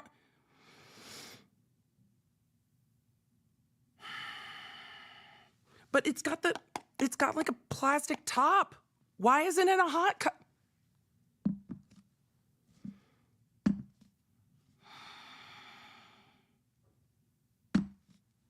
Okay. I didn't know I was supposed to bring my own cups. I didn't travel with my cups, but the Randy's donuts arrived. So we've got donuts, we've got the cup, we've got some egg bites. So donuts are gonna have to wait till after the egg bites. But look, I finally got a proper old-fashioned donut, and my heart is happy. My heart is happy. But I had no idea this was even a thing happening at Starbucks. And I was like, Dr. B, did you pick up the wrong drink? Did you pick up the wrong drink? He's like, no. Okay, well, I didn't know it was a thing. All right, y'all. So happy donut day. Let's get back to court. We need to do that because I want to hear this cross-examination. I really do. I am ready for it. Like 100%. 100%. So let me make sure the volume's on in court. Let's go back to court. Are you ready for? I'm ready for court. We're all ready for court and breakfast. Apparently, court and breakfast. Let's go. You see the court is in session. All right, so I know, I'm counsel, so we have a confused. juror that needs to leave at 3:45. So we're going till 3:45 today. Okay. Emily's never mad about an earlier day, so happy cold foam to all of y'all. We have a juror that needs to leave early. All right, the jurors are just coming in. I'm not mad at that. Emily, is that because you spent all day yesterday at the House of the Mouse walking over 8 miles? Yeah. Girl, are you tired? Yeah. I couldn't get my streaming setup to work until like, well too late last night, All but right, Mr. Brennan. but it's 99% working fine now. The problem is the in-ear volume and the your volume didn't always work right this morning, but now we're rolling. Your Honor. Now we're rolling. We're like rolling. He said a matter of housekeeping. However, it's notable to me that Jackson did not say a matter of housekeeping when the jury was still out. This is a matter of housekeeping now that the jury is back.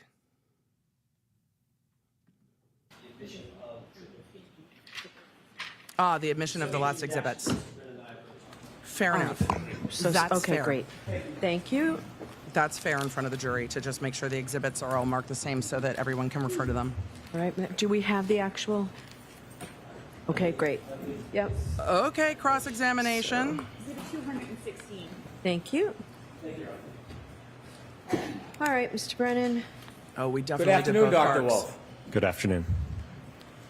When you testified in direct, you shared with the jury some of the work that ARCCA does. Do you remember that? Yes. I'm just going to say it now before 50,000 of you say, why is he yelling? It is so loud in this courtroom with all of the fans. It is hard for people to hear. It is hard for the jury to hear. It's hard for the witnesses to hear. So some of the raised volume is due to the loudness in court. That's been consistent the last few days. You had mentioned a couple interesting things, that there had been some work with the Department of Defense. Correct. Yes. The work with the Department of Defense, was that during your time or before you got there? That would have been prior to my employment. Yes. So when you were telling them about working with the Department of Defense, that really had nothing to do with you. That was ARCCA before you began working there. ARCCA as a whole, yes, the work that we do, yes. Not you. As I said, I wasn't involved specifically in that project, no.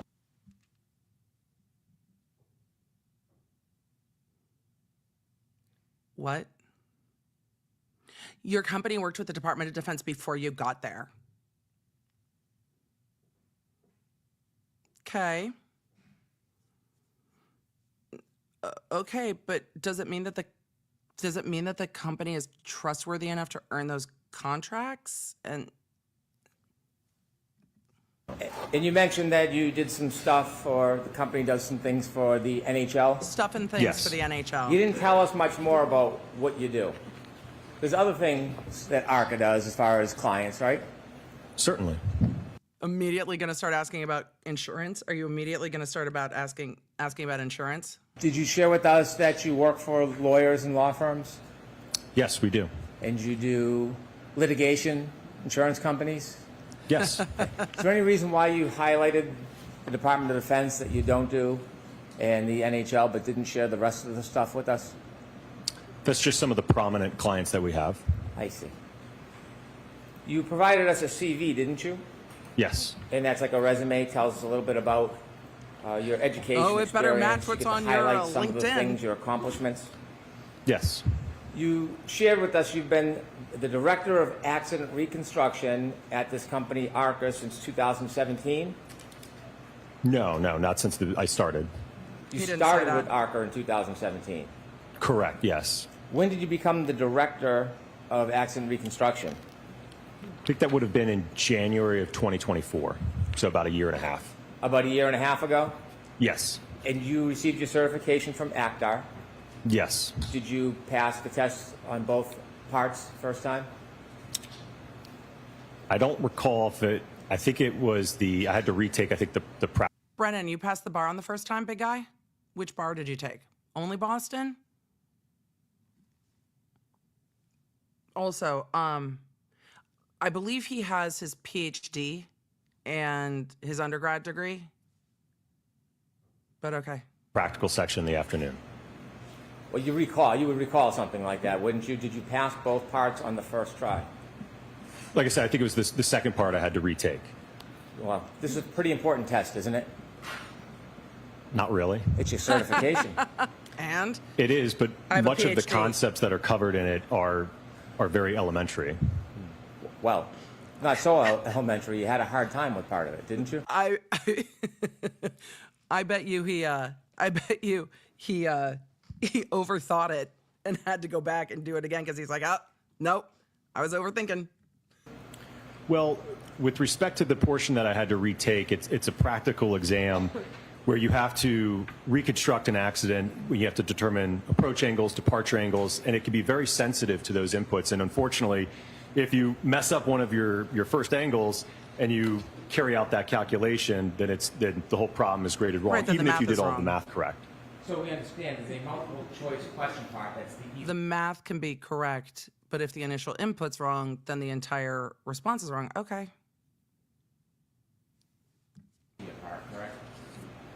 I don't know. It's easier, but there is a multiple choice part. There's a more practical part where you actually have to go out in the field and do assessments, kind of like the things that you did today. You don't go out into the field, no. And, when did you first take that second part that you did the test? I don't recall. You don't remember when you took the test? No, I don't. Suffice to say, you took it again. Correct. And ultimately, you passed both sections of that test? Yes. Sir, you have a witness that was lying about his degree. And while I agree that that witness doesn't need a degree to do the work that he did, the lying about it makes this line of questioning a little less impactful for me. Maybe I'm being picky. In but your CV, it's just pot kettle. you list your schooling, and you list your degrees, don't you? Yes. Any CPAs in the chat, or all of you just like, don't even at me about having to retake portions of a test. Like, just shut the fuck up.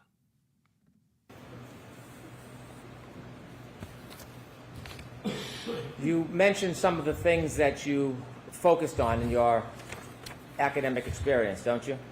Yes. And you have publications. Correct. Recently, you did a publication regarding vehicle control history on Toyotas. Correct. Vehicle control history is data that is stored in a vehicle, Yes. and Toyota owns Lexus, correct? Correct. So you have familiarity with vehicle control history. In fact, you have a publication on it. Yes. In your entire resume, you only mention pedestrian collisions, or that you're involved in pedestrian-type events 3 times. Is there anything specific in your resume or your publications that show a published accomplishment, for example, in pedestrian collisions? Do you have any publications that have been peer-reviewed or published in that area? No, I don't have any publications in pedestrians. You write or you note areas of specialty, and you list a bunch: accident reconstruction, human factors, EDR, commercial vehicle, HVEDR, pedestrian bicycle accidents, nighttime visibility, and a number of others, correct? Correct. Is there anywhere in your resume that notes particular classes that you've attended and completed regarding pedestrian collisions? No, I haven't taken any classes in that. You haven't taken any classes on pedestrian collisions? No. Have you ever taught regarding pedestrian collisions? No. Have you ever been a speaker in a presentation about pedestrian collisions? Yes. Okay. Is that listed in your resume? I don't list lectures or presentations, no. He's like, I have more important shit to talk about. There's not enough room. You mean you don't list all the seminars that asked you've attended questions as part of your education? You don't? Weird. About your involvement in this case? Weird. Yes? Yes. And you had shared with He's like, I us just that stand by my dissertation. you, at the beginning, were working. I may start pausing less. I may not. As I recall, though, he didn't have to bust out his resume to give you the title of his dissertation. So there's that. Working for a separate party or a third party, you said? Yes, another agency. Another agency. And at some point, you came into court and testified last year. Ding, ding, ding. Yes.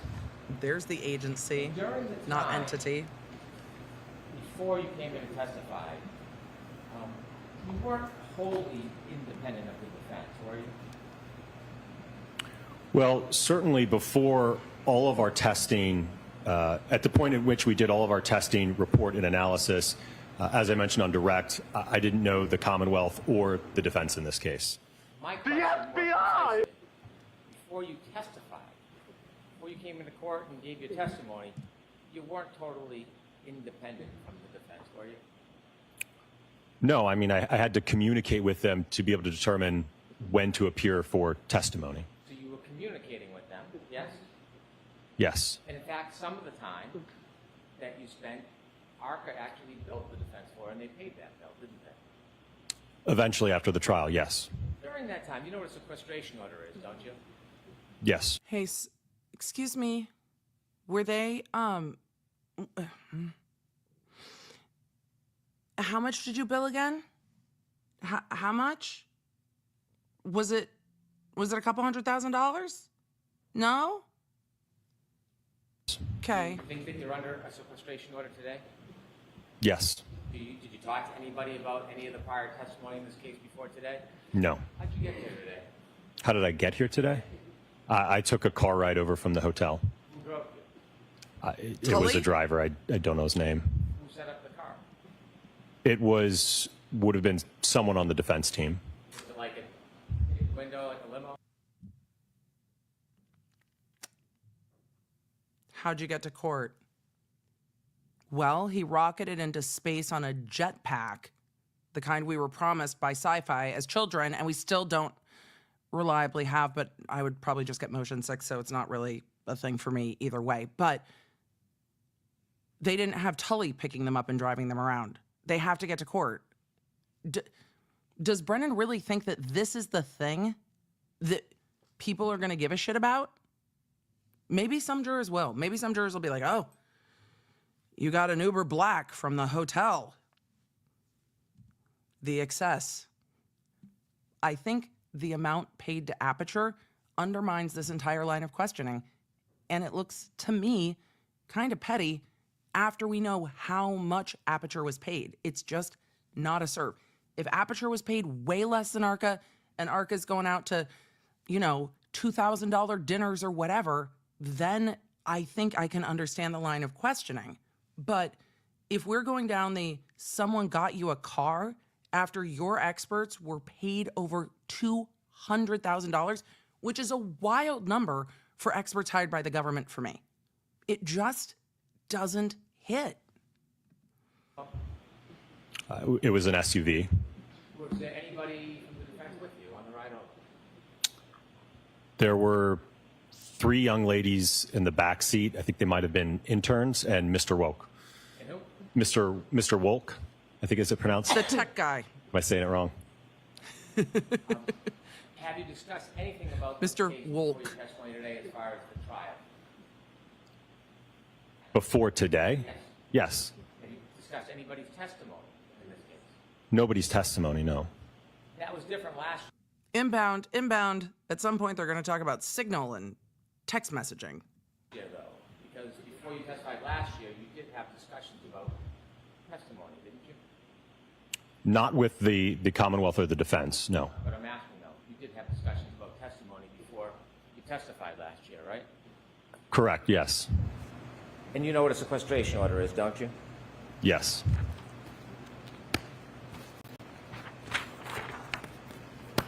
After you testified last year, the court ordered you to provide all of your text messages, all your Oh, we're going to get communications. real the close defense, to didn't they? misstating things. Yes, earlier this year.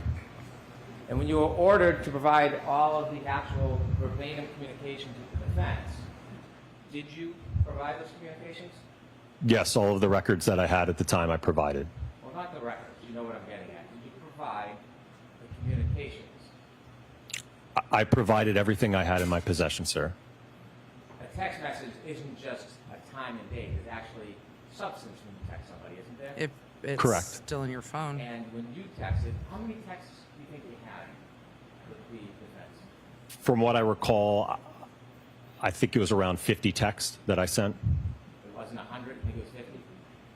Well, I think it was around 100 total in terms of back and forth, but it was, I think, 50 that I sent. And during those texts, communications, conversations, correct? About logistics, yes. Did you provide the content of those text messages when you were ordered to by the court? Well, those text messages spanned from, I guess it would have been April or so of 2024 through May to June of 2024. Ultimately, I think I received the court's order in May of this year, April of this year. So it was a year after the fact, and I had already deleted the text at that point.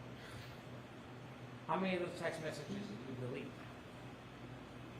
I just swiped the conversation, so it would have been the whole conversation. Not how you did it. How many of those 100 or so text He messages? answers, I can't tell you how many I deleted. I deleted the whole conversation. I'm not asking how you did it. Yeah, you are. How many did you delete? All of them? All of them. All. It would have been the whole text chain. I didn't individually delete them. It just, when you swipe. For those of you new to this trial, welcome. For those of you not new to this trial who watched the pre-trial motions with me and you're going, didn't they already? There was a whole voir dire on this. There was a whole voir dire on this. So yes, this line of questioning is just a repeat of what they did outside the presence of the jury during voir dire. This is now with the presence of the jury, and maybe Brennan thinks that the jury's going to be like, look, ARCCA's hiding something. Maybe they will. Or maybe they'll sit there and be like, can you ask him about how fast the car was going? Can we talk about how fast the car was going? Can we talk about all those videos we just saw? Okay, you deleted the whole conversation. Okay. Can we go back to the videos? Swipe, it just deletes the text chain. After you deleted them, did you go into the recently deleted and then delete them so they were unavailable? I don't recall doing that. Well, you were asked to search your records for the text messages. Did you do a thorough search to see if you still had them or whether you had destroyed them all? I checked my phone, and I also checked with my phone carrier. So do you know if they were still under the recently deleted part of your phone, or did you go and take that extra step and totally destroy them? From what I recall, I did not find any of the text messages, no. He took the extra step of asking his carrier.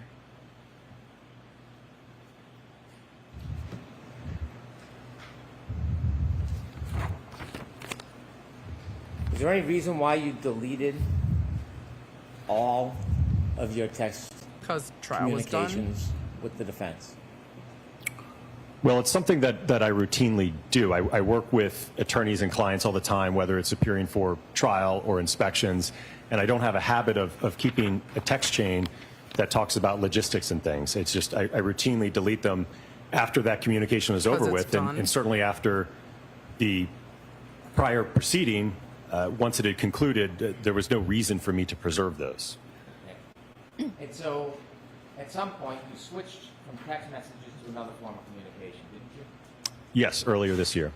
Tell us a little bit about this new form of communication, not text messages. So Mr. Jackson had indicated that he and his defense team utilize an application known as Signal for their communications amongst their defense team.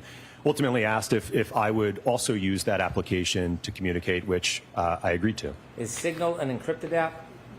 It's a secure encrypted app, yes. Isn't iMessage It doesn't leave encrypted? any records, right?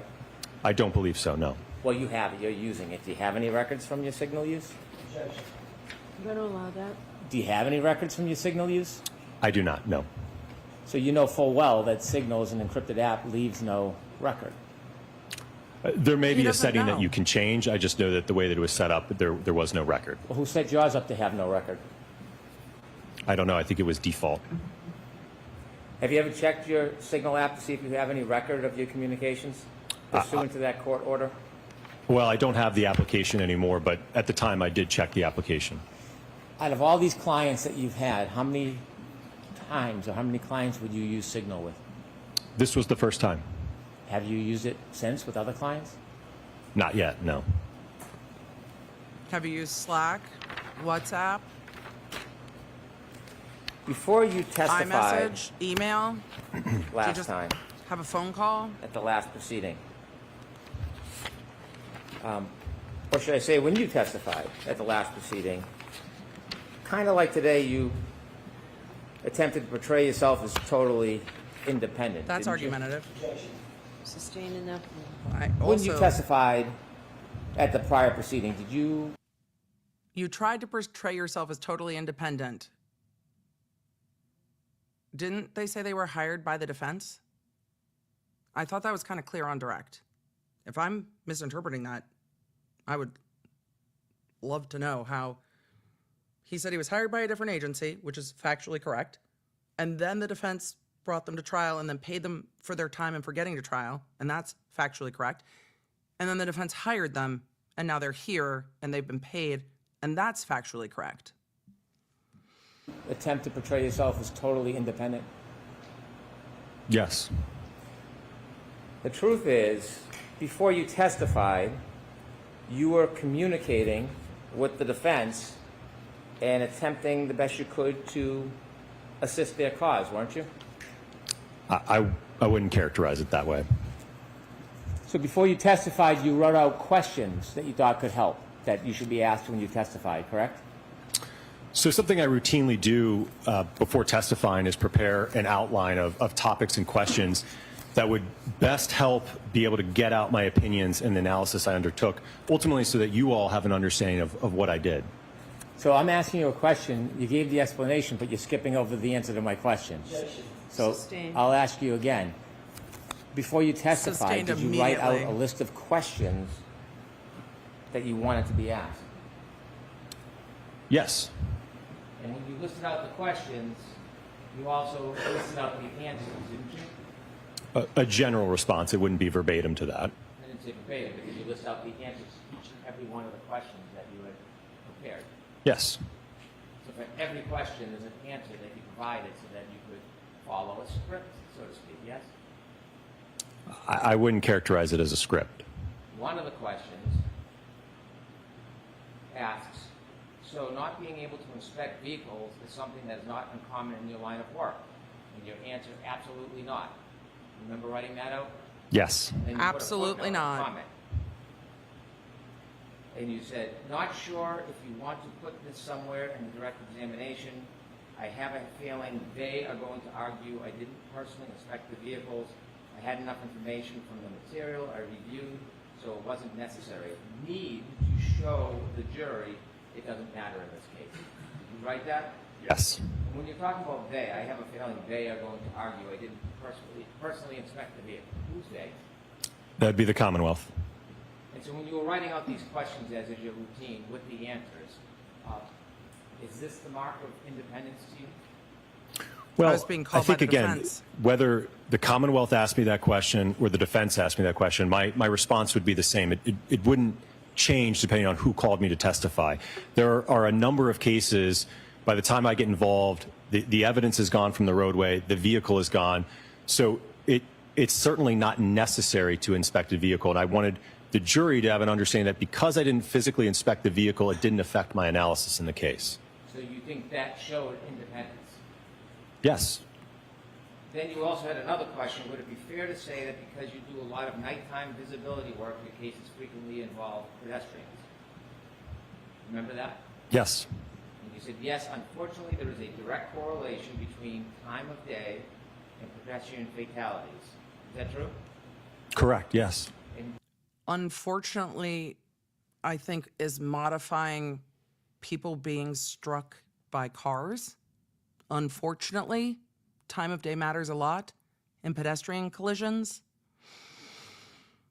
because at night people are more likely to get struck by cars. Yeah. Okay. do they happen more often in the day or at night? More often at night, yes.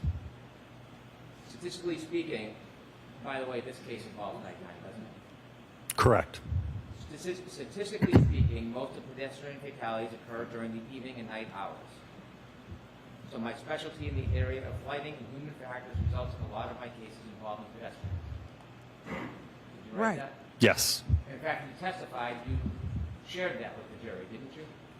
Correct. I've testified to that twice last year as well as this year. And in the notes that you wrote, when you shared it last year and this year, was it an important point to the jury? I think so, because it helped gave them an understanding, I think, of my background and lighting and human factors. And as I mentioned earlier today, there's a direct correlation between time of day and pedestrian. Well, if this jury doesn't know that there was another jury before this, which I think they probably do, they're well aware now that there was another jury because Brennan just said, so you told the jury that, and now they're talking about the jury from the prior proceeding as well as this jury all mixed in together. So if anyone was still questioning whether or not the jury thinks there was another jury, I think we have resoundingly come to a conclusion on that. Pedestrian impacts, right? So my specialty in lighting and human factors results in me seeing many, many different types of pedestrian impacts. So if it's important, why did you include a note? If you don't want me to say this, that's fine. Why did you include a note to the defense that if they didn't want you to say something that you thought was important, you would leave it out? Well, I think because I didn't want to confuse the jury about a statistic that just because we have inclement weather and dark lighting conditions, it doesn't automatically equal a pedestrian impact, right? We have to look at the evidence and the damage to the vehicle and the injuries to determine whether or not a collision occurred, not the visibility. So you weren't trying to mislead the jury, you were trying to help them because they wouldn't understand something that you were trying to explain? Is that the way you're phrasing this? I think at the end of the day it was to help them understand my background, how it relates to seeing a lot of pedestrian impacts. Something was important and it helps the jury get to the truth. Why would you offer to leave it out? Well, I didn't leave it out. Wow, Brennan. What's important is helping the jury get to the truth. Yup, that is what's important. No, but you offered to. You would have if requested. Why did you invite, why did you invite somebody else to interject in your independence and guide you to leave something out? Why would you even provide that invitation to them? Again, it's because I didn't want them to get hung up on a statistic that just because we have more pedestrian impacts at night and in bad weather, that this alleged incident happened at night under bad weather, to give it more weight, to weight the evidence more because of that statistic. Brennan hasn't earned the snark with this witness. You done? Ah! Yes. If you make a Brennan has not earned that snark with this witness. This witness is not snarking at him. This witness is answering his questions completely neutral and not evasive in any way, not asking for a transcript, not, oh, let me see what I saw last time. None of it. Are you done? Are you done? It's the... Well, cross-examination. make a mistake in court under oath, would you take the affirmative step on your own and correct that mistake? Would you, Brennan? I would do my best. Actually, to be fair, numerous times Brendan has made misstatements in court, and he has taken the effort to correct them. Sometimes it's taken him longer than others, but he has done that. I still feel like I've earned the snark with Brendan, but he has done that because we've got a long list of examples of misstatements in court, and he asked this witness, if you made a misstatement in court, would you take the step to correct that? Best to do that. Let me back that up because I stepped right on the answer. In court under oath, would you take the affirmative step on your own and correct that mistake? I'll allow it. I would do my best to do that, yes. Well, when you say do your best, would you do that if you became aware of it? I'm going to allow it. Yes. Before you testified in a allowing it? proceeding last year, She's allowing it because he's allowed to answer that. If you had made an error, would you correct it? there was a hearing that you testified in front of Her Honor and other people that were here, correct? Correct. I wasn't here. No. You were. Yes. And you testified glad for about that? your experience, didn't you? Correct, When you were yes. sharing your experience with the court, it was important for the court to have an accurate understanding of what your experience was because it was being evaluated in that hearing, wasn't it? Correct.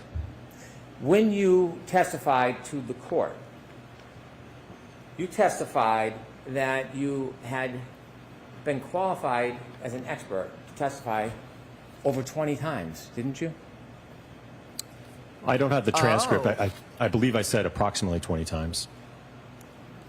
The reality is you hadn't. You'd only testified and been qualified 11 times at that point. Really? Correct. I misunderstood the question. I thought it also encompassed deposition, so I added those two and approximated at 20. And at some point when you realized you had made a mistake in your testimony to the court, Well, I wanna hear the you question. had a chance to come back when you testified last year and fix it and clarify the record, didn't you? Correct, which is why I provided a comment with the specific breakdown for clarification. And when you came back and testified under oath the second time, on the record, under oath, did you clarify and fix the mistaken testimony that you had provided just days earlier? I don't recall being asked a question, no. No, it wasn't whether you're being asked. The question is, did you take the affirmative step to fix the misstatements under oath that you made? Objection. I'm going to allow it. Move your approach. Sure. And they're approaching on this. I'm going to zoom past it as they approach for sidebar on this topic. I am very curious if they're going to get into the, well, they'll do it on redirect, but if they get into the context of this a little bit more or not. Because this wasn't to this jury. Appreciated that you made a statement under oath that was wrong, didn't you? Yes. In fact, you made a note. I realized in my testimony I said about 20 times when you asked me how many times I had been qualified. I misinterpreted your question, which was my fault, but in looking at my D&T list, it's 11 trials, 7 depositions, 18 testimonies total. Not sure if you want to clear it up or just leave it. Was Correct. that right? Yes, sir. So he was asked how many times he'd been qualified as an expert, not how many times he'd been qualified in court. How many times have you been qualified as an expert? 11. I can understand. You let me know what you think, because qualified and testified in court, oftentimes the attorneys will say in state court or federal court. But how many times have you qualified as an expert? If you're testifying in deposition, you're under oath. There's no jury, but you're under oath and it's still being reported. You're still being qualified as an expert in a matter. So if the question was only, how many times have you been qualified? I think there is open room for confusion vis-a-vis if he was asked, how many times have you qualified and testified in court, state or federal? That's different.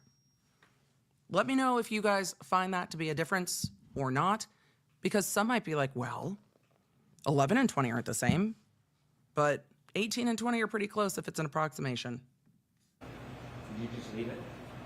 I'm glad Hank read in the question, though, because the question was, how many times have you been qualified? I'm not responsible for asking the question, sir.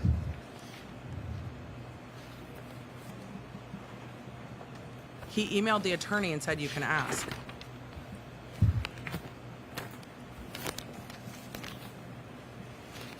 So if you email the attorney and say you can ask me this. Do you ever heard the terms confirmation bias?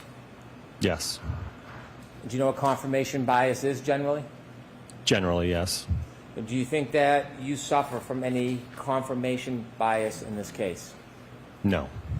Do you have any close family that supports one side over the other? Not the facts of the data, but one side over the other. Oh, I am not Close loving where family? this is going. Yes. Not that I'm aware of, no. Wife? My wife? Yes. I don't really know what her thoughts are on the case. May I approach? Yes.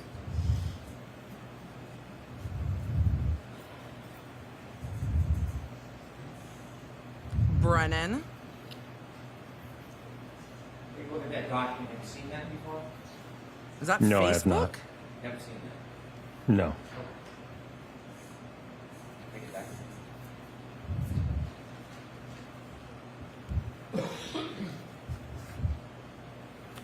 You're unaware of anything that may influence you to lean one way or another?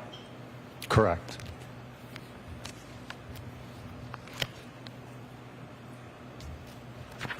When you first took a look at some of the facts in this case, you had some information. Since then, you've received a lot more. And Hank moved on from that, but Brennan,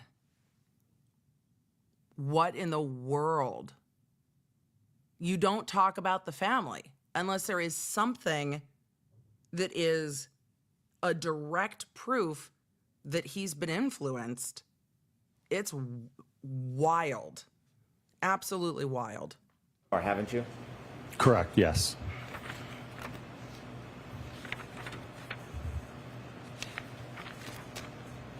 part of your testimony today to this jury was to provide opinions that you do not think that the holes in Mr. O'Keefe's clothes are consistent with some type of collision. Is that fair to say? Yes. In coming to that opinion, you relied on some of your testing that we saw in those videos, didn't you?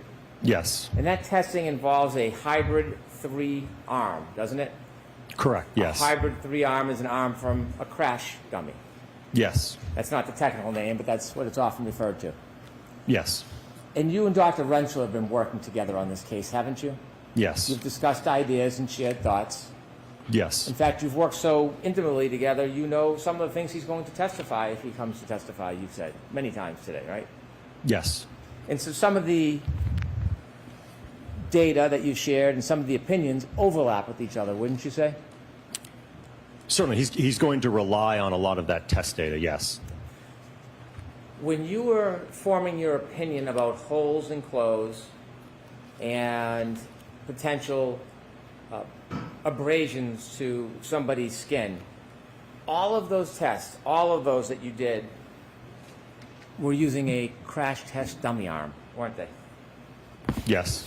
In your report, you cite, or Dr. Renshaw cites, 3 different sources regarding testing clothing and skin, correct? I'm not sure. Well, haven't you read his report? I've skimmed it, but I don't know what the basis are for his opinions. Did you see footnotes 24, 25, 26, 24 being skin tissue cutability and its relation to lacerations, severity, indices? Did you read that? Let's see if there's a foundation. No, I didn't read that reference. Did you read 25, the book that is cited, Forensic Pathology, 2nd edition? I'm going to have you come to sidebar. All right, they're going to sidebar over the references and resources of the report. Yes, Griff. Griff was asking me a question. Let's fast forward past this sidebar and see where we get when it resumes. Report, you didn't. All right, and we're coming back from sidebar. Give me 1 second to go help the kiddo, because streaming plus life is dynamic. Let me again ask you about this book that is cited in Dr. Renshaw's He's allowed to ask about it. report. By the way, have you read Dr. Renshaw's report? Why would he read As I the mentioned, book I skimmed through it. from Rensselaer's report? So in all of your preparation Why? with Dr. Renshaw, you merely skimmed through his report? You didn't take time to read and study it? Well, none of my opinions are based on work that he did. He's undertaking a completely separate aspect in the analysis. But that's not the question. The question I asked you was, did you, in working closely with him, take the time to study his report? As I mentioned, I skimmed it. I didn't read through, as you mentioned, all the references or what he cited. I didn't do that. Did you read his report? I did read the report, yes, but I didn't in depth go through each reference and look at what he was citing. So you read his report? Right, because it's the other way. And when you read his report, did you see there were footnotes for a number of different propositions that he made? I know that there were footnotes in the report, yes. Well, on the issue of My whether shirt or and my not cardigan are fighting. crash test dummies should be used during experiments as a basis for an opinion of whether abrasions can happen through cloth or an arm, wouldn't that particularly interest you since you were going to come here and testify about it multiple times in front of this jury? I'm not sure I understand your question. You knew you were going to come in here and suggest to the jury that you thought that these tests were inconsistent with causing any type of holes in clothing similar to Mr. O'Keefe's or abrasions on his arm. You knew that Well, was going now to I'm be part curious. of your opinion today, yes? Yes, And yes. as part of forming a valid opinion that people can rely upon, wouldn't you want to do as much study as possible on the background for that opinion before you give it to a jury? I suppose, yes. Well, you suppose. Don't you think if you come in here as an expert, the jury is relying on your background and education? You're at what? Yes. What And they're background in relying education? on the fact that you're representing something definitively or with an opinion to a reasonable degree of certainty? You understand that, right? Yes. And don't you think when you do that, that it's important that you have proper study and foundation before you just come into court and give an opinion? Well, I will note that the ATD crash dummy is a generally accepted test device to use for not only assessing occupant forces in motor vehicle crashes, but also to assess impact forces. So that the use of that device is certainly generally accepted. When you get uncomfortable with my question, you generally tend to answer a different question. Sustain, Mr. Brennan, next question. Oh, that's the strike. Strike that, Jules. Let me ask you again. Oh, Don't you Brennan. think, as an expert, it's important. Jackson didn't even let him get his question out, and a lot of the times the judge will say, let him finish answering this. She was objecting before Brennan had, she was sustaining it before Brennan had even taken a breath about the use of clothing over the crash test dummy. But is it a serve on the witness or a serve on the lawyer at this point when he's saying, well, when you get uncomfortable with the question, does this, of all the witnesses we've seen, at this point, does this witness look uncomfortable with the question? We've seen some witnesses real uncomfortable. When you come in, Okay. you present an opinion based on science or engineering or whatever you want to do, that you study the basis for that opinion before you give it. Yes.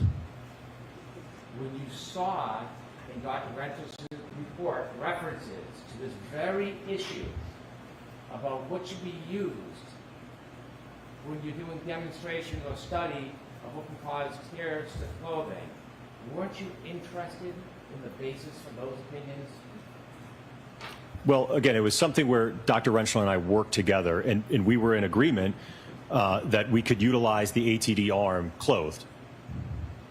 When you decided to have an agreement that you could use that arm, did you read the book that he cites as support, Forensic Pathology, 2nd edition, Vincent J. DeMaio? Did you read it? No, I did not. Did you brief it? No. Did you peruse through it at all? No. When you decided to come to this agreement that's going to have a foundation for your opinions, did you look at footnote 26, understanding the acute skin injury mechanism caused by player surface contact during soccer? You're asking him if he read a book that was cited in a footnote in Rentschler's report for the footnote in the book about the injury to an arm and when it's appropriate to put clothes over a test arm to test the injury to the arm when he's talking not about the injury to the arm, but about the injury to the clothes. You're asking him to take a footnote to a book to a footnote about injury when he's not testifying about injury. Got it. But he's not testifying about injury. So. A survey and systematic review. Did you review that? No, sir. Have you seen any articles that support the proposition that a hybrid 3 arm of a crash test dummy is appropriate to use when you're trying to provide a foundation for an opinion about whether or not tears can happen to clothing or abrasions to skin? Do you have any support for that in your... I'm really wondering if at this point that stands for that proposition about the clothes or if it stands for the proposition about the injury, because I would wonder if there are different ways to test for injury to the skin that is not this particular arm, because that seems to be a factor depending on the way the arm is constructed, that injury to the skin might be different depending on that type of arm. But he didn't testify about injury to the skin. So I think if there are some jurors, though, that are not tracking with the defense, not tracking with ARCCA, there may be some jurors sitting there going, it's not even the right thing because of the way Brennan's questioning. And the strategy of questioning this witness about something that's in the other witness's report is like, see, he doesn't even know. And he was talking about the damage to the clothing. Well, the reason he can't answer Brennan's questions is because that's from Rentschler's report. Just all of you make a little asterisk for me. Is Brennan going to cross Rentschler about this? Or is the defense going to bring it up with Rentschler before Brennan even gets to it? Just a little asterisk. Your report. We might have to wait till Monday. Again, Dr. Rentschler is going to be addressing the... You're shaking your head.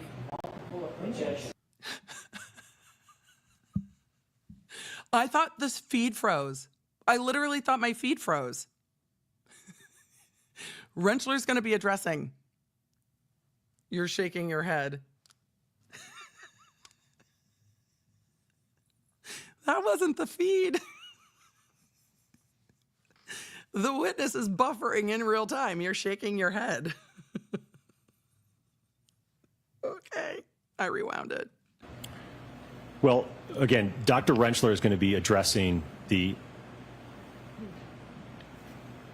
You're shaking your head. So I'm going to let him answer the question first.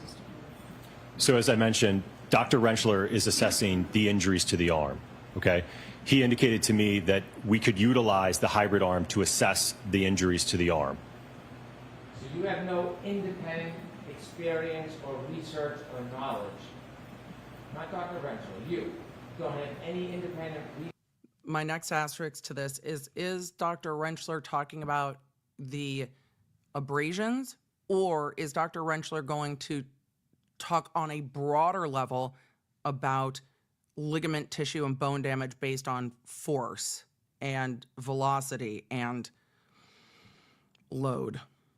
Research or science or knowledge to support your idea, your theory, your opinion to this jury about the tears to the clothes into the skin.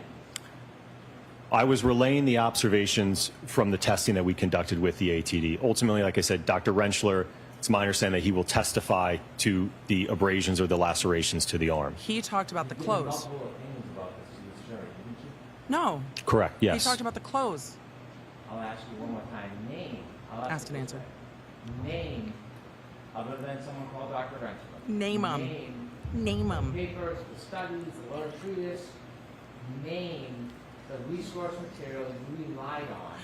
Brennan, you've gone straight name 'em. You said name like 4 times. Name 'em. Name 'em. Name 'em. The jury just watched all the videos. The jury's going to be like, did it rip? As the basis for those opinions. That a hybrid free arm can be used in these type of demonstrations as a basis for that type of opinion. I certainly, ATD crash test dummies can be used for impact testing, yes. Not impact testing. You're talking about tears to clothes, abrasions to skin, and I'm asking for the third time. Name one journal, one paper, one study that supports your proposition that you're relying on for the basis for your opinion in front of this jury today. Name one. I did not cite any in my report, no. Can you think of one that you didn't cite? He's like, well, I just looked at the Not that thing. I'm aware of, no. I just looked at it.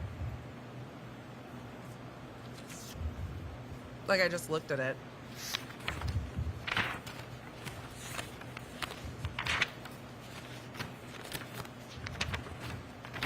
I guess Brennan prefers the paint then? Yeah? You had mentioned on direct examination that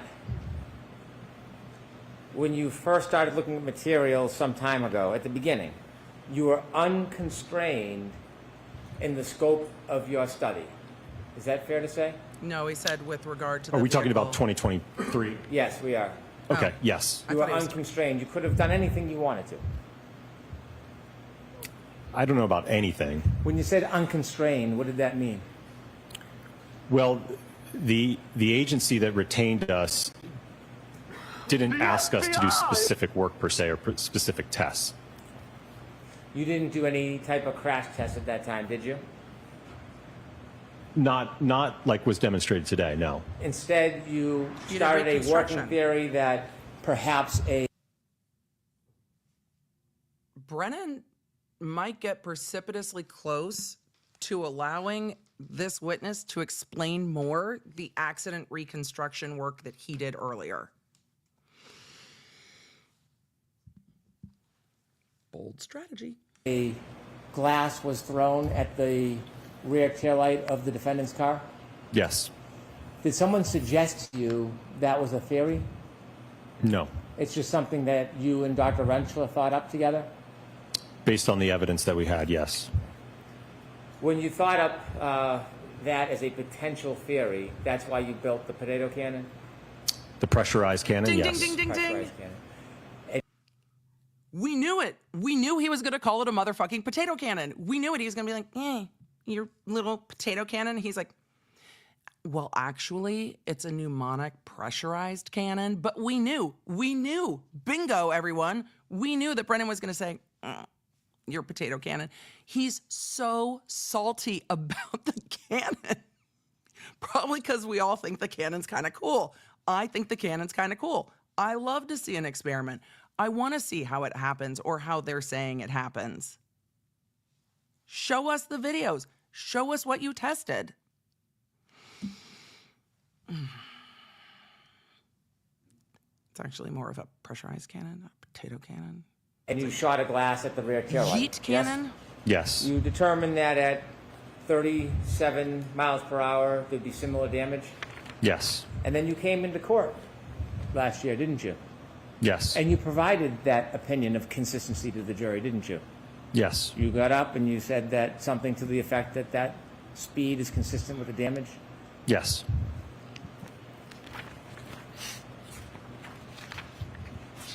It was much more helpful to see the pictures, though. When you gave that theory last year to the jury, did you know about other evidence in this case? For example, if Fair a question. glass was thrown at the back of the car, how would the bottom of the glass bounce off the car and land near Mr. O'Keefe's body? Ask it differently. Did you consider, when you came in last year and opined, gave your theory about a glass being thrown at the taillight was consistent with damage, did you think about how, if a glass was thrown at the rear taillight, the bottom would have bounced off the vehicle wherever it was and landed near Mr. O'Keefe's body? I'm aware that it was found near his body, yes. Nobody knows exactly how near because there weren't any measurements. You knew his body was about 7 or 8 feet off the road, didn't you? Yes. Knowing the bottom of the glass, the broken glass was found near his body 7 to 8 feet off the road, did you consider if somebody threw a glass and broke that taillight, cross your mind how would the bottom of the glass bounce with him to where his body ended up? No, I did not analyze that part of it. If a glass was thrown and bounced off that car, did you consider how the speaker would be left at the curb?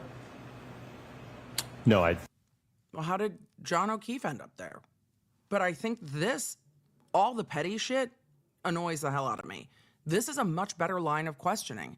Because if jurors are wondering, how did this all happen? Circling back to, okay, so how did the glass end up there? I think it's helpful. You can do the same thing with, well, how did the cell phone end up over John O'Keefe? How did John O'Keefe end up there? They're fair questions. These are actually fair questions about the evidence. But if he's already lost the jury with all of the petty questions before, it's not going to matter because they're already like, okay. But if anyone is still with him, these are fair questions. So if they threw the glass at a moving car, if that's the theory, and the glass is thrown at a moving car, how does the glass then end up onto the lawn? Fair question. I did not evaluate that. If the glass was thrown at the car and broke the taillight, did you consider how the debris field would end up on the lawn? Yeah. Well, it's How my did understanding. I think that there were plows that came through He asked, how did the debris field end up on the lawn? Good question. that night. So I don't know that where the debris field was eventually found, if that's where it would have been at some point earlier. Did you ever talk to Lieutenant O'Hara or anybody from the state police to see if the plows went all the way to the side of the yard or were just down the middle? Look into that at all? No, I did not. So did you give any careful consideration to if the glass was thrown and hit the back of that taillight, how would there be a debris field on the front lawn of somebody's It's a good question. I don't think that was a part of our scope. It was more or less to determine whether or not, if the taillight was possible. impacted by a projectile like a glass, could you get generally consistent damage to that taillight? That was the objective of the test. So when you came in and testified last time, you weren't considering all of the other evidence that may not support that theory, were you? I think our It's a good line of objective questioning. was to determine whether or not the damage was consistent with an interaction with Mr. John O'Keefe, and could there be another mechanism to cause the taillight to break? Is there a reason why you were backing off that opinion on direct examination today? No, he wasn't. Sustained. It's argumentative. You weren't fully embracing that theory today, were you? I'm going to allow that. I don't know if I agree with that.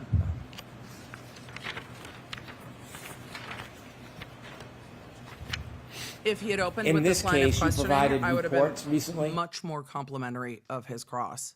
I think this is the much stronger line of questioning for the Commonwealth, because if there are jurors who have questions about the debris field, it's good questions. Then again, if you have questions about the debris field, has anyone answered those questions for you? Has anyone answered them? And he said, look, our focus was, could this replicate the damage to the taillight? And Brennan is saying, no, debris field. And he's saying, no, damaged to taillight. But has anyone answered the question about the debris field for you? Anyone? And if they have, please tell me, because I want to go back and watch it. All right. Back into the difference of scope. Sustained. You weren't fully embracing that theory I today, backed up. were you? I'm going to allow that. I don't know if I agree with that. Right. I don't agree with it either. I don't think he backed off that In theory this at all. He case, said you it was provided consistent. reports recently. Yes. When did you provide your report? Was it April 6th May. April 6th? or was May. it May 6th? I think it's May 7th, May if I'm not 7th. mistaken. So you provided a My report birthday. May 7th, yes? Correct. And do you know when this trial started? Early April? You provided your PowerPoint. When did you provide your PowerPoint? I think it would have been Thursday of this week. That's late. Well, it wasn't last night. It was Sorry, probably- maybe Wednesday. probably Wednesday or Thursday. Wednesday. Is that fair? Yes. In looking at pedestrian accidents, it's important to try, if you can, understand the exact positioning of the body, isn't it? If a collision occurred, yes. And if a collision occurred, you can't always identify the exact position of the body, can you? No, oftentimes it can be very difficult, yes. You would want to know if it is a collision between a car and a pedestrian, whether the person was fully impacted or it was a clipping type incident. Wouldn't you want to know that if you could? That would certainly affect the trajectory, yes. And you would want to know, if you could, the body posture, whether the person was standing up straight or crouching. If a collision occurred, yes. I mean, he's basing this Whether off they of were your expert, though, turning, Brennan. standing straight, or they had their arm out. That's helpful information, isn't it? It can be, but when we're talking about how quickly this impact duration is, right? If you recall back to the PowerPoint, right, we're talking about a 10 millisecond window. So however the body is positioned at contact, that's how it's positioned. It's not going to be able to have any significant movement or change in orientation in that 10 millisecond window. The position of the body can change the trajectory of the person who's hit, can it? Yes. Sorry, can you repeat the question? The positioning of the body, the way they're positioned, that can change the trajectory if they're hit, after they're hit, can it? It can, yes. Whether they're moving towards the vehicle or away from it could affect the trajectory, couldn't it? If they have some relative velocity, yeah. Trying to determine the point of impact when you're looking at a scene, it's important when you do trajectory studies to know where the point of impact is, isn't it? If you're going to utilize studies that look at projection of pedestrians when you're contacted at the center of gravity and you get projected some distance, you can rely on those studies, but you have to have an understanding of where the point of impact is and where the point of rest is. If you don't have the point of impact, if you don't know the point of impact, you don't know the exact body position, that creates variables in your studies, doesn't it? Well, again, talking about those studies, they're not applicable when you are contacting, for instance, just a limb or you don't have a center of gravity hit. Those when you're talking about how far will a pedestrian get projected, if it's like a forward projection or what's known as like a wrap projection where the pedestrian wraps onto the hood and then becomes decoupled, those studies are applicable there. But when you're talking about where there's minimal overlap between the body and the center of gravity, then you can't utilize those studies. So you would not want to know where the point of impact is? In this particular case, no, I don't think it would be helpful. You would not want to know the body position? I don't think that it would be helpful in determining, because again, we have to start with, is it consistent with a collision? So you would not want to know the body position. That's what you're telling us. You don't want to know that. That's not what he said. Well, if the evidence indicates that the contact is inconsistent, then that's kind of where the reconstruction stops. You can't go to a point of impact and a point of rest if there was no contact. So you don't want to know. That's not what he said. He's saying if we determine that none of the damage is consistent with the collision, then a collision didn't happen, then where the victim is doesn't matter to the reconstruction because there's no reconstruction because it didn't come from a collision. And Brennan's going to walk right into him saying, right, I don't need to know because we've determined there was no collision. So Brennan is using this expert. This is a better part of cross-examination, truly. He's using this expert to somewhat support what Dr. Welcher said with, there are too many factors. There's a lot of factors to know when you're trying to reconstruct things. He's saying the reconstruction analysis stops for us, but he's using these questions to support Rentschler's statement that there are too many unknowns in this case to determine it. So he's showing where the experts agree, but he's also saying, oh, so you're not interested in it. I mean, your engineer said he wasn't interested in numbers, so that's kind of where we're at on this. And he keeps repeating, hey, by the way, no, I don't need to know these things because the first thing we evaluate is, could a collision cause the damage to the car? And if the damage to the car is not consistent with the collision, then period. The body position. Objection. Can you answer That's that? asked and answered. I don't understand his question, Your Honor. When you're doing studies, you don't want to know the body position? Not what he said. He said in this case. Can you answer that, Dr. Wolfe? Again, it depends on the type of impact. For the alleged contact in this case, you can't rely on those studies about impact location and point of rest. They're not applicable to I was this. talking about studies, as far as data, information. He just said studies. You, as the person doing tests, would you want to know the body positioning? Objection. This is 5 times. And this time we'll get an answer, and that'll be it. We got an answer. Oh, Jackson's arguing with the judge. I'm going to back up. It's hard to hear in court. I'm going to try to gain it up a little because Dr. Wolfe is clear and crisp to hear. The attorneys are harder to hear. The courts, Jackson said it's been 5 times, Your Honor. We're on asked and answered. And the court said, and we'll get an answer this time and then we'll move on. But it's asked and answered. It's been 9 times, Your Honor. He said 5. I'm going to gain that up a little. About studies, as far as data, information. You, as the person doing tests, But would Wolf's you gonna want be to loud. know the body positioning? Objection. This is 5 times. And this time we'll get an answer, and that'll be it. We got an answer every single time. Can you answer that, Dr. Wolfe? Jackson clamped back with, he gave an answer every single time. She didn't admonish him. Because he's right. He's given an answer every single time. I feel like I've answered it the best I can, Your Honor. Okay, next question. You don't like that question? Objection. Sustained. Let's try it.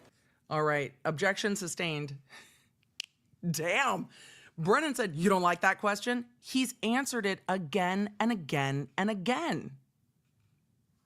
Oh, you don't like that question? Immediate objection, immediate sustained. Immediate sustained. I'm waiting for her to say, watch the comments, Mr. Brennan. Watch the comments. I'm waiting because this is, what, 5 or 6 times now that Brennan's kind of snarked in there? It was stricken. Okay. The jurors were told to When disregard. you were doing these video demonstrations, was it important to be... Here's the thing, though.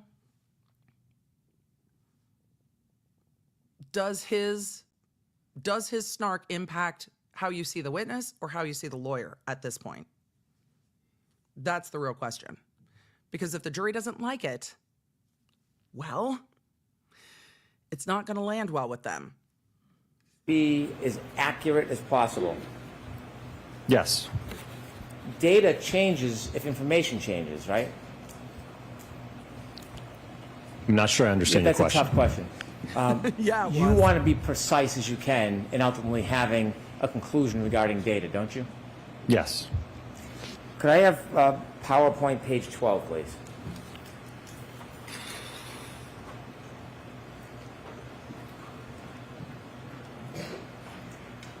Now look at force on the bottom. The first letter F signifies force, correct? Correct. Oh, And the last math. two letters, MA, signifies mass. Yes? Correct. That's a very important part of that equation, isn't it? Yes.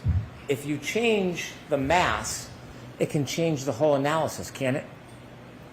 Yeah, could, I would think. I'm not sure I understand your question. Let me make it more simple. When you If the did mass these number tests, changes, wouldn't the whole you chose result change? a arm from a Hybrid 3 crash dummy, didn't you? Yes. You can take that down, Ms. Gilman. Now, when you made that choice, you knew that John O'Keefe's arm, based on the statistics and his weight of being 216 pounds, you knew that his arm weight would be 11.8 pounds, didn't you? Yes. And you knew that he was 6'1" tall. Yes. When you decided to choose an arm, in this case, you didn't choose the arm closest to his weight, did you? It was representative enough, yes. It was representative enough. It was close enough, yes, sir. Close enough. Wouldn't you want to get an arm most closely related to his actual weight? What do you mean close enough? I don't know that you can have custom-made ATDs. You probably can't custom make them, but they have one that's 12 pounds. You know that, don't you? Are you referring to the 95th percentile? Yes, I am. Yes. So there's a 12-pound arm. Mr. O'Keefe's is 11.86, according to the statistics. You know that, right? Yes. You looked it up. Yes. You didn't tell us that on direct, though, did you? I don't believe I was asked that. No. Instead of Wasn't choosing the asked. 12-pound arm, which is 0.12 difference, you chose a much lesser weight, didn't you? It was about 10 pounds, yes. No, it wasn't about 10 pounds. It was less than 10 pounds. Let's be exact. Was it? You're a scientist. Let's be as precise as possible when we're talking about data. It was less than 10 pounds, wasn't it?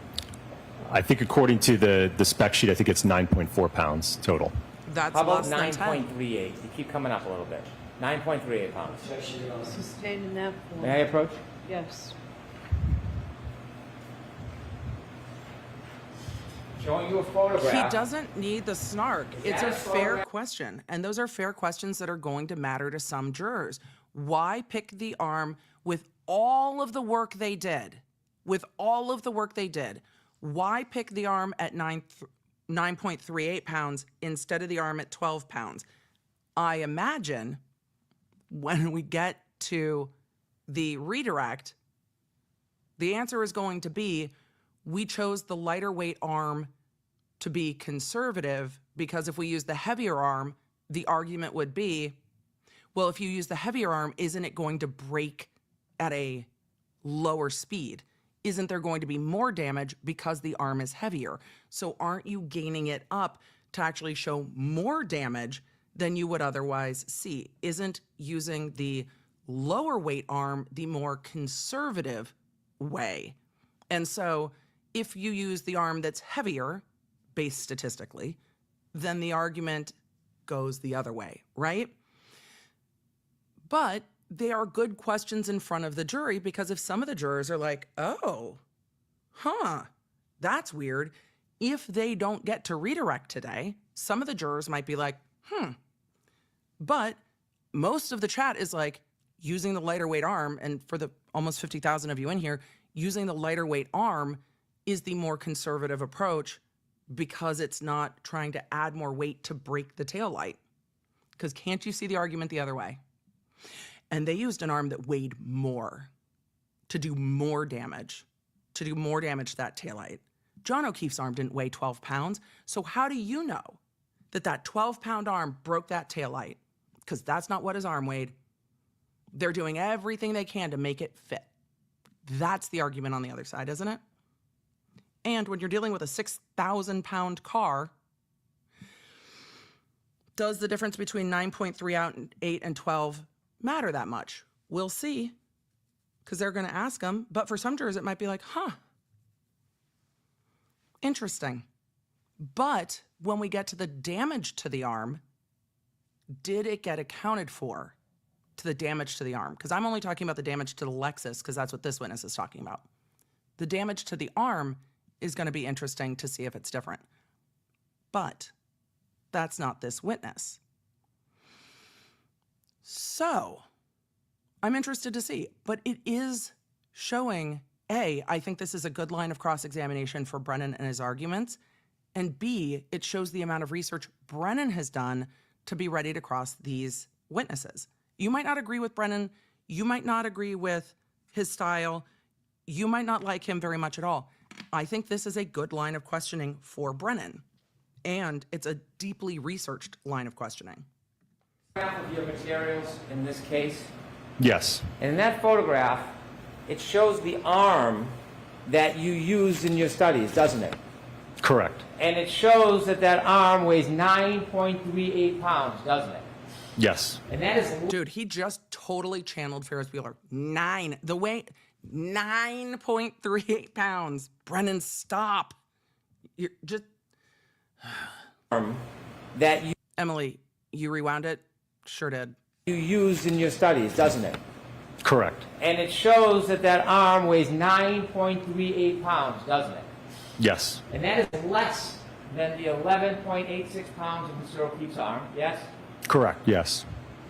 You didn't put that photograph in your PowerPoint to make it clear to everybody you were using an arm that was a much lesser weight, were you? No, I didn't put that photograph. I'd like to move this to evidence, please. Okay. Any objection, Mr. Jackson? No, you are. Thank you. Of course, permission, I'd like to show this to the jury. Just give us a minute. Let Madam Court So they're going to reporter mark that. They're going to mark that into evidence. 17. And look, a good expert witness Yeah. who does this a lot isn't going to try to force answers in. He's going to wait until Jackson asks it on redirect. Because on redirect, Jackson can say, why did you do this? However, for Brennan, it is a very good line of cross of like, oh, that is different. Why did you use the different one? Is it misleading? When you have these discrete areas of difference, you point them out. And then for the expert, they have to trust that the lawyer will circle back and let them explain themselves. Yes, now you can play it. And he's very patient. He's very patient as a witness with that. This is the arm that you used in all of your videos, right? Correct. Yes. And you can see, could you zoom in, Ms. Gilman, on the weight? 9.38 pounds. Yes. There's a bigger difference between 9.38. Oh, they put it on a scale. Cool. He's going to ask, there's a bigger difference between 9.3 out and 9.38 and 11.86 than 11.86 and 12, right? And 11.86 than there is 12 and 11.86, isn't there? Correct. Yes. So when you do the math, and have you done the math before on this? When you do the math, it's 26% difference, isn't it? In terms of more force. No, of mass, weight, 26% difference, Okay. right? I'm going to trust you. Yeah. Well, do you have a calculator? I do. Can you do it? Sure. Okay. And before you do that, you took this from a... Don't ever trust the lawyers to do the math. Don't ever trust the lawyers to do the math. Do not trust the lawyers to do the math. Ever. You know, Mr. O'Keefe's 6'1". You used a crash test dummy that, what is the height on it? Well, the ATD, I believe, is 5'7". The Rescue Randy, I think, is 6 feet tall. We'll talk about the Rescue Randy later. We have questions about Randy. But let's talk about this. 5'9". You said 5'7". It's actually 5'9". Sorry.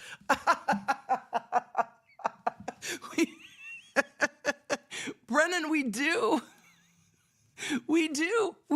have questions about Randy. How did you know? We have so many questions about Randy. Let's talk about the ADT. No, we all have questions about Randy. We'll come back to Randy. That was funny. All right, I'm going to back it up because I just started busting out laughing while he was trying to answer. The Rescue Randy, I think, is 6 feet tall. We'll talk about the Rescue Randy later. We have questions about Randy. But let's talk about this. 5'9". You said 5'7". It's actually 5'9". Sorry, 5'9", yes. 5'9". And it's 170 pounds? 171, I believe. Mr. O'Keefe's not 170 pounds. No, not his whole body. He wasn't 5'9". Correct. Okay. So when you do the math and you take the 9.38 pounds based on the 171-pound doll, and you look at the percentage, doesn't it come out to 5.48% total body weight? Yes. Okay. And so the difference, when you look at it, it's a 26.3% difference from his actual weight, isn't it? Correct, yes. And so I'm probably at the 6th grade level on this, but isn't it very basic that the more something weighs, the slower something has to go to have damage? And if something weighs less, the other part that collides and the force has to go faster? The force is going to be greater if the mass is greater. So if you throw a 5-pound rock into a window, you can throw it slower to cause the same damage if you have a 2-pound rock. What?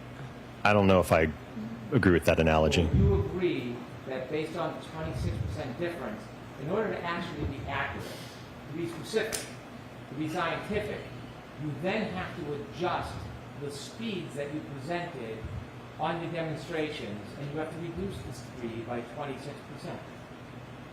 I don't agree with that. You don't agree with that. You think that having a lighter arm, so what you're telling us is having a lighter arm will cause the exact same amount of damage to the taillight studies as a heavier arm. Is that what you're telling us?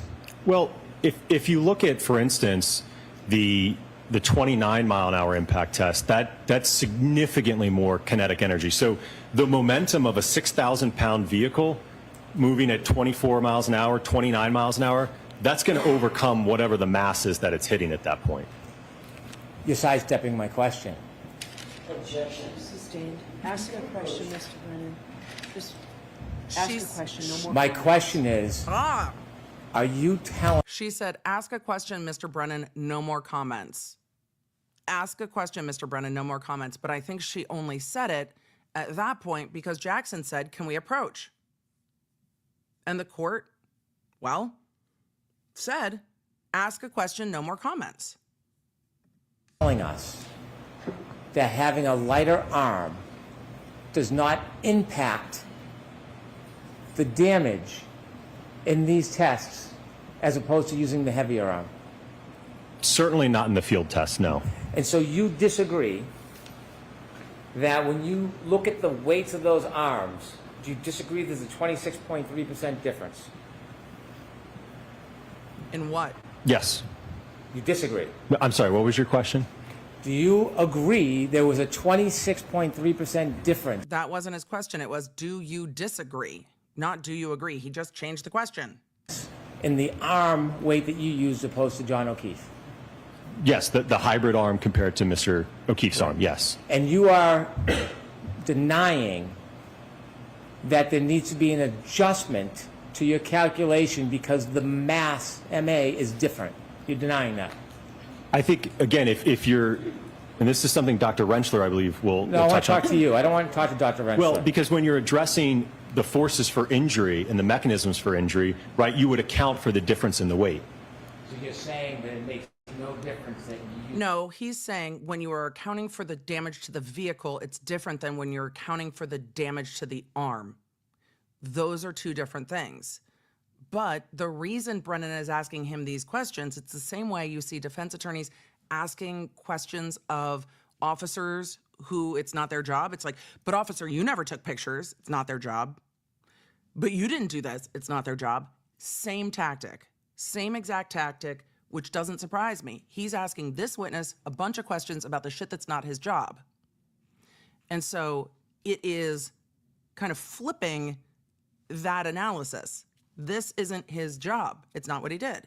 Well, I don't want to talk about Dr. Rentschler. I want to talk to you. Okay, talk to me. I talk back. Let's go. This witness is like, fine, but this is what Dr. Rentschler did. I'm talking about the damage to the car, and the 6,000 pounds of mass of the car is going to overcome the mass of the arm for the damage to the car. When you talk about the damage to the arm, then you have to account for it. Okay. But it's the same thing we see on cross all the time. Ask them questions about the shit that's not their job.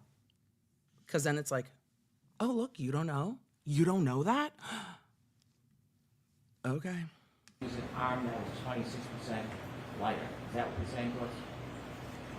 No, I don't think it would have made a significant difference, especially if you look at, for instance, if you're looking at the 95th percentile hand and the 50th percentile hand, they both weigh 1.25 pounds. They're the exact same weight. There's about a pound more roughly in the forearm and a pound more distributed in the upper arm. But that's not my question. It's not whether it's significant or not. I'm asking you, are you saying under oath right now that a 26.3% difference had no impact on the calculations in that study? It would have no impact at all. The calculations, yes, but in terms of the damage, no, I don't think that 1 pound difference, when we're talking about something that's 6,000 pounds, striking something that's, quite frankly, whether it's 9.4 or it's 11 something, it's not, you're not going to get a difference in the damage. So why don't you have a 3-pound arm up there? Well, I think that's unreasonable, sir. What's that? I think that's unreasonable. What's the difference? It's a 6,000 pound car. Well, it's not a according to child. you. What's the difference between 26% and 40%? Well, I don't even know that I agree with your percentage because, again, you're accounting for the whole part of the arm that goes up to here, which we did not strike that part. It's, how much lighter? 2 pounds and what? How many ounces? Sorry, what was your question? How much lighter is it, the arm that you used? In terms of a percentage? No, in terms of weight. The weight. 9.38. Right. And Mr. O'Keefe, 11.86, right? He's got his calculator. About 2.48. And you're saying that makes no difference? None. Not in the observed damage at those speeds, no. Why didn't you use a 5-pound arm, sir? I'm sorry, what was your question? Why didn't you use a 5-pound arm? Again, I don't know that they make a 5-pound ATD arm. You didn't tell us when you did these studies, you didn't disclose in your PowerPoint that you used an arm that was much lighter than Mr. O'Keefe's arm, did you? I don't know that it was, I didn't give the weight in the presentation, no.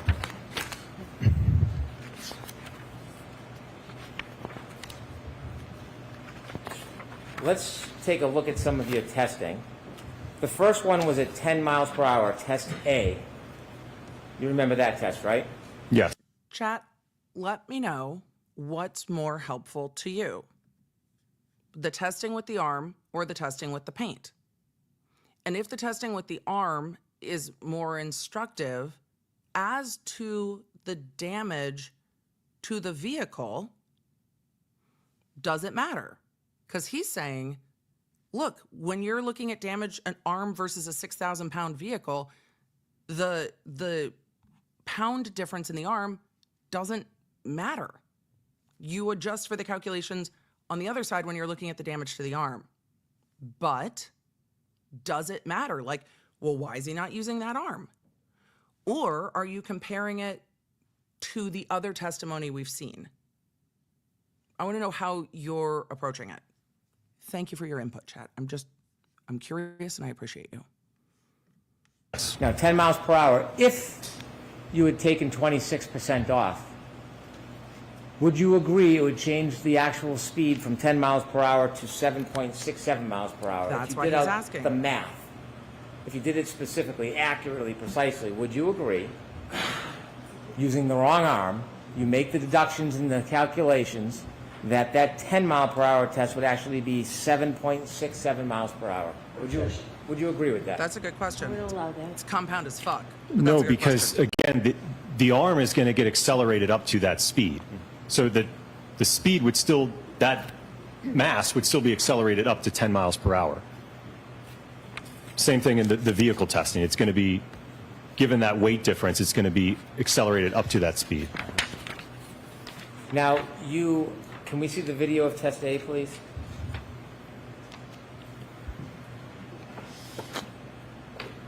That's a good question. Because what Brennan wants to say is, look, if the arm has a different weight, doesn't it mean that the taillight would brake at a slower speed? Because Rentschler said, as long as the vehicle's going over 8 miles an hour, then it would brake. And I think I yelled, how? Like, did you show us how? Well, I think we just learned how. Rentschler adjusted the calculations. This is purely my speculation. This is speculation. Hear me. I am speculating. I wonder if Rentschler said, not Rentschler, sorry, Welcher. These names are going to do me in this case. I wonder if Welcher took their test and said, no, you have to adjust the math. And so it actually makes the speed lower. And Welcher's basing that 8 mile an hour speed, I wonder, on adjusting their calculations. Because he didn't say how he got to the 8 miles an hour. And we were all like, where the fuck did that number come from?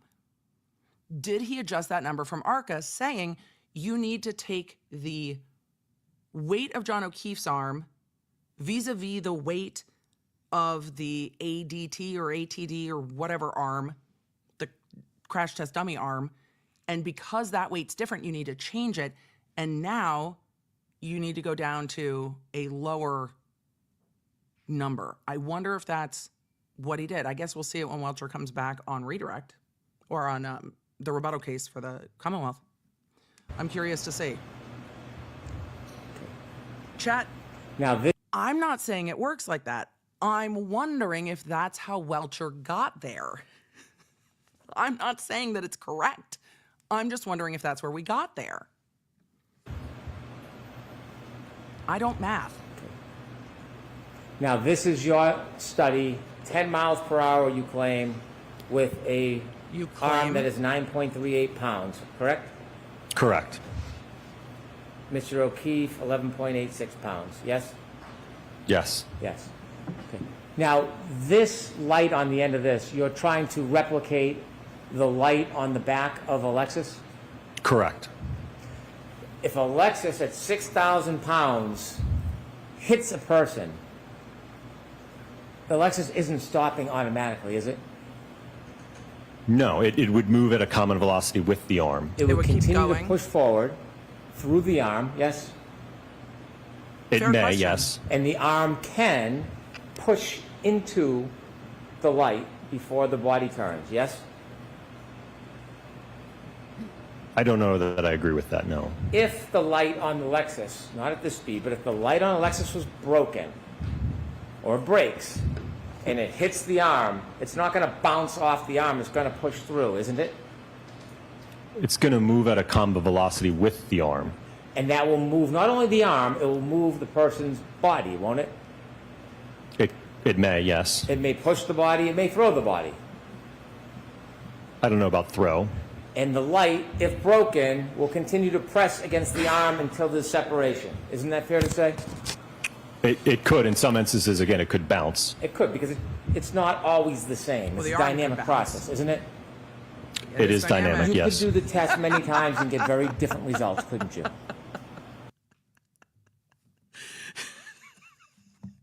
Yep. I was thinking the exact same thing.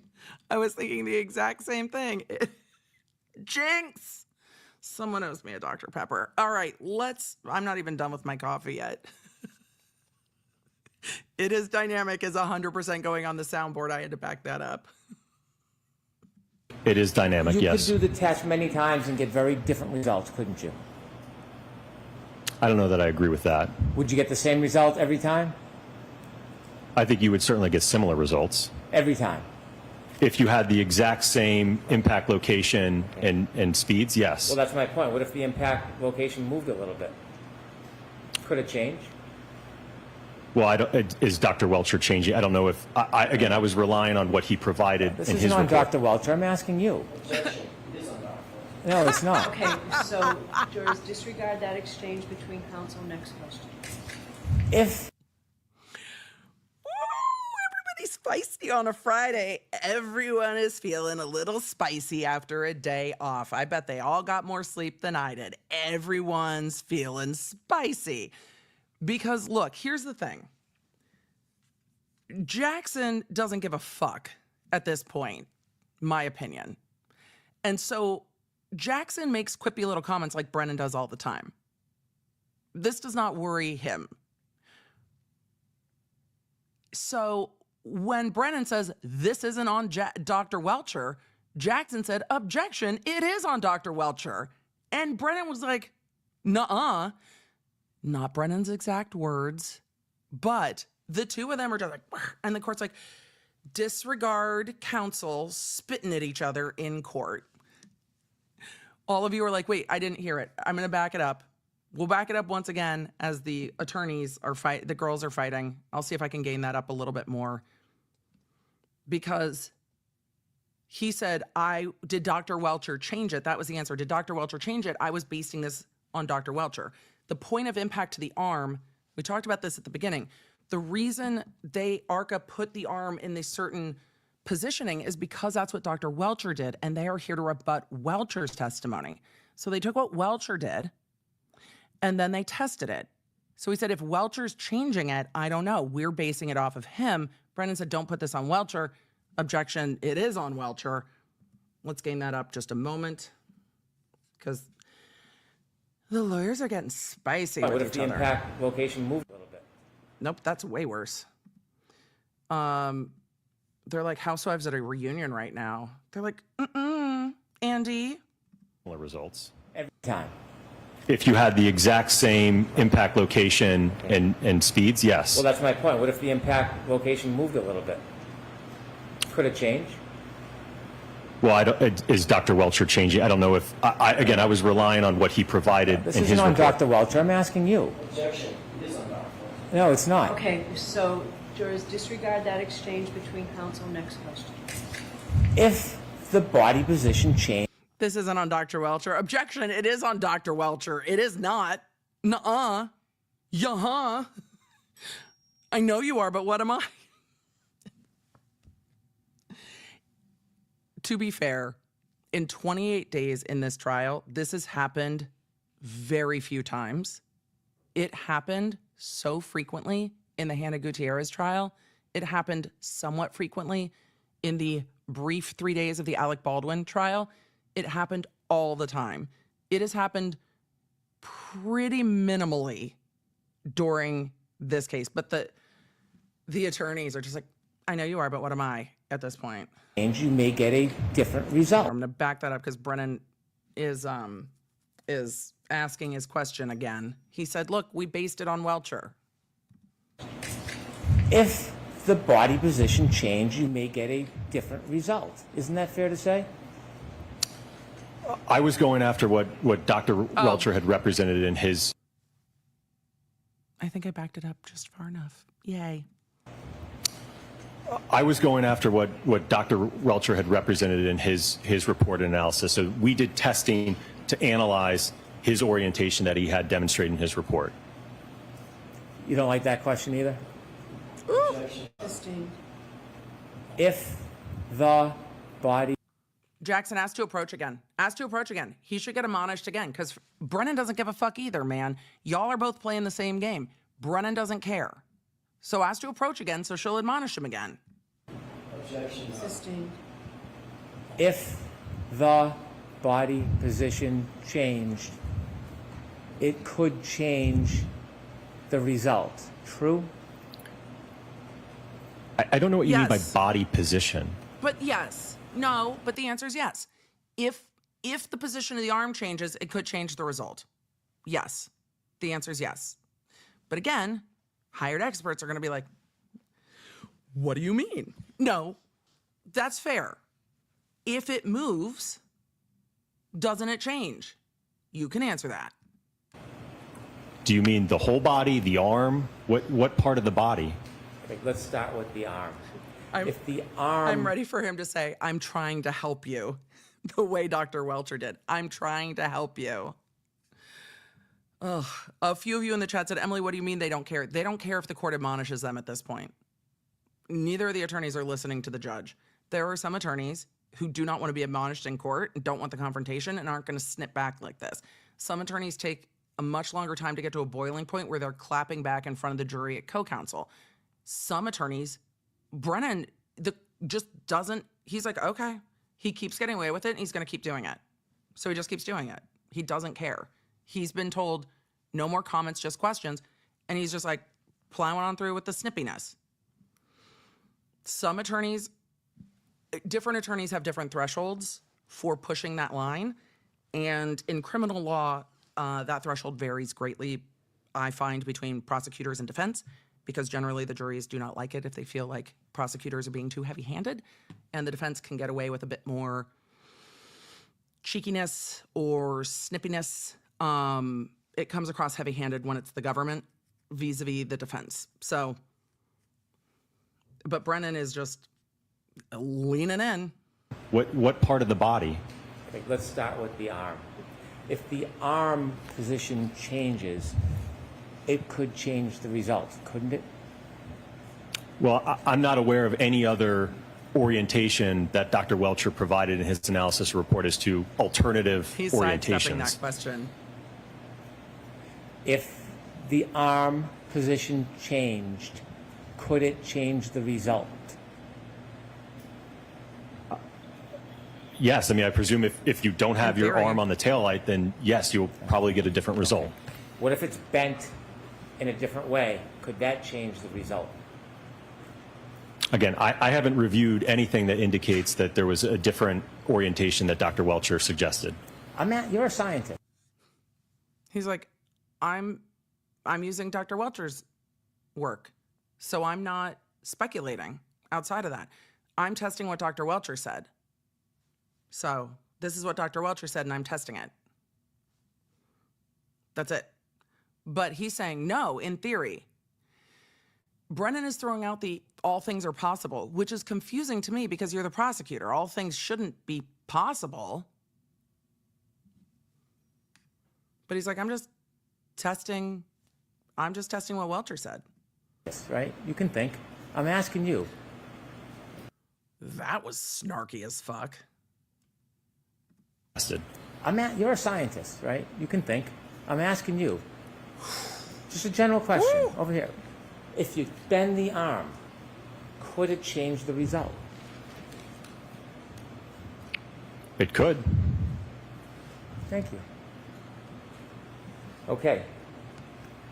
When a pedestrian is struck, they are not held stationary on a harness. Sir, did the arm launch into space?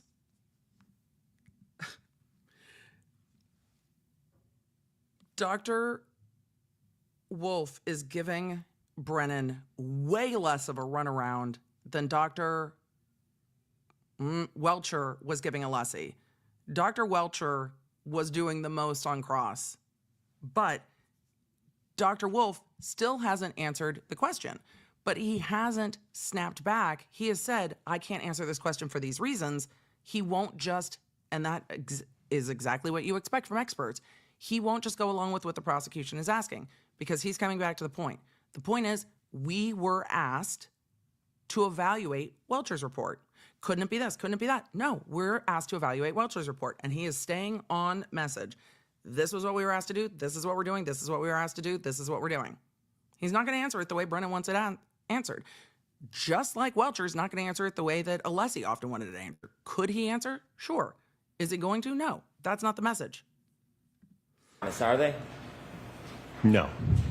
In this case, the crash test dummy is on a harness, Yes, he's supported. strapped Yes. by its hips or pelvis. Yes. That's not real life. That's not how a pedestrian is usually when they're hit, right? They're not strapped to a harness, are they? No, and again, the purpose of this test was to evaluate the arm. We're not looking at the whole body here with this test. And when we talk about injuries, part of injuries is not just He's the not talking impact. about injuries. It's the drag, in this case, from the car, isn't it?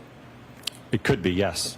But when you put the dummy on a harness, restricting a Brennan shifted it again.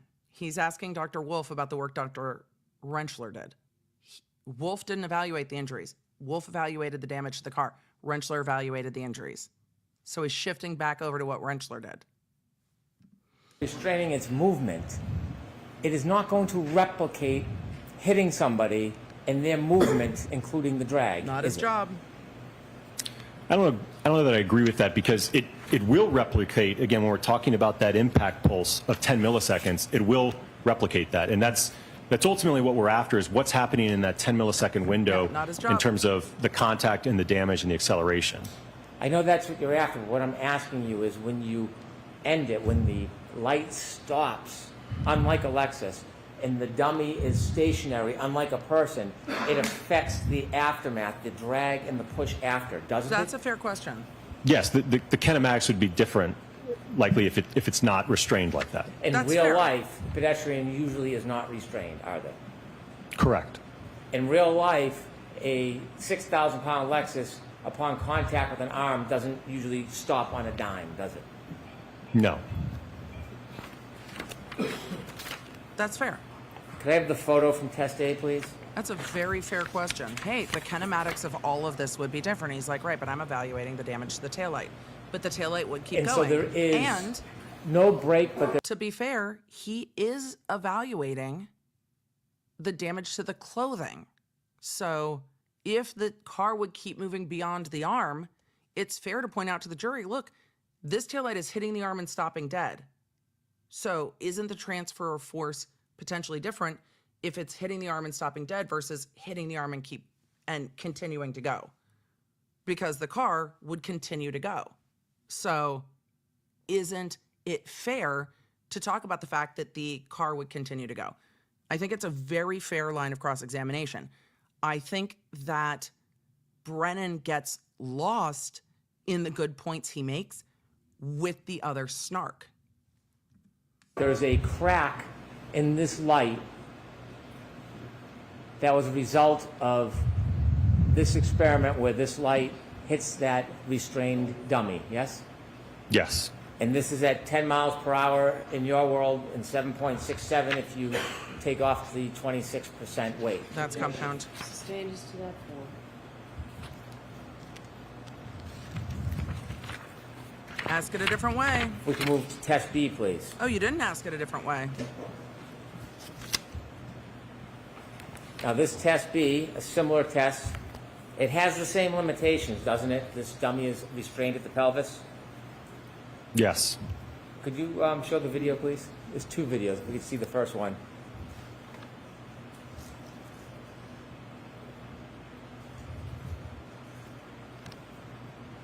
And was the dummy restrained by its head as well? Yes. Was its arm restrained in any way? It was tethered, but it was free to move. This test you have is 17 Interesting. miles per hour with the arm that's 9.38 pounds. Mr. O'Keefe, 11.86 pound arm. If you consider that 26% difference, wouldn't it be fair to say that this test, rather than replicate 17 miles per hour, would actually replicate 12.6 That's miles not per what he hour? said. No, can you answer that? Not the way it's phrased, no. And so looking at this test, test B, which you say is 17 miles per hour, can you do a calculation for the 26% difference, or is that something that you don't think is fair?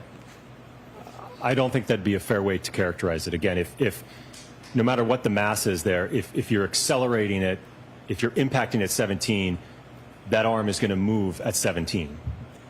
Well, not just the movement, the damage. If this arm was 5 pounds, do you think the test would have the same exact result?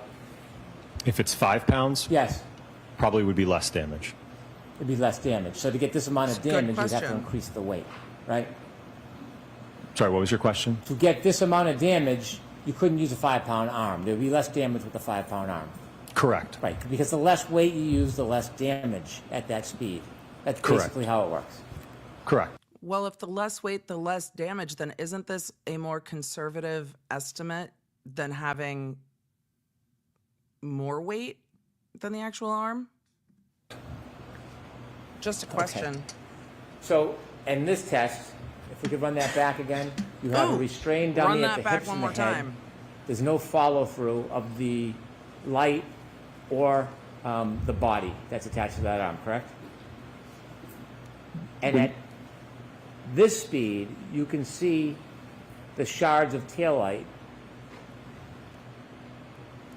You can see them move, can't you? Yep, they're moving. When you say move, you mean just Not stationary. yeah, I mean they're moving from the taillight as they break. Detached from the taillight. Just Correct, they're break. broken. That could create a debris field, yes? Yes. And you can see them floating in the air, some of them actually floating and then touching the sweater. Do you see that? Possibly. Some of it might be, again, some of that polyurethane foam. Yeah, some might be. And why don't we play it again so we can see clearly? Yeah, run some it back might again. be taillight shards too, I right? can see clearly now. The rain is gone, but also I have donuts, so. That black object spinning, Ton that's ton. not poly foam, is it? No, it would not be. That'd be taillight shard, right? Correct.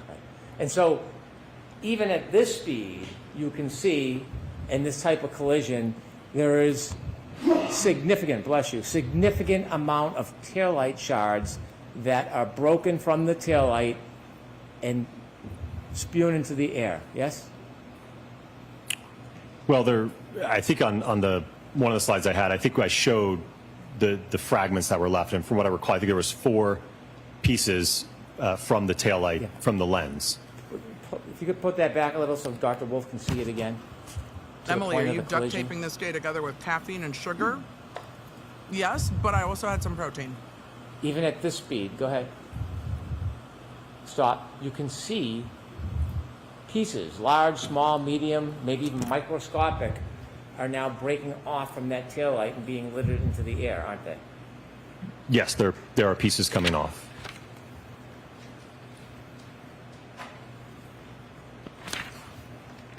If we can go I to think test C, please. Brennan is using the videos well for him. Now, in test C, Hey, look. you actually, There's debris going. There's debris going towards the sweater. And if you've got jurors saying, but there was debris found in John O'Keefe's hoodie, and some are going to say, yeah, but we don't know where that hoodie was for however many weeks. Yes.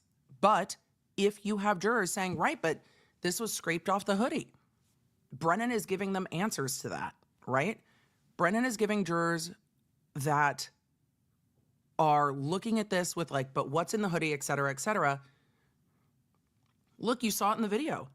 You saw the debris in the video going towards the sweater. Now, there's no holes in the hoodie, but Brennan is giving them room to argue. The thing that's hard is that you also don't have damage to the hoodie. So, okay. But Brennan, I think, lost me so much earlier on arguing over bullshit that doesn't matter. He's using the videos well to make his arguments later. How the jury is going to see it, we'll see. But he's showing how much the debris is moving, and he's showing how you could end up with debris in the hoodie. The hoodie is still not damaged, but I think he's making good use of the videos to argue his points. use only an arm. Isn't that fair to say? Correct. You don't use a body, or a crash test dummy. No. His cross would be much more effective, I think, in fact, if he just this is not started the here. 12-pound arm right? either. This is the 9.38-pound arm. Correct. And when you do this test, you have the arm, it's basically just an object suspended in the air, isn't it? Yes. And you said, I think on direct examination, I think you said that this is the same as if it was on the dummy. Is that your testimony? Well, What? in terms of, again, the amount of weight that would be interacting with the taillight, whether it's attached to the dummy or not, what's in direct contact is going to be the same. Well, Fair, the fact fair, that it's just Emily. floating up The in the sky like small that, pieces it's of very debris. different than if it was attached to a person or a dummy, isn't it? In terms of how it moves immediately after the impact, yes. Not just how it moves, as far as the impact. That's a good point, too. Isn't it different? I don't know that I agree with that. Okay. Well, wouldn't you say that in addition to the arm, if you had another 200-plus pounds Sorry being about held down by gravity, that would affect the force that's acting on the arm? Well, the arm, again, is going to be accelerated, but the center of mass of the body is not going to see that acceleration. Have you testified before in this case about the importance of the full body in gravity? I'm sorry, what was your question? Have you testified before in this case about the Gravity. effect of gravity and the full force of a body? He wants to know if you're defying gravity. He wants to ask those words specifically and is struggling, but he wants to know about gravity. Are you defying gravity? That's what he wants to know. As opposed to just an arm? Yes. Okay. And do you remember whether you thought it important on a previous time you testified that there was significance to the arm would be attached to a 200-plus pound body and there was the issue of gravity that would affect force?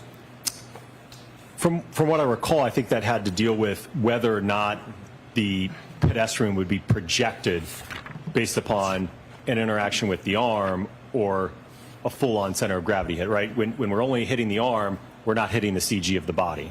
You did test B, and you claim it was at 17 miles per hour, test B, Correct. and we saw the damage. This is at 15 miles per hour, test C. Could you play this, please?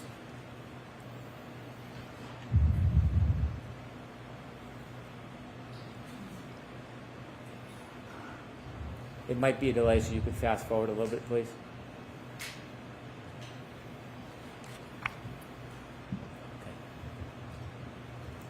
How many times do you think that arm spun around? Many. I don't know. That's not what would happen to a person who got hit. Their arm wouldn't spin through their body like that, would it? I mean, Correct, Their they Their body, would arm not. wouldn't spin that many times. their body might spin No. too. There'd be the pull of their body weight, yes? I'm sorry, what was your There'd be question? the pull of their body weight, The body weight, yeah, would affect the movement afterwards, yes. gravity, yes? Yes. Yeah. And so there's a reason why you do this test at 15 miles per hour. Is there a photo related to this, to the damage to the taillight? There is a reason why at Wait, 15 miles per hour did he answer? the damage is much different than the other tests at 17 miles per hour, isn't there? Correct. Right, because at 17 miles per hour you have a dummy that is strapped by a harness in its pelvis, and when it's hitting the arm, it's affecting it much differently than just a arm floating in air. Yes? No, I don't agree with that. The primary reason there's a difference in the damage is because of the amount of the arm that's outstretched and interacting with the taillights. There's a difference in those two tests. And so the body and the weight of the body, you're saying, has nothing to do with the amount of damage. Not in these tests, no. So when somebody Really? gets hit, does the body weight have anything to do with the damage? Not just the area that gets hit. Does the a body good weight question. affect it at all?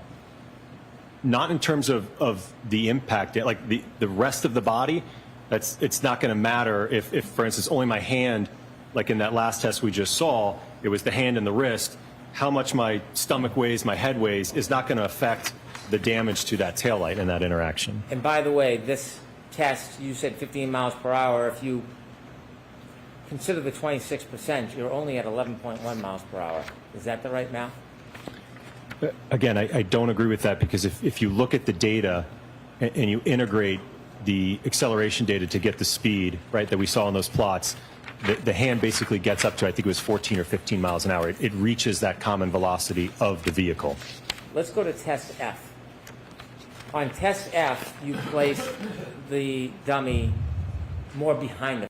I will say Dr. Wolfe has been able to answer these questions without once saying, you just aren't understanding. I'm trying to help you, which I appreciate. He, as an expert testifying, is incredibly patient, and his answers don't come across in the way that we saw with Welcher, who was almost patronizing back to the lawyer. So it's interesting to see the difference in the answering on cross, even when he is getting asked repetitive questions in the same area. It's just a very different style. Correct. And when you test it, you put it more behind the vehicle. This is more of a full impact than it is a clipping, isn't it? Certainly, yes. And when you put this dummy behind the car, this was not a legitimate crash test dummy. It was a different type of dummy, wasn't it? Yes, it's called a Rescue Randy. A Rescue Randy. And We that wanna is talk not about typically Randy. the type of dummy that you're going to use for crash tests, is it? I wouldn't agree with that. And when you did the Rescue Randy in crash test F, did you use the 12-pound arm or did you stick with the 9.38?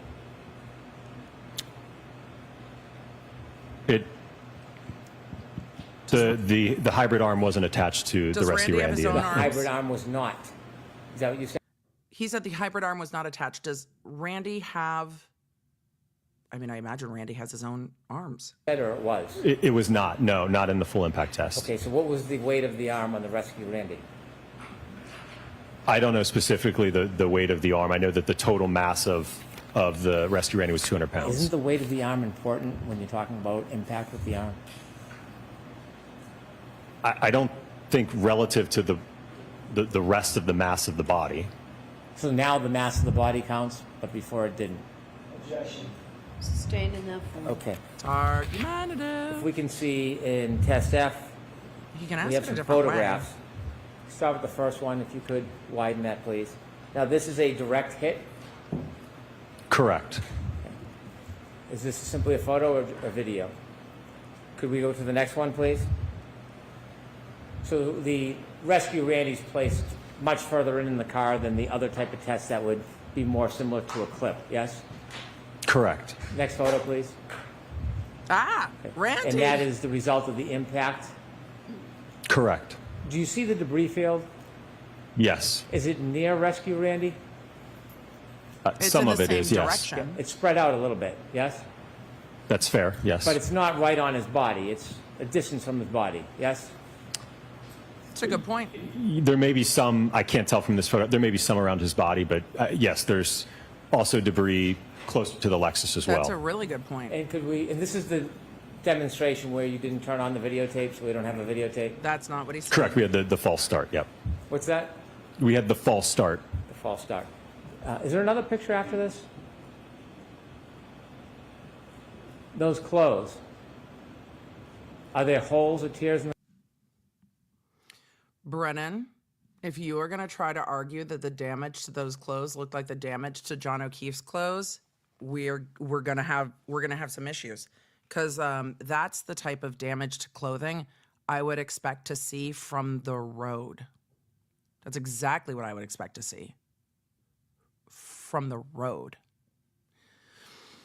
Yeah, that's consistent with what one would expect to see.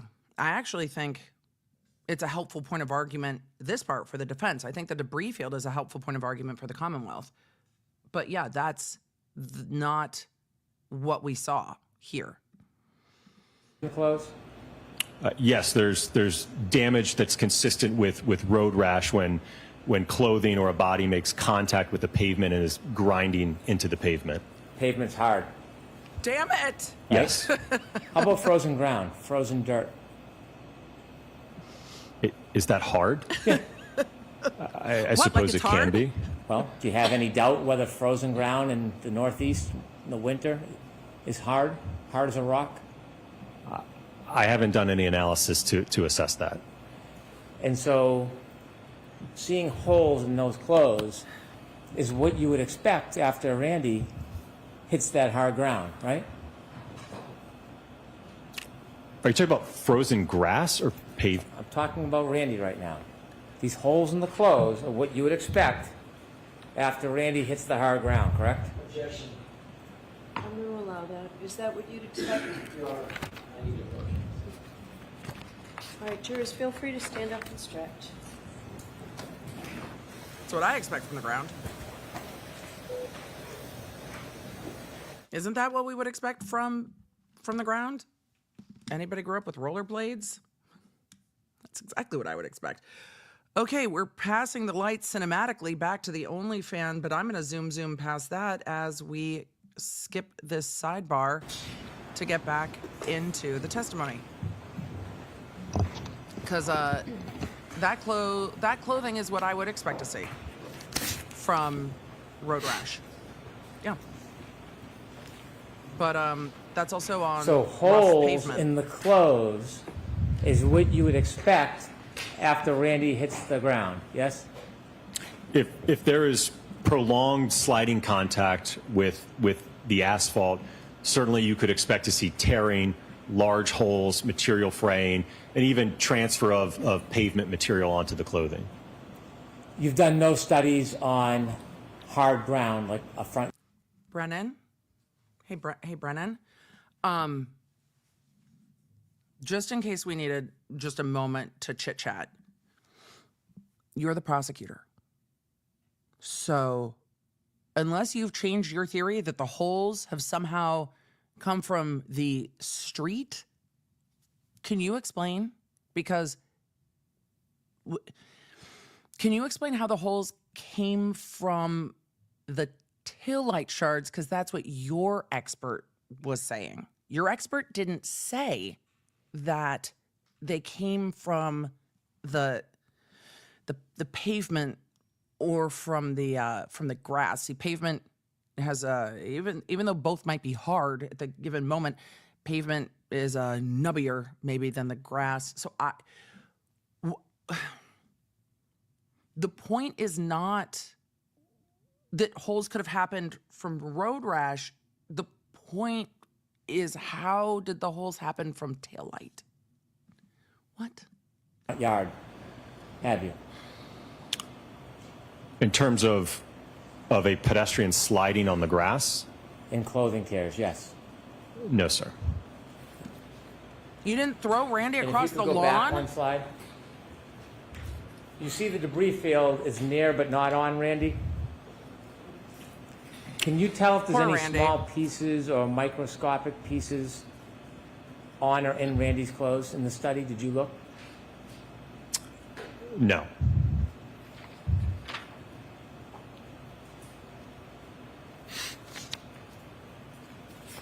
If I could go to test E, please. Test E you cite as having a speed of 24 miles per hour, correct? Correct. And that's with a arm Ask that him is why. 9.38 pounds. Ask him why he picked 24. Yes. Correct. Ask And to him. remind you, Mr. O'Keefe's arm would be about 11.86 pounds. Yes? Correct. If you would reduce 26%, you'd be at 17.8 He doesn't agree miles to that per part, hour, Lutz. wouldn't you? Objection. Are you doing the math, Dr. Wolfe? I don't agree with his characterization, Your Okay, Honor. next question. I understand you don't agree, but if you took 26% off the 24 miles per hour, you would come out to 17.8 Why miles would per you do hour, that? wouldn't you? I'm going to allow that.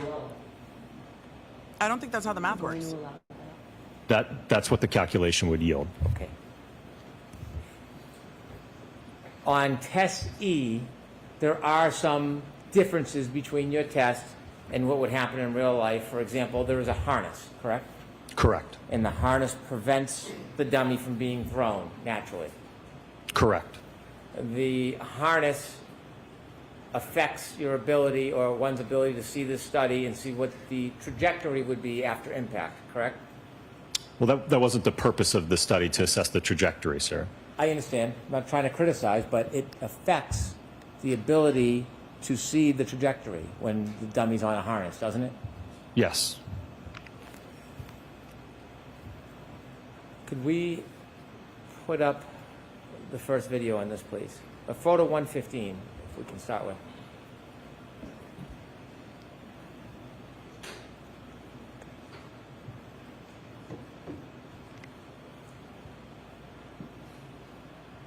If you could stop it right there. And you can see the feet aren't as firmly planted on the ground as a person would be in most circumstances because of that harness, yes?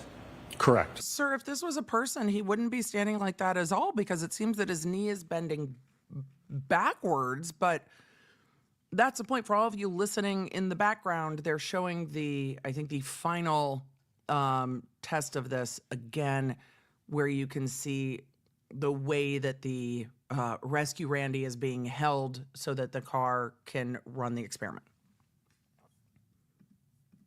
And that affects gravity, doesn't it? Affects gravity? Well, when the car hits, the gravity, the weight of the dummy is less because it's held up by a harness, isn't it? What? Right. So gravity really, again, is suspended at this point, just above the ground.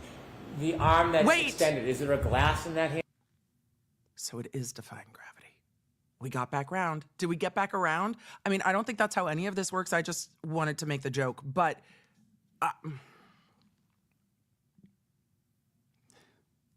Brennan is confusing the issue on purpose at this point because that's not how this works, but Brennan doesn't care. So he's like, well, it's different because he's suspended. So you can't really trust it because it's suspended. So, you know, if you care to find me. Okay, Emily, move on. Move on. You can't hit the high notes or any notes. Just keep going. Hand? No, there's not more weight in the hand. So there's no object in the hand in any of these tests? No, because ultimately what would happen is because of the accelerometer being mounted on the palm of the hand, if you had a glass there, it would interfere with those measurements.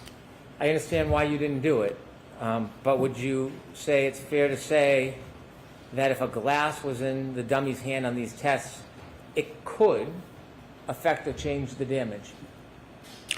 Well, if you add another, you know, I think that the drinking glass we utilized for the test. I said we were going to get to the point of cross-examination when Brennan was saying, but he doesn't have a glass in his hand. I wish this on none of you, but have any of you had a glass break in your hand? I hope not. Please don't graphically share. But if the glass broke while it was being held, there were no cuts to the hand. If glass breaks when you're holding it, would you expect some cut? Because we saw the broken glass. But there's no cuts to anybody's hand. So I understand why they didn't put a glass in his hand. I knew Brennan was going to say, but if the glass is in the hand, wouldn't it have more mass? Which is fair to say that the hand would have more mass if there was a glass in it. Fair, it would be heavier. But also, wouldn't you cut your hand somewhere? Because that glass broke in some big pieces. And in the middle of the glass, because the glass was broken. Candace, if you're listening, just come back in like 2 minutes. We'll be done talking about glass.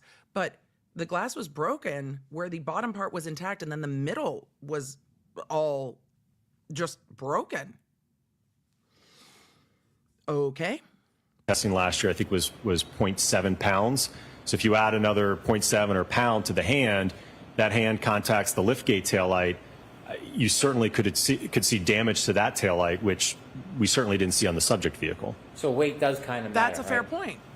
It- He said, right, if you had more weight in the hand, it would contact the liftgate taillight and have more weight, force to the liftgate taillight, and that's not where we saw damage. Contacts the liftgate taillight. You certainly could see damage to that taillight, which we certainly didn't see on the subject vehicle. So weight does kind of matter, right? It can, yes. Not just 0.7 pounds, the 2.5 pounds can matter too. Weight matters. Yes. So if the arm's heavier, more damage is what we're hearing? Because that's kind of what we were talking about for the last half hour. Weight matters in these tests, doesn't it? Correct, but you can't look at this in isolation just between damage, and you can't separate it from the injuries, right? What's going to happen to the body in terms of the injuries in a 24-mile-an-hour impact? Does weight matter?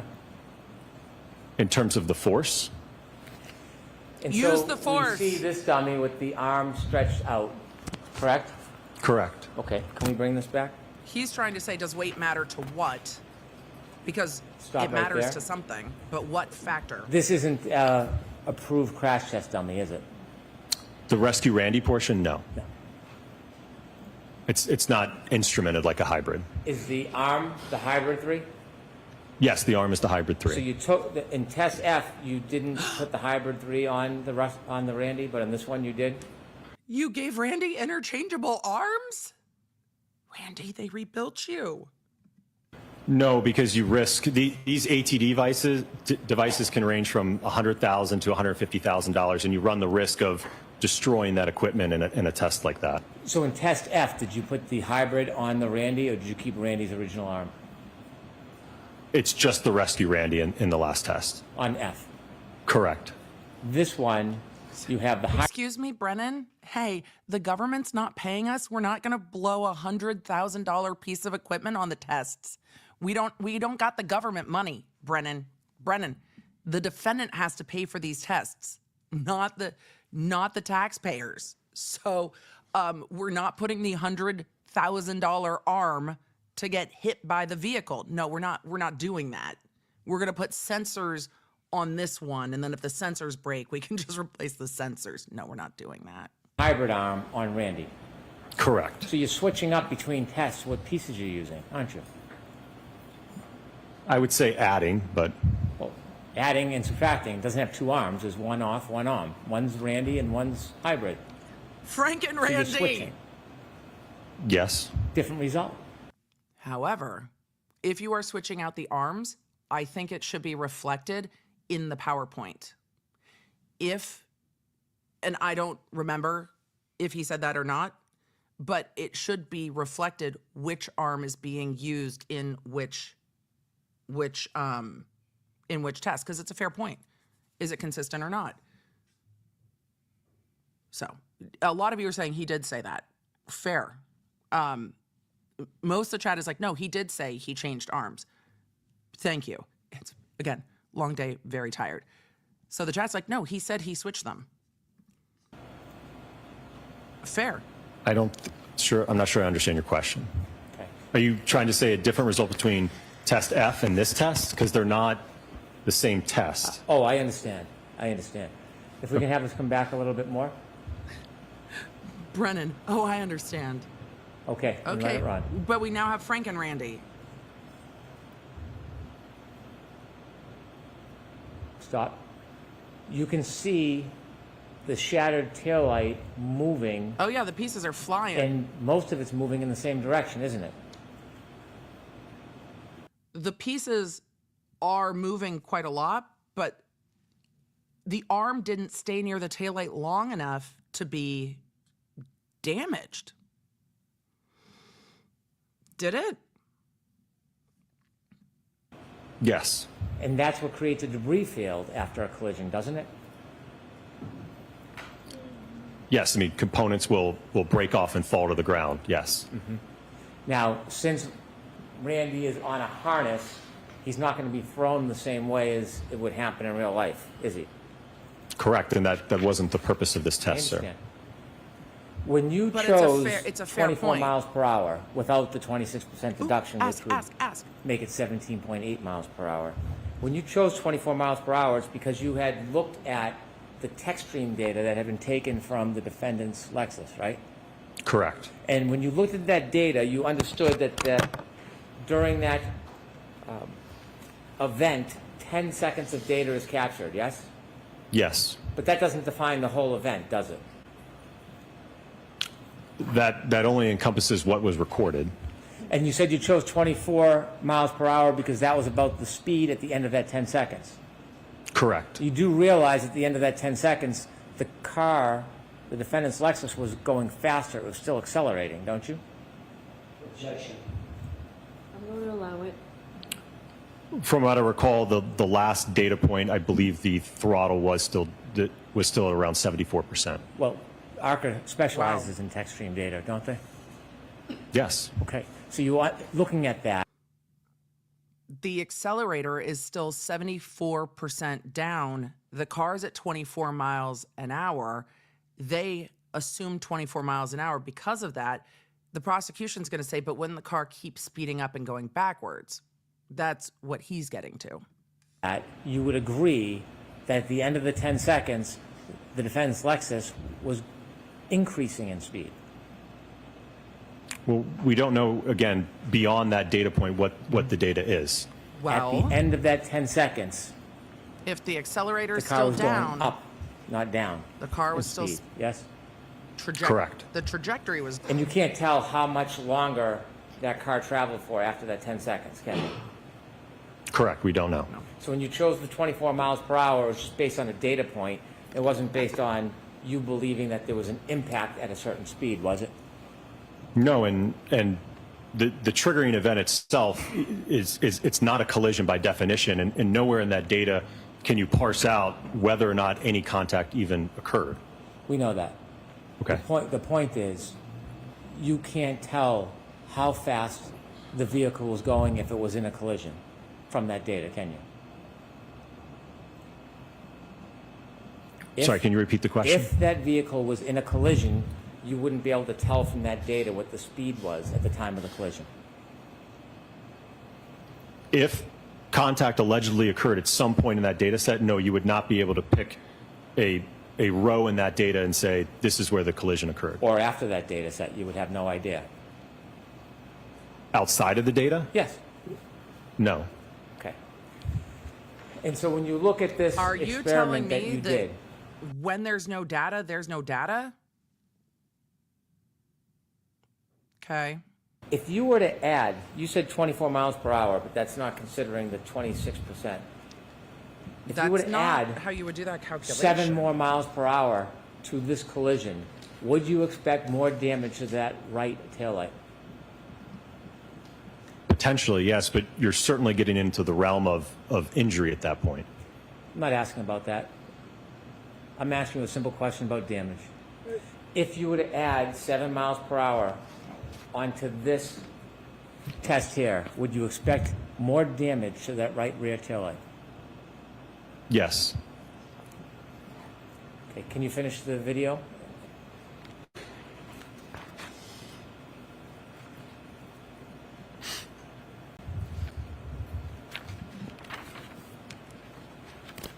Okay, now I want to ask you some questions. You can stop there. I want to ask you some questions.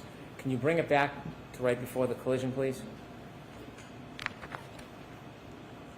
Speed changes the result of this, doesn't it? In terms of the impact speed?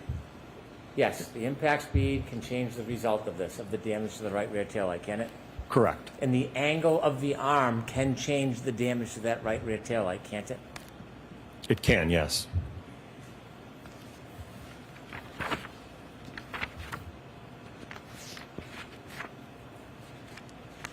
Did you take any pictures of the debris field after the impact and damage in this test E? Did you take any photographs of the debris field? I believe so, yes. Was it included in your materials that you provided us? It should have been in all of the test materials that was provided, yes. Was the debris field within a certain range? Was it within a certain circle, 10, 20, 30 feet? Did you measure That sounds about right. And so a debris field, although it might scatter, it almost forms kind of a ring, doesn't it? It can, yes. And it can form that ring it? Cone. away from where the body lands, can't it? It can, yes. And in this test, which you say is 24 miles per hour, without the reduction to 17.8 miles per hour, in this test, upon impact, there is a number of pieces of taillight that shatter, isn't there? Yes. Did you count how many?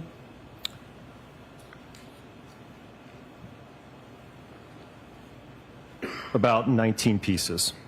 Apparently, 19 he did pieces. count how many. Could you move forward just a little bit? And when they break and scatter, some of them go up, some go It's a down. f- Stop, please. That's a fair use Yes. of the video to show the Correct, debris yes. field. Some of them come in contact with Randy's arm, yes?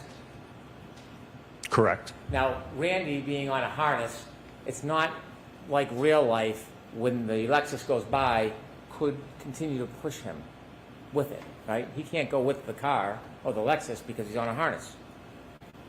Yes? Correct. He's not going to move from that position.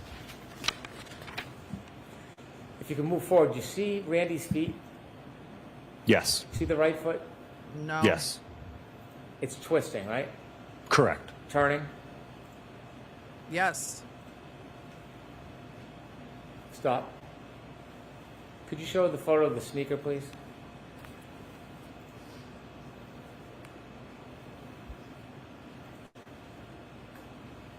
He might be almost at the end of his cross.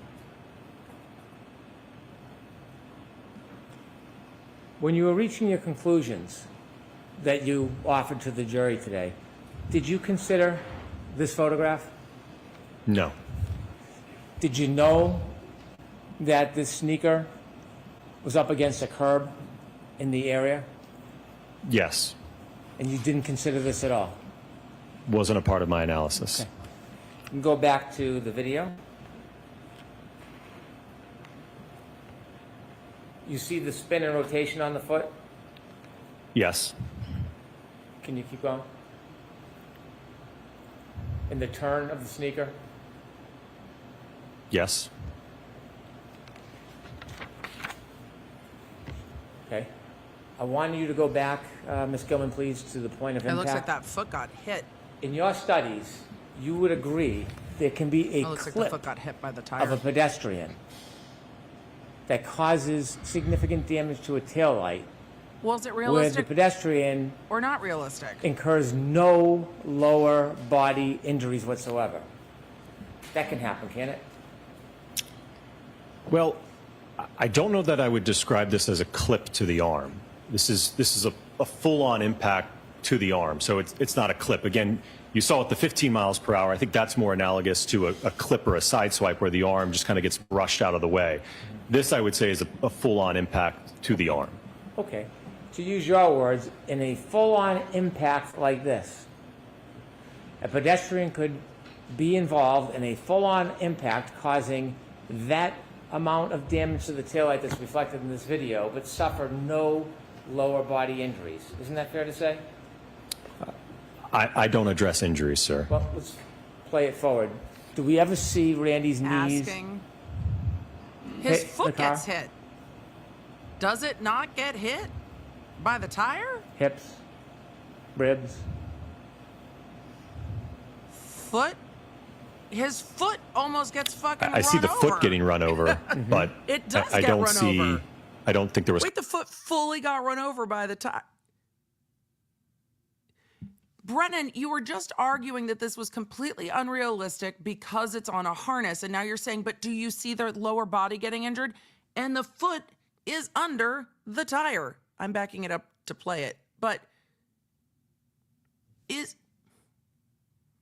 Brennan, is it completely unrealistic or is it, but look, he does this all the time. I find it incredibly frustrating because it's not proving one point. He's just saying, but it could have happened this way, it could have happened this way, it could have happened this way. We've gone in the span of moments from he's on a harness, this is completely not real life, to but his knees aren't being hit, his legs aren't being hit, there's no lower body extremities. You can't do it both ways. He is constantly poking holes every which way, but he's never solidifying his own theory when he's questioning like this. It's either like real life or not real life. Pick one. But the foot does get run over. So, there's that. Hips? Ribs? Oh, look, wait, that foot's all the way under the tire. That foot's spun round I see under the the foot tire. getting run over. Completely but run over. I don't think there was contact with the legs, no. Would you agree that a pedestrian could be in this type of collision and suffer no lower body injuries based on your presentation here? That foot just got run the fuck over. Sir, I don't address injuries. Biomechanics is not my area of specialty. You said it's common in vehicle pedestrian collisions that there is some type of bumper displacement. You Correct. said that? Yes. Okay, bring it back to the beginning, please. Stop. Any bumper displacement in this collision? In this specific Ask the expert about the shit that's not within their purview. Again and again and again. test, no. You said that on direct you would expect that there would be some panel deformation. What does that mean? So if for instance, let's say the hand is not contacting the taillight or a portion of it is contacting the lift gate, you could see deformation to that body paneling. You said that you would expect to see, not that you could. What you said on direct is you would expect to see panel deformation. Yes. And you said in this case there was none, right? Talking about the defendant's Lexus. You said, I would expect to see panel deformation, and in this case, the defendant's Lexus, there was none. That's what you told us on direct. Correct. Let's watch let's watch your video. Play it ahead. Is there any panel deformation, stop, in this? No, sir. Okay. So when you said on direct examination, relative to the defendant's Lexus, you would expect panel deformation, there was none. There are examples, one that you gave us yourself, where there is a collision causing this amount of damage to a taillight where there's no panel deformation. I'm going to allow it. Right? If I recall, I think you're referring to my prior testimony in another proceeding where I had not conducted this testing yet. So ultimately, that's part of the reason why this testing was conducted, to evaluate that. In That's this fair. case, the damage to the right rear tail light, there's no panel deformation there, is there? Correct, there is not. But also the taillight damage isn't consistent because When the somebody second layer is not damaged. is So wearing a hat and they're involved in a collision he doesn't similar talk to this, injuries. can their hat fall off? Potentially. Did you look at photos? Is there a photo of the hat, Ms. Gilman?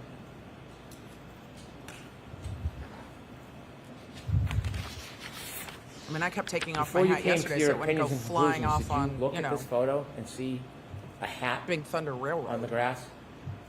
I did review this, yes. And did you give any consideration when you did your tests to whether the hat would come off Randy or any crash test dummy when you hit it at that speed? No, that wasn't a part of my evaluation. Could I have photo 77, please?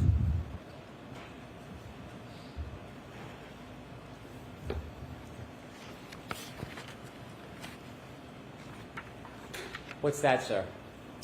So I don't know if you'll be able to see it in the photograph, but there was some material transfer from the jeans that the rescue Randy was wearing. And so as a result of that impact, What? there was scuffing from Randy's jeans Oh. onto this exemplar Lexus. There was scuffing, yes.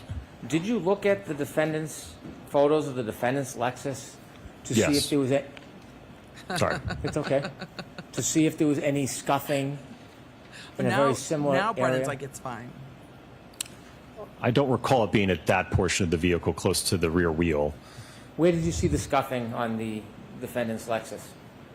I think there was some scrapes along the wraparound section of the bumper cover. The bottom part? Correct. It's not a claim that's attributed to the collision, so I don't want you to consider that. But did you see other scuffs a little higher up on the Lexus? I did, but I don't know that those could certainly just be normal wear and tear to the vehicle. Was that normal wear and tear? This, no, because we observed it in the test. Could I have photo 153, please?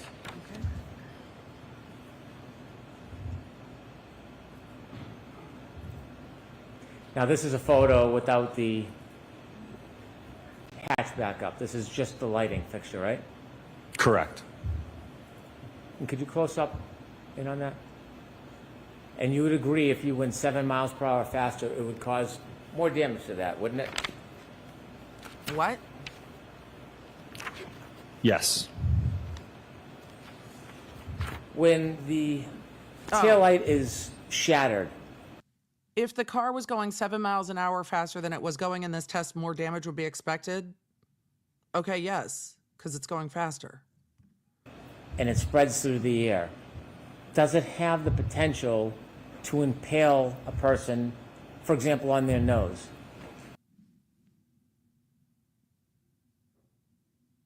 Okay. Can flying I'm sorry, debris, can you repeat the question? Can In flying your debris test, you saw impale that a upon person? collision, there was a scattering of taillight that broke from the fixture, correct? Correct. Would that, those shards, as they float or fly through the air, would they have the ability to impale a person on their face or even their nose? I think that would be unlikely.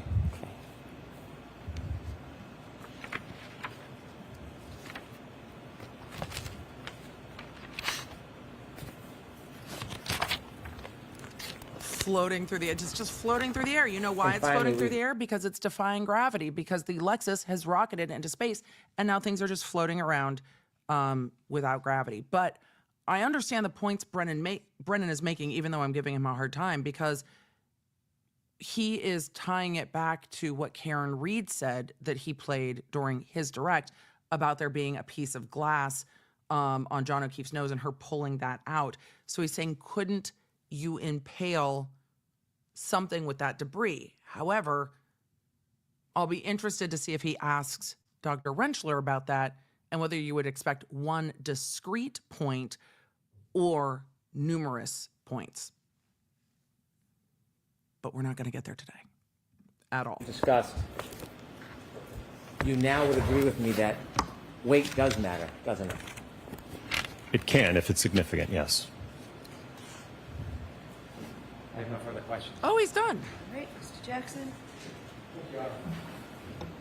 And that's the undercross. Randy in the chat said, please stop talking about me. Sorry, Randy, they moved your arms and everything. All the things. Yes.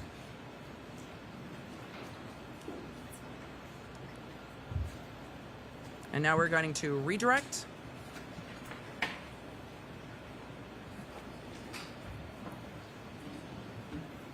And then we're going to be getting close to the end of the day.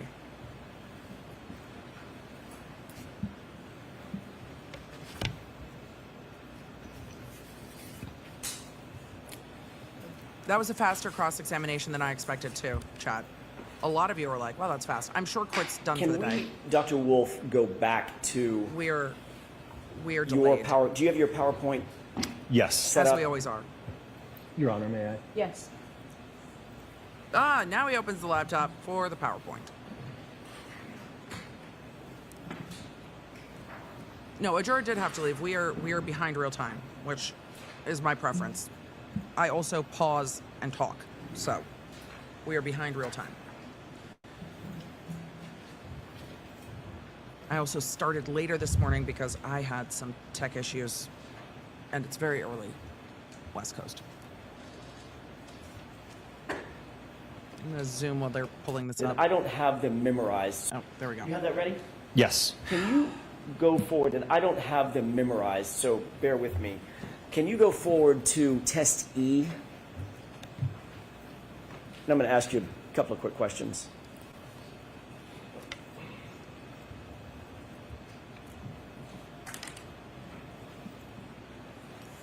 I'm interested to see Okay. Okay, what if you could scroll they want to through, follow up on. keep going. If you'd please to the next slide, the next. Can you, is this a video or is this a still photograph? It is a video. Is this at full speed or is this slow? This is full speed. Okay, can you go to the next slide? Okay, go back one.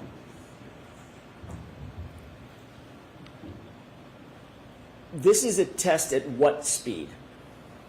This is the Lexus moving in reverse, contacting at 24 miles an hour. All right. Let's go ahead and play this at full speed if we could.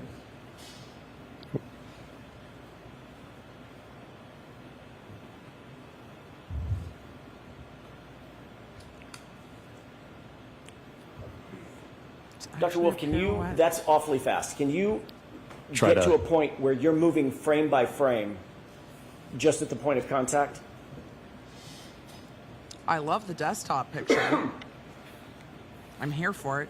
For everyone that gifted memberships, Am I thank able you. to display my screen without doing the... I'm trying to see how I can get this to work. It's dynamic. If you could just move forward Hazen, thank you. frame by frame rather than... LB, thank you. I don't know that I can in the... Tracy, thank you. I know so many of you gifted memberships today. I appreciate it. Thank you. Oh, I missed it. Okay. It may be more difficult than we thought. Let me ask you a couple of questions Sure. based on that. Did you review that video in slow motion as well as at full speed? Yes, from a frame-by-frame perspective. And in terms of a couple of different questions about that particular test, when there's impact with that right arm, what's the speed that the arm gets to upon impact? In test E, Right. If the car's going 24 miles an hour, what's the expected speed of the arm? so the hand got up to a little over 24, the arm got a little over 21 miles per hour. So they came up to speed, which is off what he keeps saying. Taillight, the fragments. What speed would they be going at the point of impact when they crack and are released from the taillight? At the impact speed or less. In order to penetrate the sweatshirt and cut the arm across, would the shards have to be going faster or slower than the arm? They would have to be going faster. If they're moving at a common velocity with the arm relative to it, they would somehow have to accelerate with more speed to catch up and go beyond the arm, essentially. Is that physically possible? No.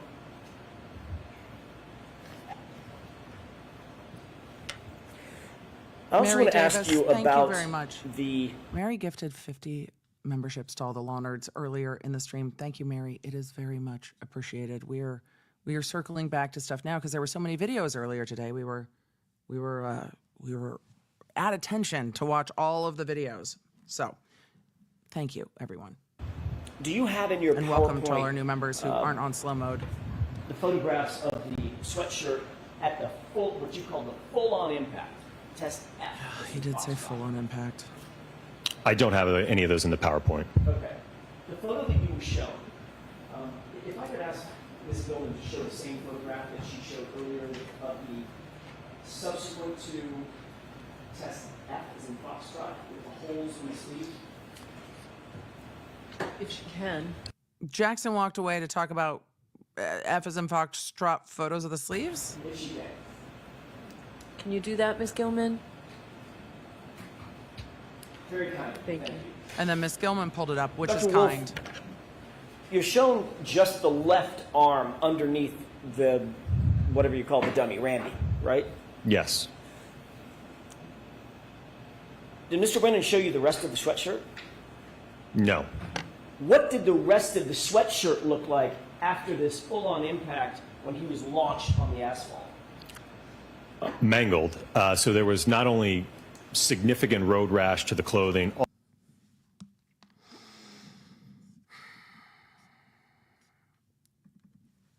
When the prosecution only shows you part of the picture and doesn't ask about the rest of it, I think that it frustrates people.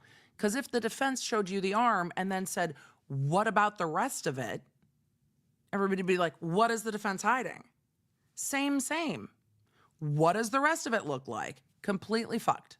Mangled. Not mangoed. Mangled. Oh, so you only show one part of it? It's frustrating. What's the rest of it look like? Mangled. All over the torso section. I'm going to up so we can answer in completeness. What did the rest of the sweatshirt look like after this full-on impact when he was launched on the asphalt? Mangled. So there was not only significant road rash to the clothing all over the torso section, the left arm, the right arm. There was holes in many different locations of various sizes. There was also just on the skin of the dummy, there was road rash on the face had been scraped. The torso had been scraped. So there was significant body damage to the torso as well. Oh, you can see it on the face. Just the sweatshirt.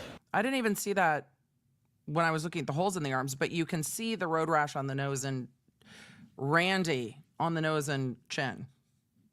And the arm is not facing the way it should. So there was significant Necessarily. body damage to the torso as well. Taking just the sweatshirt, separating that out. What about the bodice of the sweatshirt, the front of the sweatshirt? Were there holes and frays and damage? It's called the bodice? It was covered in all of those, yes. What about the back of the sweatshirt? Did that also have damage? I don't believe the back, because I think he fell onto his stomach. What about the other arm? Yes, both arms did. Were the holes and frays larger than the holes, the puncture holes that you saw on John O'Keefe's sweatshirt? Certainly larger and, again, spread out amongst the entirety of the sweatshirt, at least on the front side. Was the damage to the sweatshirt that you saw in this experiment consistent with the damage or defects that you saw in just the right arm, those 9 puncture holes on the right arm of the sweatshirt of John O'Keefe? No, this is distinctly road rash. There's a clear distinction between the two. Showing, looking at this particular set of defects in the arm, is that misleading in terms of its comparison Oh, that's to argument. John O'Keefe's sweatshirt? Sustain. Yep, that's argument.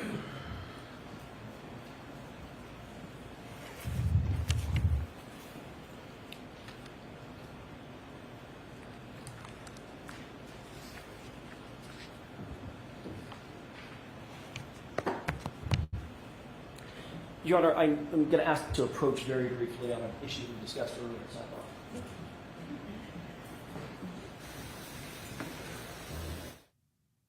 Nope, they're going to approach. All right, we're going to zoom past them approaching to discuss whatever is going to happen next. Is that not too long of a sidebar? Oh, Yeah, Your Honor. are we going to start to get into the other entity / agency? Yes. Maybe. You were asked on Maybe. cross-examination about some of the work that ARCCA does on behalf of private lawyers, even insurance companies, correct? Correct. You were not hired by an insurance company. That's not who hired you on behalf of. That's exactly why they approached. Before they asked specifically about, hey, you weren't hired by insurance, he approached to make sure that the court wasn't going to lose their mind, saying, hey, no, Brennan insinuated, and he did, Brennan insinuated, you work for insurance agencies, you work for this, you work for that. And he's allowed to ask, you weren't hired by insurance here. We can specify other entity, not insurance, which I think the defense very much wanted to get to. I'm going to back that up one more time. You were not hired by an insurance company. That's not who hired you on behalf of Ms. Reed or anything like that in the initial hire, correct? Correct. It was not an insurance company. Thank you.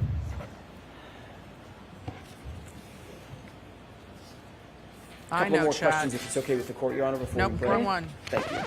Nope, wrong one. The FBI! Third time's the charm.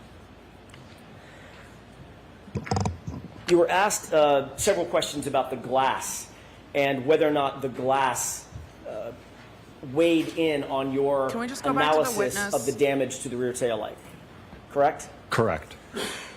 Did you consider that the glass on the rear bumper did not match the cocktail glass that was found close to John O'Keefe's body? Or were you aware of that? I don't think initially I was aware that there was a difference between the glass cup that was found and the glass on the bumper.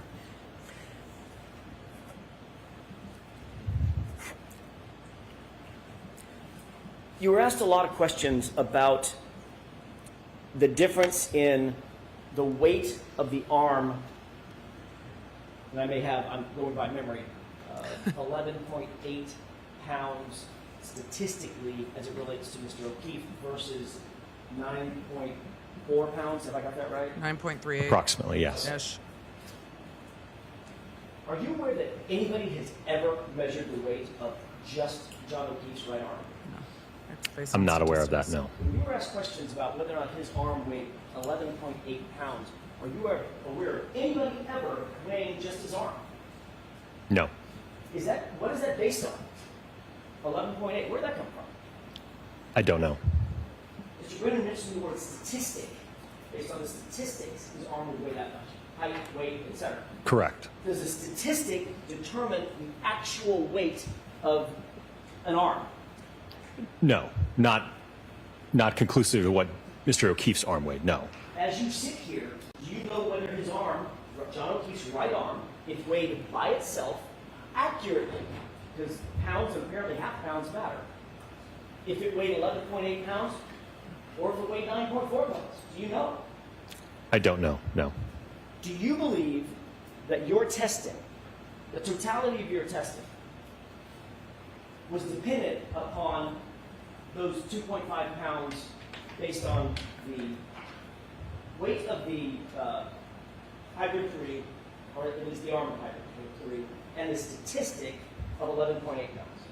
Sustained.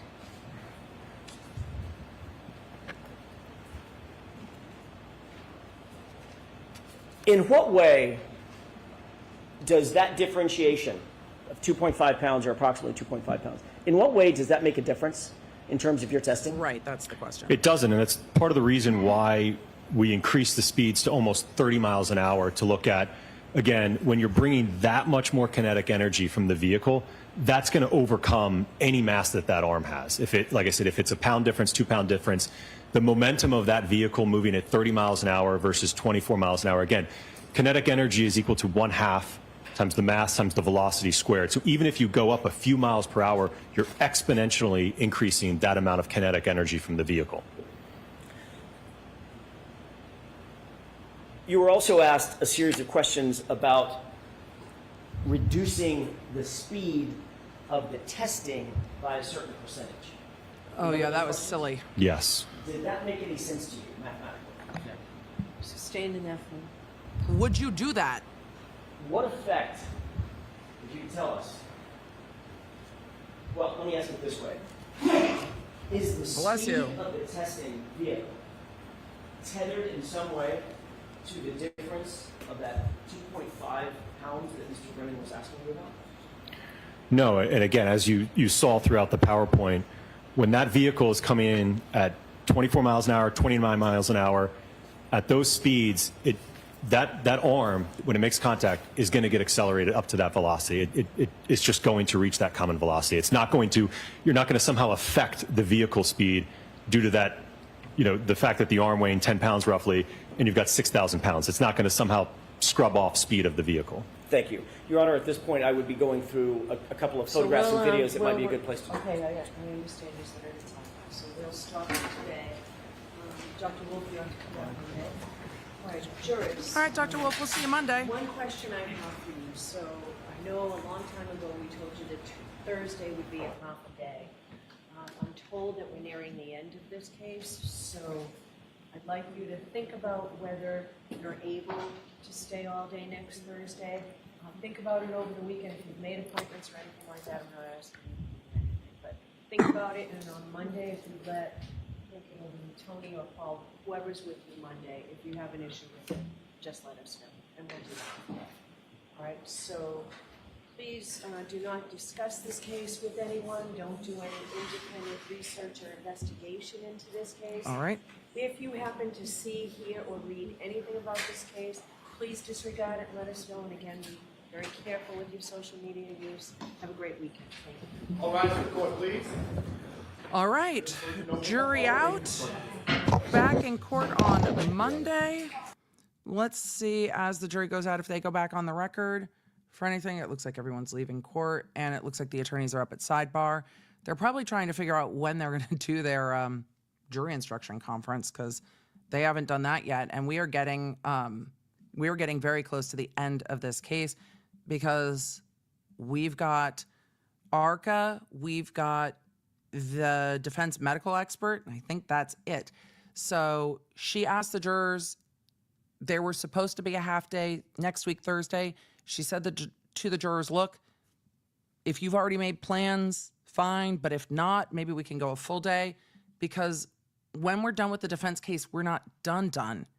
After the defense case, there are going to be rebuttal witnesses for the Commonwealth, and they are going to try to schedule every minute of next week to get this case to the jury within that 8-week mark, which starts on Monday. So they are working to kind of make up the day that they took off for heat yesterday. I just want to see if the court puts anything on the record before we zoom. But it looks like there's a full defense huddle happening in the middle of the courtroom. So we're going to see if she puts anything on the record, but I don't know if they will. So they're at sidebar. The defense had a huddle and then went back over to sidebar. So let's see if anything gets memorialized. I'm still zooming. We are almost at the end, though, so I don't know if anything does get put on the record, because it looks like we are at, almost the very, very end of this stream. Oh, there we go. Let's see. Jackson is still standing up.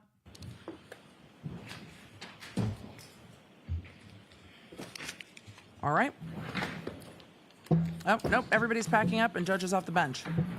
Chrissy, thank you. Tori, thank you. All right. That's the end of this day. Well, we had to double check today. So whatever they were talking about, also probably scheduling, we wanted to make sure that we were complete at the end of the day. So day 28, and it was a full ARCCA day with Dr. Wolfe. Are we almost at the end of this case? Well, after court on, what day is it? Friday? On Wednesday, Karen Reed said she thought they should be done by around Tuesday, give or take. We will see, but we are nearing the end of this case. The court told the jury at the end of today, we are nearing the end of this case. And we went through the entire cross-examination of Dr. Wolfe with Hank Brennan. Now, Brennan did a lot of the things that we can predict, including asking Dr. Wolfe about things that aren't in his realm of expertise, like the injuries. That's for the biomedical engineer. I don't remember which parlance Dr. Rentschler prefers, but we're going to hear from him, I would imagine, on Monday. We left the end of the court day with Alan Jackson in redirect of Dr. Wolfe, talking about the experiments. Brennan did ask some questions that I was curious about too, because when we see the experiments with the Rescue Randy and the crash test dummy arm and other things, they are fixed to either a harness or something else to keep them standing, to keep the arm in the position that Dr. Welcher, it's too many W's today, that Dr. Welcher had done his paint experiment with. So when Brennan was questioning about the real world impact of this, and hey, this was fixed on a harness, so the body's not going to move with the car. Hey, this isn't exactly what it would be real world. I can understand his points, because some jurors might say, oh, that is a good point. The arm would move a bit differently, or could move a bit differently, or go with the car, or you would end up somewhere else because it is fixed. Where he lost me in that line of questioning is then when he went back to, but in this experiment, you don't see any lower extremity injuries, do you? Well, does it mirror a real world situation, or does it not mirror a real world situation? It can't be both. So he was trying to say, this isn't what it would be in reality, but also, doesn't this show you how it is in reality? What? He also got into who hired you, who paid you. You tried to say that you were completely independent in this and hold yourself out in this way, and you used signal to message. I think all of it came across a bit disingenuous to me because of everything we've seen in this trial. When Brennan started making substantive points, he was making points that he and his experts can argue. But the experts get paid and experts communicate with attorneys, and you had to retake the second half of your ACCA certification. Okay, sure. But Brennan did get into lines of questioning that he's going to argue. He used the videos to show how debris was moving. He used the videos to show multiple times the debris field. And so some of the jurors are going to look at that and say, hey, that makes sense. Look at the way the taillight's moving. Does it address the way that the hoodie is damaged? Not yet. We are not there. We have not seen how the taillight would damage the hoodie like that. That has not been explained. But we went through lots of the videos showing the debris and showing how it moved from the vehicle. What did not sit well with me is when you saw Brennan showing the arm of Rescue Randy after Randy got like yeeted down the street and showing the holes in the hoodie. These are the type of holes you would expect to see, wouldn't you? Well, on redirect, you've got Alan Jackson getting up and saying, what's the rest of it look like? There's holes in the sleeve. What does the rest look like? And he's like, the whole thing, Wolfe, not Jackson, was mangled. There were holes all over it. The rescue dummy was road rashed, and there was road rash all over the hoodie and holes elsewhere. It was mangled. That was his word. I'm not being hyperbolic at this moment. So you had Brennan showing just that little bit saying, look, there's holes. And then they zoom out and ask big picture, and it's no, the whole thing had damage to it. It's so frustrating when Brennan is playing hide the ball with that type of evidence and then turning around and asking the witness, but you're here to help the jury find the truth, aren't you? It's your goal to help the jury see the whole picture and find the truth. Okay. Brennan also made much about the weight of the arm for the crash test dummy. And the weight of the arm for the crash test dummy on the testing was 9.38 pounds. But Brennan's expert said statistically, at John O'Keefe's height and weight, his arm should weigh around 11 and a little pounds. But why didn't you use the 12-pound arm? And Dr. Wolfe kept saying the calculations to adjust that would come into the injury calculation, and that's Dr. Rentschler, not me. I'm trying to evaluate the damage to the taillight, and Dr. Wolfe kept trying to explain for my testing to the damage to the taillight, the arm is going to take kind of the kinetic trajectory and force from the vehicle. So the arm is going to speed up to the speed of the vehicle. I think some might actually get into, but it is interesting that the weight of the arm is less than the weight of John O'Keefe's arm. I'm interested to see how that gets discussed when we get into Dr. Rentschler's testimony and how much the weight of the test arm matters. It's interesting to see how important it was to Brennan that the test arm be exactly the same with the speed of the cars when the testing by his expert was so incredibly different.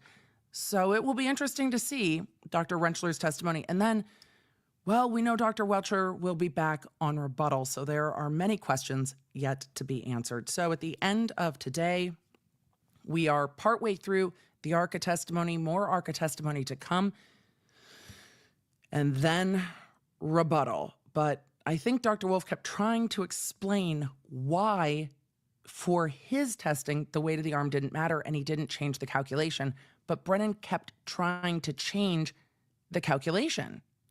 And Brennan kept trying to make the difference in the weight of the arm reduce the speed of the vehicle.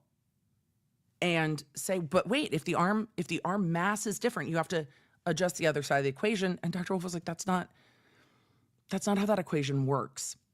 It'll be interesting to see. I think the point for Brennan that was most helpful was using the videos to show debris field and showing that those arms are harnessed to things. So they're an approximation. I do think the videos were tremendously helpful for the jury to get an idea of how this might have happened. And again, I will be curious to see if Alan Jackson ties back around that the point of Dr. Wolfe's testimony was to test, I was going to say Rentschler, was to test Welcher's, it's too many W's, was to test Welcher's theories and not to investigate their own accident reconstruction. That's the point of their testimony here. We took what Welcher was doing and then we tested that.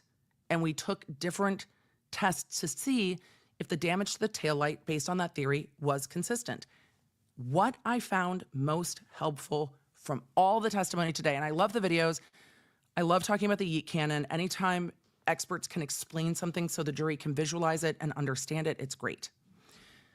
But what I found most helpful was the explanation between the outer plastic on the taillight and the inner plastic on the taillight, the diffuser plastic. That was incredibly helpful to me to understand the depth of the damage that would need to be done to the taillight, and the fact that there's 5 inches of plastic from the red and then a bit of a gap, like a gas or air gap, and then another, not inches, millimeters. Emily, no. The 5 inches, I'm going to say it again. It's been a long day. The 5 millimeters of red plastic, then the air or gas gap, and then the diffusers that were another 3 millimeters. So really interesting to hear the difference between the thicknesses of the not polycarbonate, but polycarbonate acrylic plastic, and the fact that there are 2 layers. I thought that was incredibly illuminating. And for the first time, we've heard an explanation of where the chrome plastic dongly bit came from, because that was in between the clear plastic gaskets in the taillight. Who knew? The part that Carrie Roberts remembered seeing when the taillight was broken. Really, really helpful testimony. And I don't know if they talked about it last trial. I don't remember it from last trial. It's one of those details I feel like I would, because when they pulled out that chrome bit again, all of us were like, where the fuck does that come? Where did it come from? No one explained. Well, now we know. Now we know. And that was incredibly helpful. Let's get to questions, because you've got them, I've got them. We're going to speed run some questions, and then I am going to go check in with the family because we are traveling. I will be back in the studio Monday if all travel plans go planning and according to plan. Let's see. What are we going to swoop with? Let's swoop to questions. Law nerds, it's time for questions. Let's go to questions. I appreciate it. How's your Friday going? I know. I love it. I see all of the comments. You guys love Dr. Wolfe. I know. I see them. A lot of you are asking me about some of the other stuff Brennan pulled. I'm not dignifying it. Some of the other questions Brennan asked, I'm leaving it. We're going to address the evidence and leave it at that, because, oh boy. Victoria asked, if Welcher can testify again, can ARCCA too? No. This is one and done for ARCCA. The burden's on the prosecution. So the prosecution has their case in chief, the defense case, and then a rebuttal. Excuse me. So they have the burden, they get a rebuttal, and they also get a rebuttal in closing. So the prosecution has their, open close, but they have their closing, then the defense, then their rebuttal. And that is because they have the burden. Melanie, I think this is a great question. I don't know how the diffuser works. I don't remember if he talked about it today. It's been a very long day. If the diffuser was broken, how did the light function at 5:07? We saw that it was lit. Really excellent question, because the tail light, by all accounts, was working. So we saw it working. We saw all of it. It was fantastic. Chat, I appreciate all of you.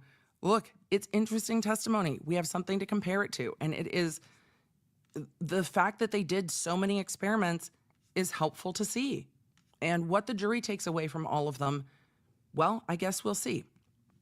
Allie Brazos said, Emily, I've been a longtime follower who is quite shy, so I've never asked a question. Have you ever had an expert absolutely smoke your expert? What are your thoughts as they smoke your expert? Not really, because a lot of the cases I dealt with didn't have a ton of conflicting expert testimony like this. I really enjoyed a lot of cases that dealt with documents and a lot of documents, so there often weren't experts and battles of the experts like this. But I have had witnesses who've gotten just roasted on cross, and you just sit there and are like, if they're telling the truth, they're telling the truth. If they get roasted by good questions, they get roasted by good questions, because that's the point of the defense attorneys. And there were times when, even though I'd had witnesses who I was like, oh my God, that was a brutal cross-examination, the juries found the witness to be reliable and to be truthful and to be really open and honest. Even though cross was not good for them, the jury's like, they seemed like they were telling the truth. So even when somebody gets absolutely roasted on cross, if the jury's like, you are honest about it, it might not undermine their testimony. It really depends on the totality. But I've not had a lot of battles of the experts like this in the casework that I did. And a lot of times you're not getting this many experts in cases that are dealing with public defenders. They just don't always have the resources to get quite as many experts as you're seeing here. It's just in the most serious of the serious cases, yes, but even in the homicide cases that I dealt with, we didn't really have a battle of the experts, because that wasn't the focus of the case. This case has lots of room for questions. The cases I went to trial on did not have this amount of room for questions. It was what it was. Kathy said, I hope the jury sees how desperate Brennan looks questioning this credible expert's integrity instead of focusing on the crash testing results. It depends on how the jury feels about Brennan. If the jury liked this witness, they're going to be like, ugh, I hate it. If the jury didn't like the witness, then they can appreciate the snark. It's just really where the jury's at. I think Brennan undermines his good questions talking about the scientific data by starting with the snark when there's not a serve there. If there's not a serve there, you just move through it. Let's see. Pharmacist Cariope said, EDB, during the Alec Murdaugh trial, you said if you're no longer seeking the truth but just trying to win, then we have already lost, and I think we're there with Brennan. There are times that it feels like Brennan is trying to win, particularly cross-examination for me. Let me know, chat and replay crew, what you think. It feels like Brennan's trying to win cross-examination. And he's just like, but it could be this, but it could be this, but it could be this. Brennan, you're not there to win cross. You're there to prove your case, which is why I find the questions about the debris field, the questions about the harness, those questions I think are more helpful. The question about the weight of the arm, even if you guys don't think it's much of a point, to some jurors that point might matter. He's pointing out differences. But the way he does questions, there are times where he is just trying to win cross and not circling it back to his case. It's his job to solidify the evidence down to only one reasonable option. Only one. Is he doing that? Is he solidifying it down to one? The virtual juror, we did get to the judge admonishing Brennan for his comments. I wish she had done it more. However, I also think the jury sees. They've been in this courtroom. They've been in this courtroom for 28 days plus their jury selection. They know what it is. You know, they're just like, ugh. Okay. Michael, no. Yes. Michael Vela said, Brennan just salty. He paid $300K and doesn't get a yeet cannon. Yeah, I think that's probably accurate. He's like, for over $250,000, my expert didn't build a cannon. It's like, it's a potato cannon. I'd be salty too. I was like, where's my cannon? I want a cannon. Nick Ross said, we went to law school because there was no math. I also didn't do billables because math. Also, I have time blindness.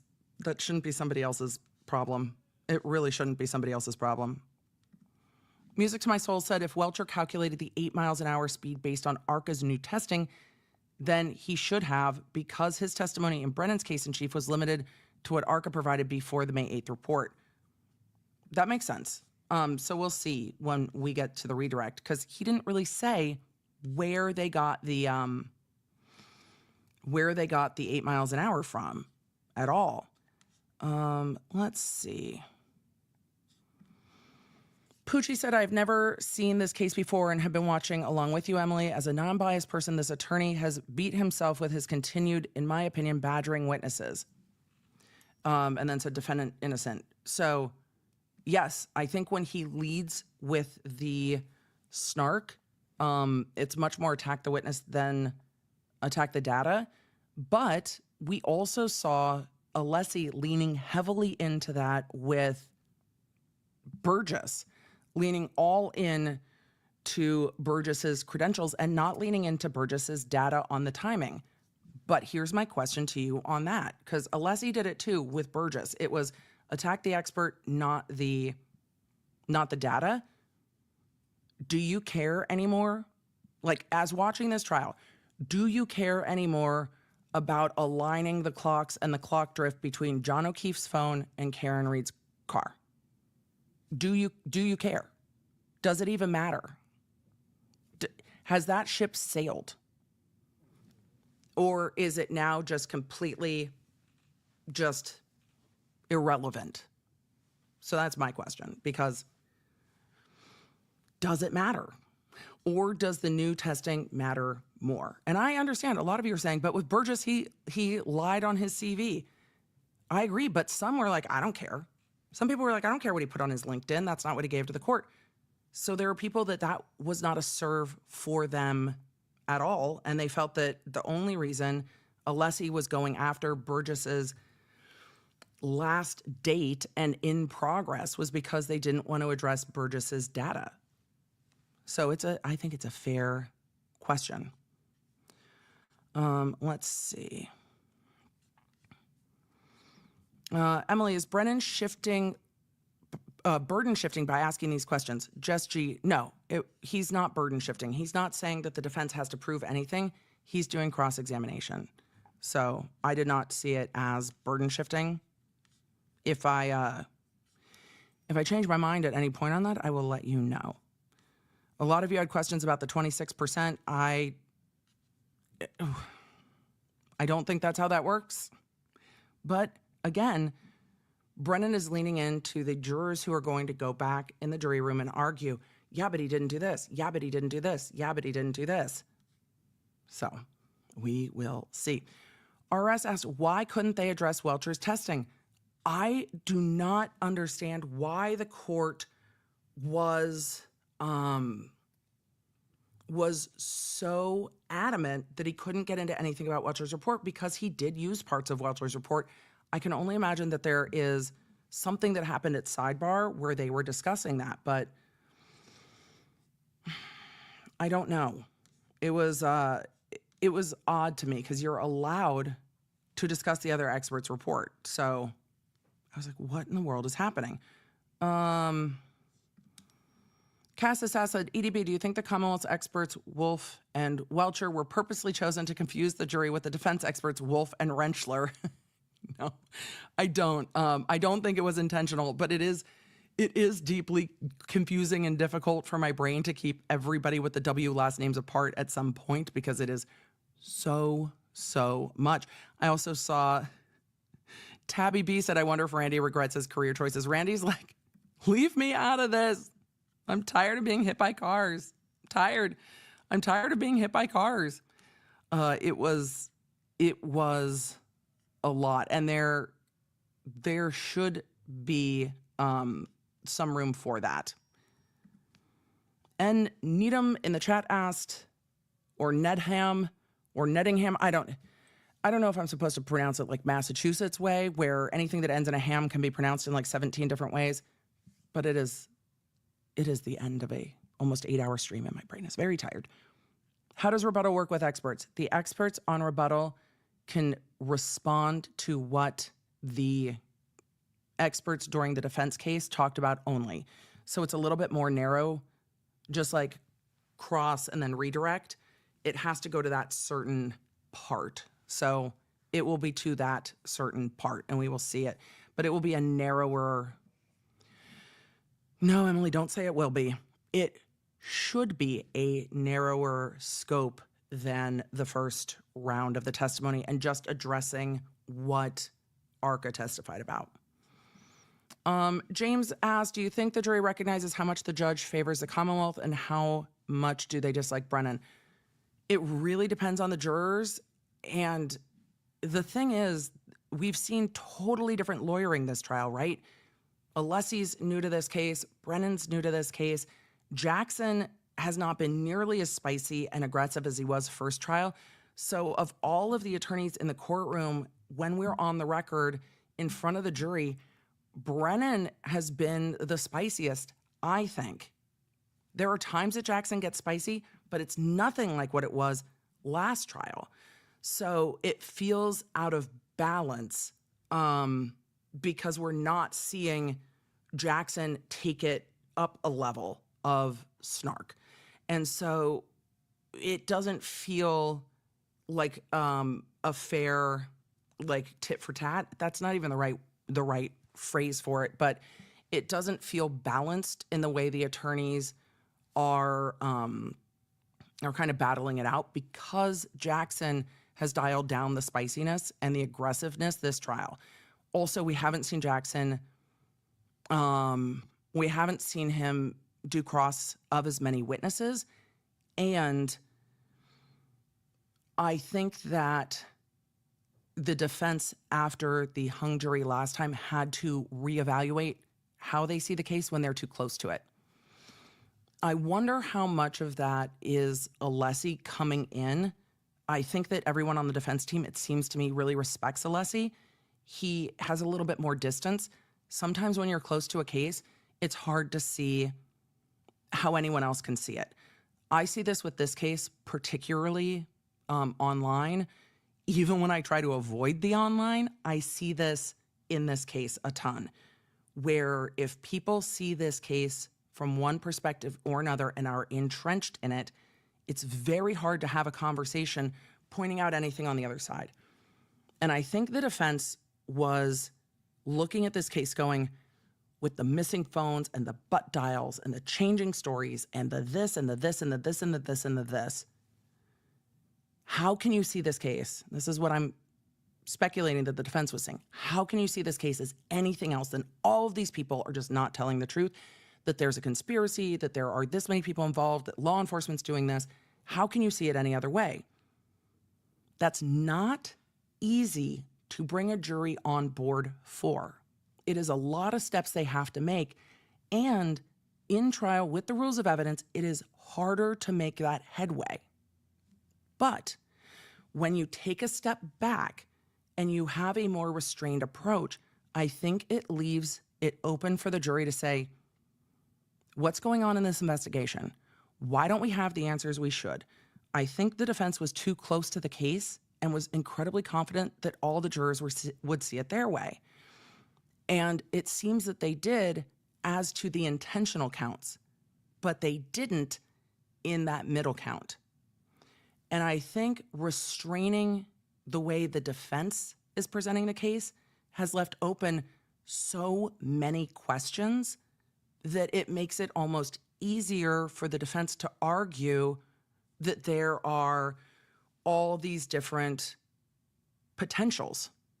It could be this, it could be this, it could be this, it could be this. And it makes it easier for the defense to say, this investigation wasn't good. You don't know how this happened. You don't know how this happened, and you don't know how this happened. They haven't proven it to you. Versus the defense arguing, Karen Read was framed. That's how they started their opening statement last trial. And as much as jurors are told the defense doesn't have to prove to you anything, if you stand up in front of a jury and say, this person was framed, the jury, even when they're told, is going to go, show me. Show me. So the defense almost pulls more responsibility onto themselves by promising that this jury will say that Karen Read was framed, instead of saying, the Commonwealth did not show you how this happened, how this happened, how this happened. And then the defense can argue, what about? What about Higgins? What was he doing at the police station? You don't have to prove, the defense doesn't have to prove anything about Higgins. But is it possible? If a juror is sitting there going, yeah, what about Higgins? Isn't that doubt? Isn't that doubt? What about Higgins?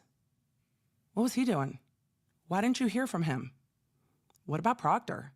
Why did he get fired from this case? What about those texts? What about the investigation? What about Denver? Damn it. You know who I'm talking about. Saw people in the Sallyport for a weirdly and or wildly long period of time. I'm using them synonymously at this point. I'm doing the right thing. Weird. What about that? Do the right thing. And then was like, it would be a lie if I came in here and said it. I made up that memory. You ever heard of a cop with a constructed memory? That's weird. Do the right thing. Got a threat? Oh, it wasn't when it was Lucky, but it was when it was her. What? It allows the defense so much more room to argue to the jury that they don't have answers. And if the jury feels like they don't have answers, it is a lot easier for them to say, I don't have proof for me beyond a reasonable doubt. Because in Massachusetts, the instruction is actually fairly heavy. The instruction in Massachusetts is proof beyond a reasonable doubt and to a moral certainty. Think about that. That is a heavy, heavy language. A moral certainty. Okay. They can argue now, not that Karen Read was framed. They can argue now the Commonwealth did not prove to you beyond a reasonable doubt that Karen Read hit him with the car. Because what about this? What about the arm? And what about how did the shirt get damaged? What about? It gives them a better position to argue than they were in last time. And I think the outside perspective of Alessi probably helped. And the defense is trying their case that way now to allow the jury to go, yeah, do we have a moral certainty that the only option is that Karen Read caused the death of John O'Keefe? Do we have that? That's the arguments here. All right. I'm going to get to just a handful more questions, and then we are going to go. I saw a lot of you ask, the virtual juror, you are not alone. There are numerous super chats and others about why they can't bring up the FBI. I mean, I think the shit's out of the horse really on why they can't talk about the other federal investigation, but it is not relevant. And it's potentially way more prejudicial than probative. And the court can't say to them, there was an investigation into what? We don't know. And it's been closed and no one's been charged.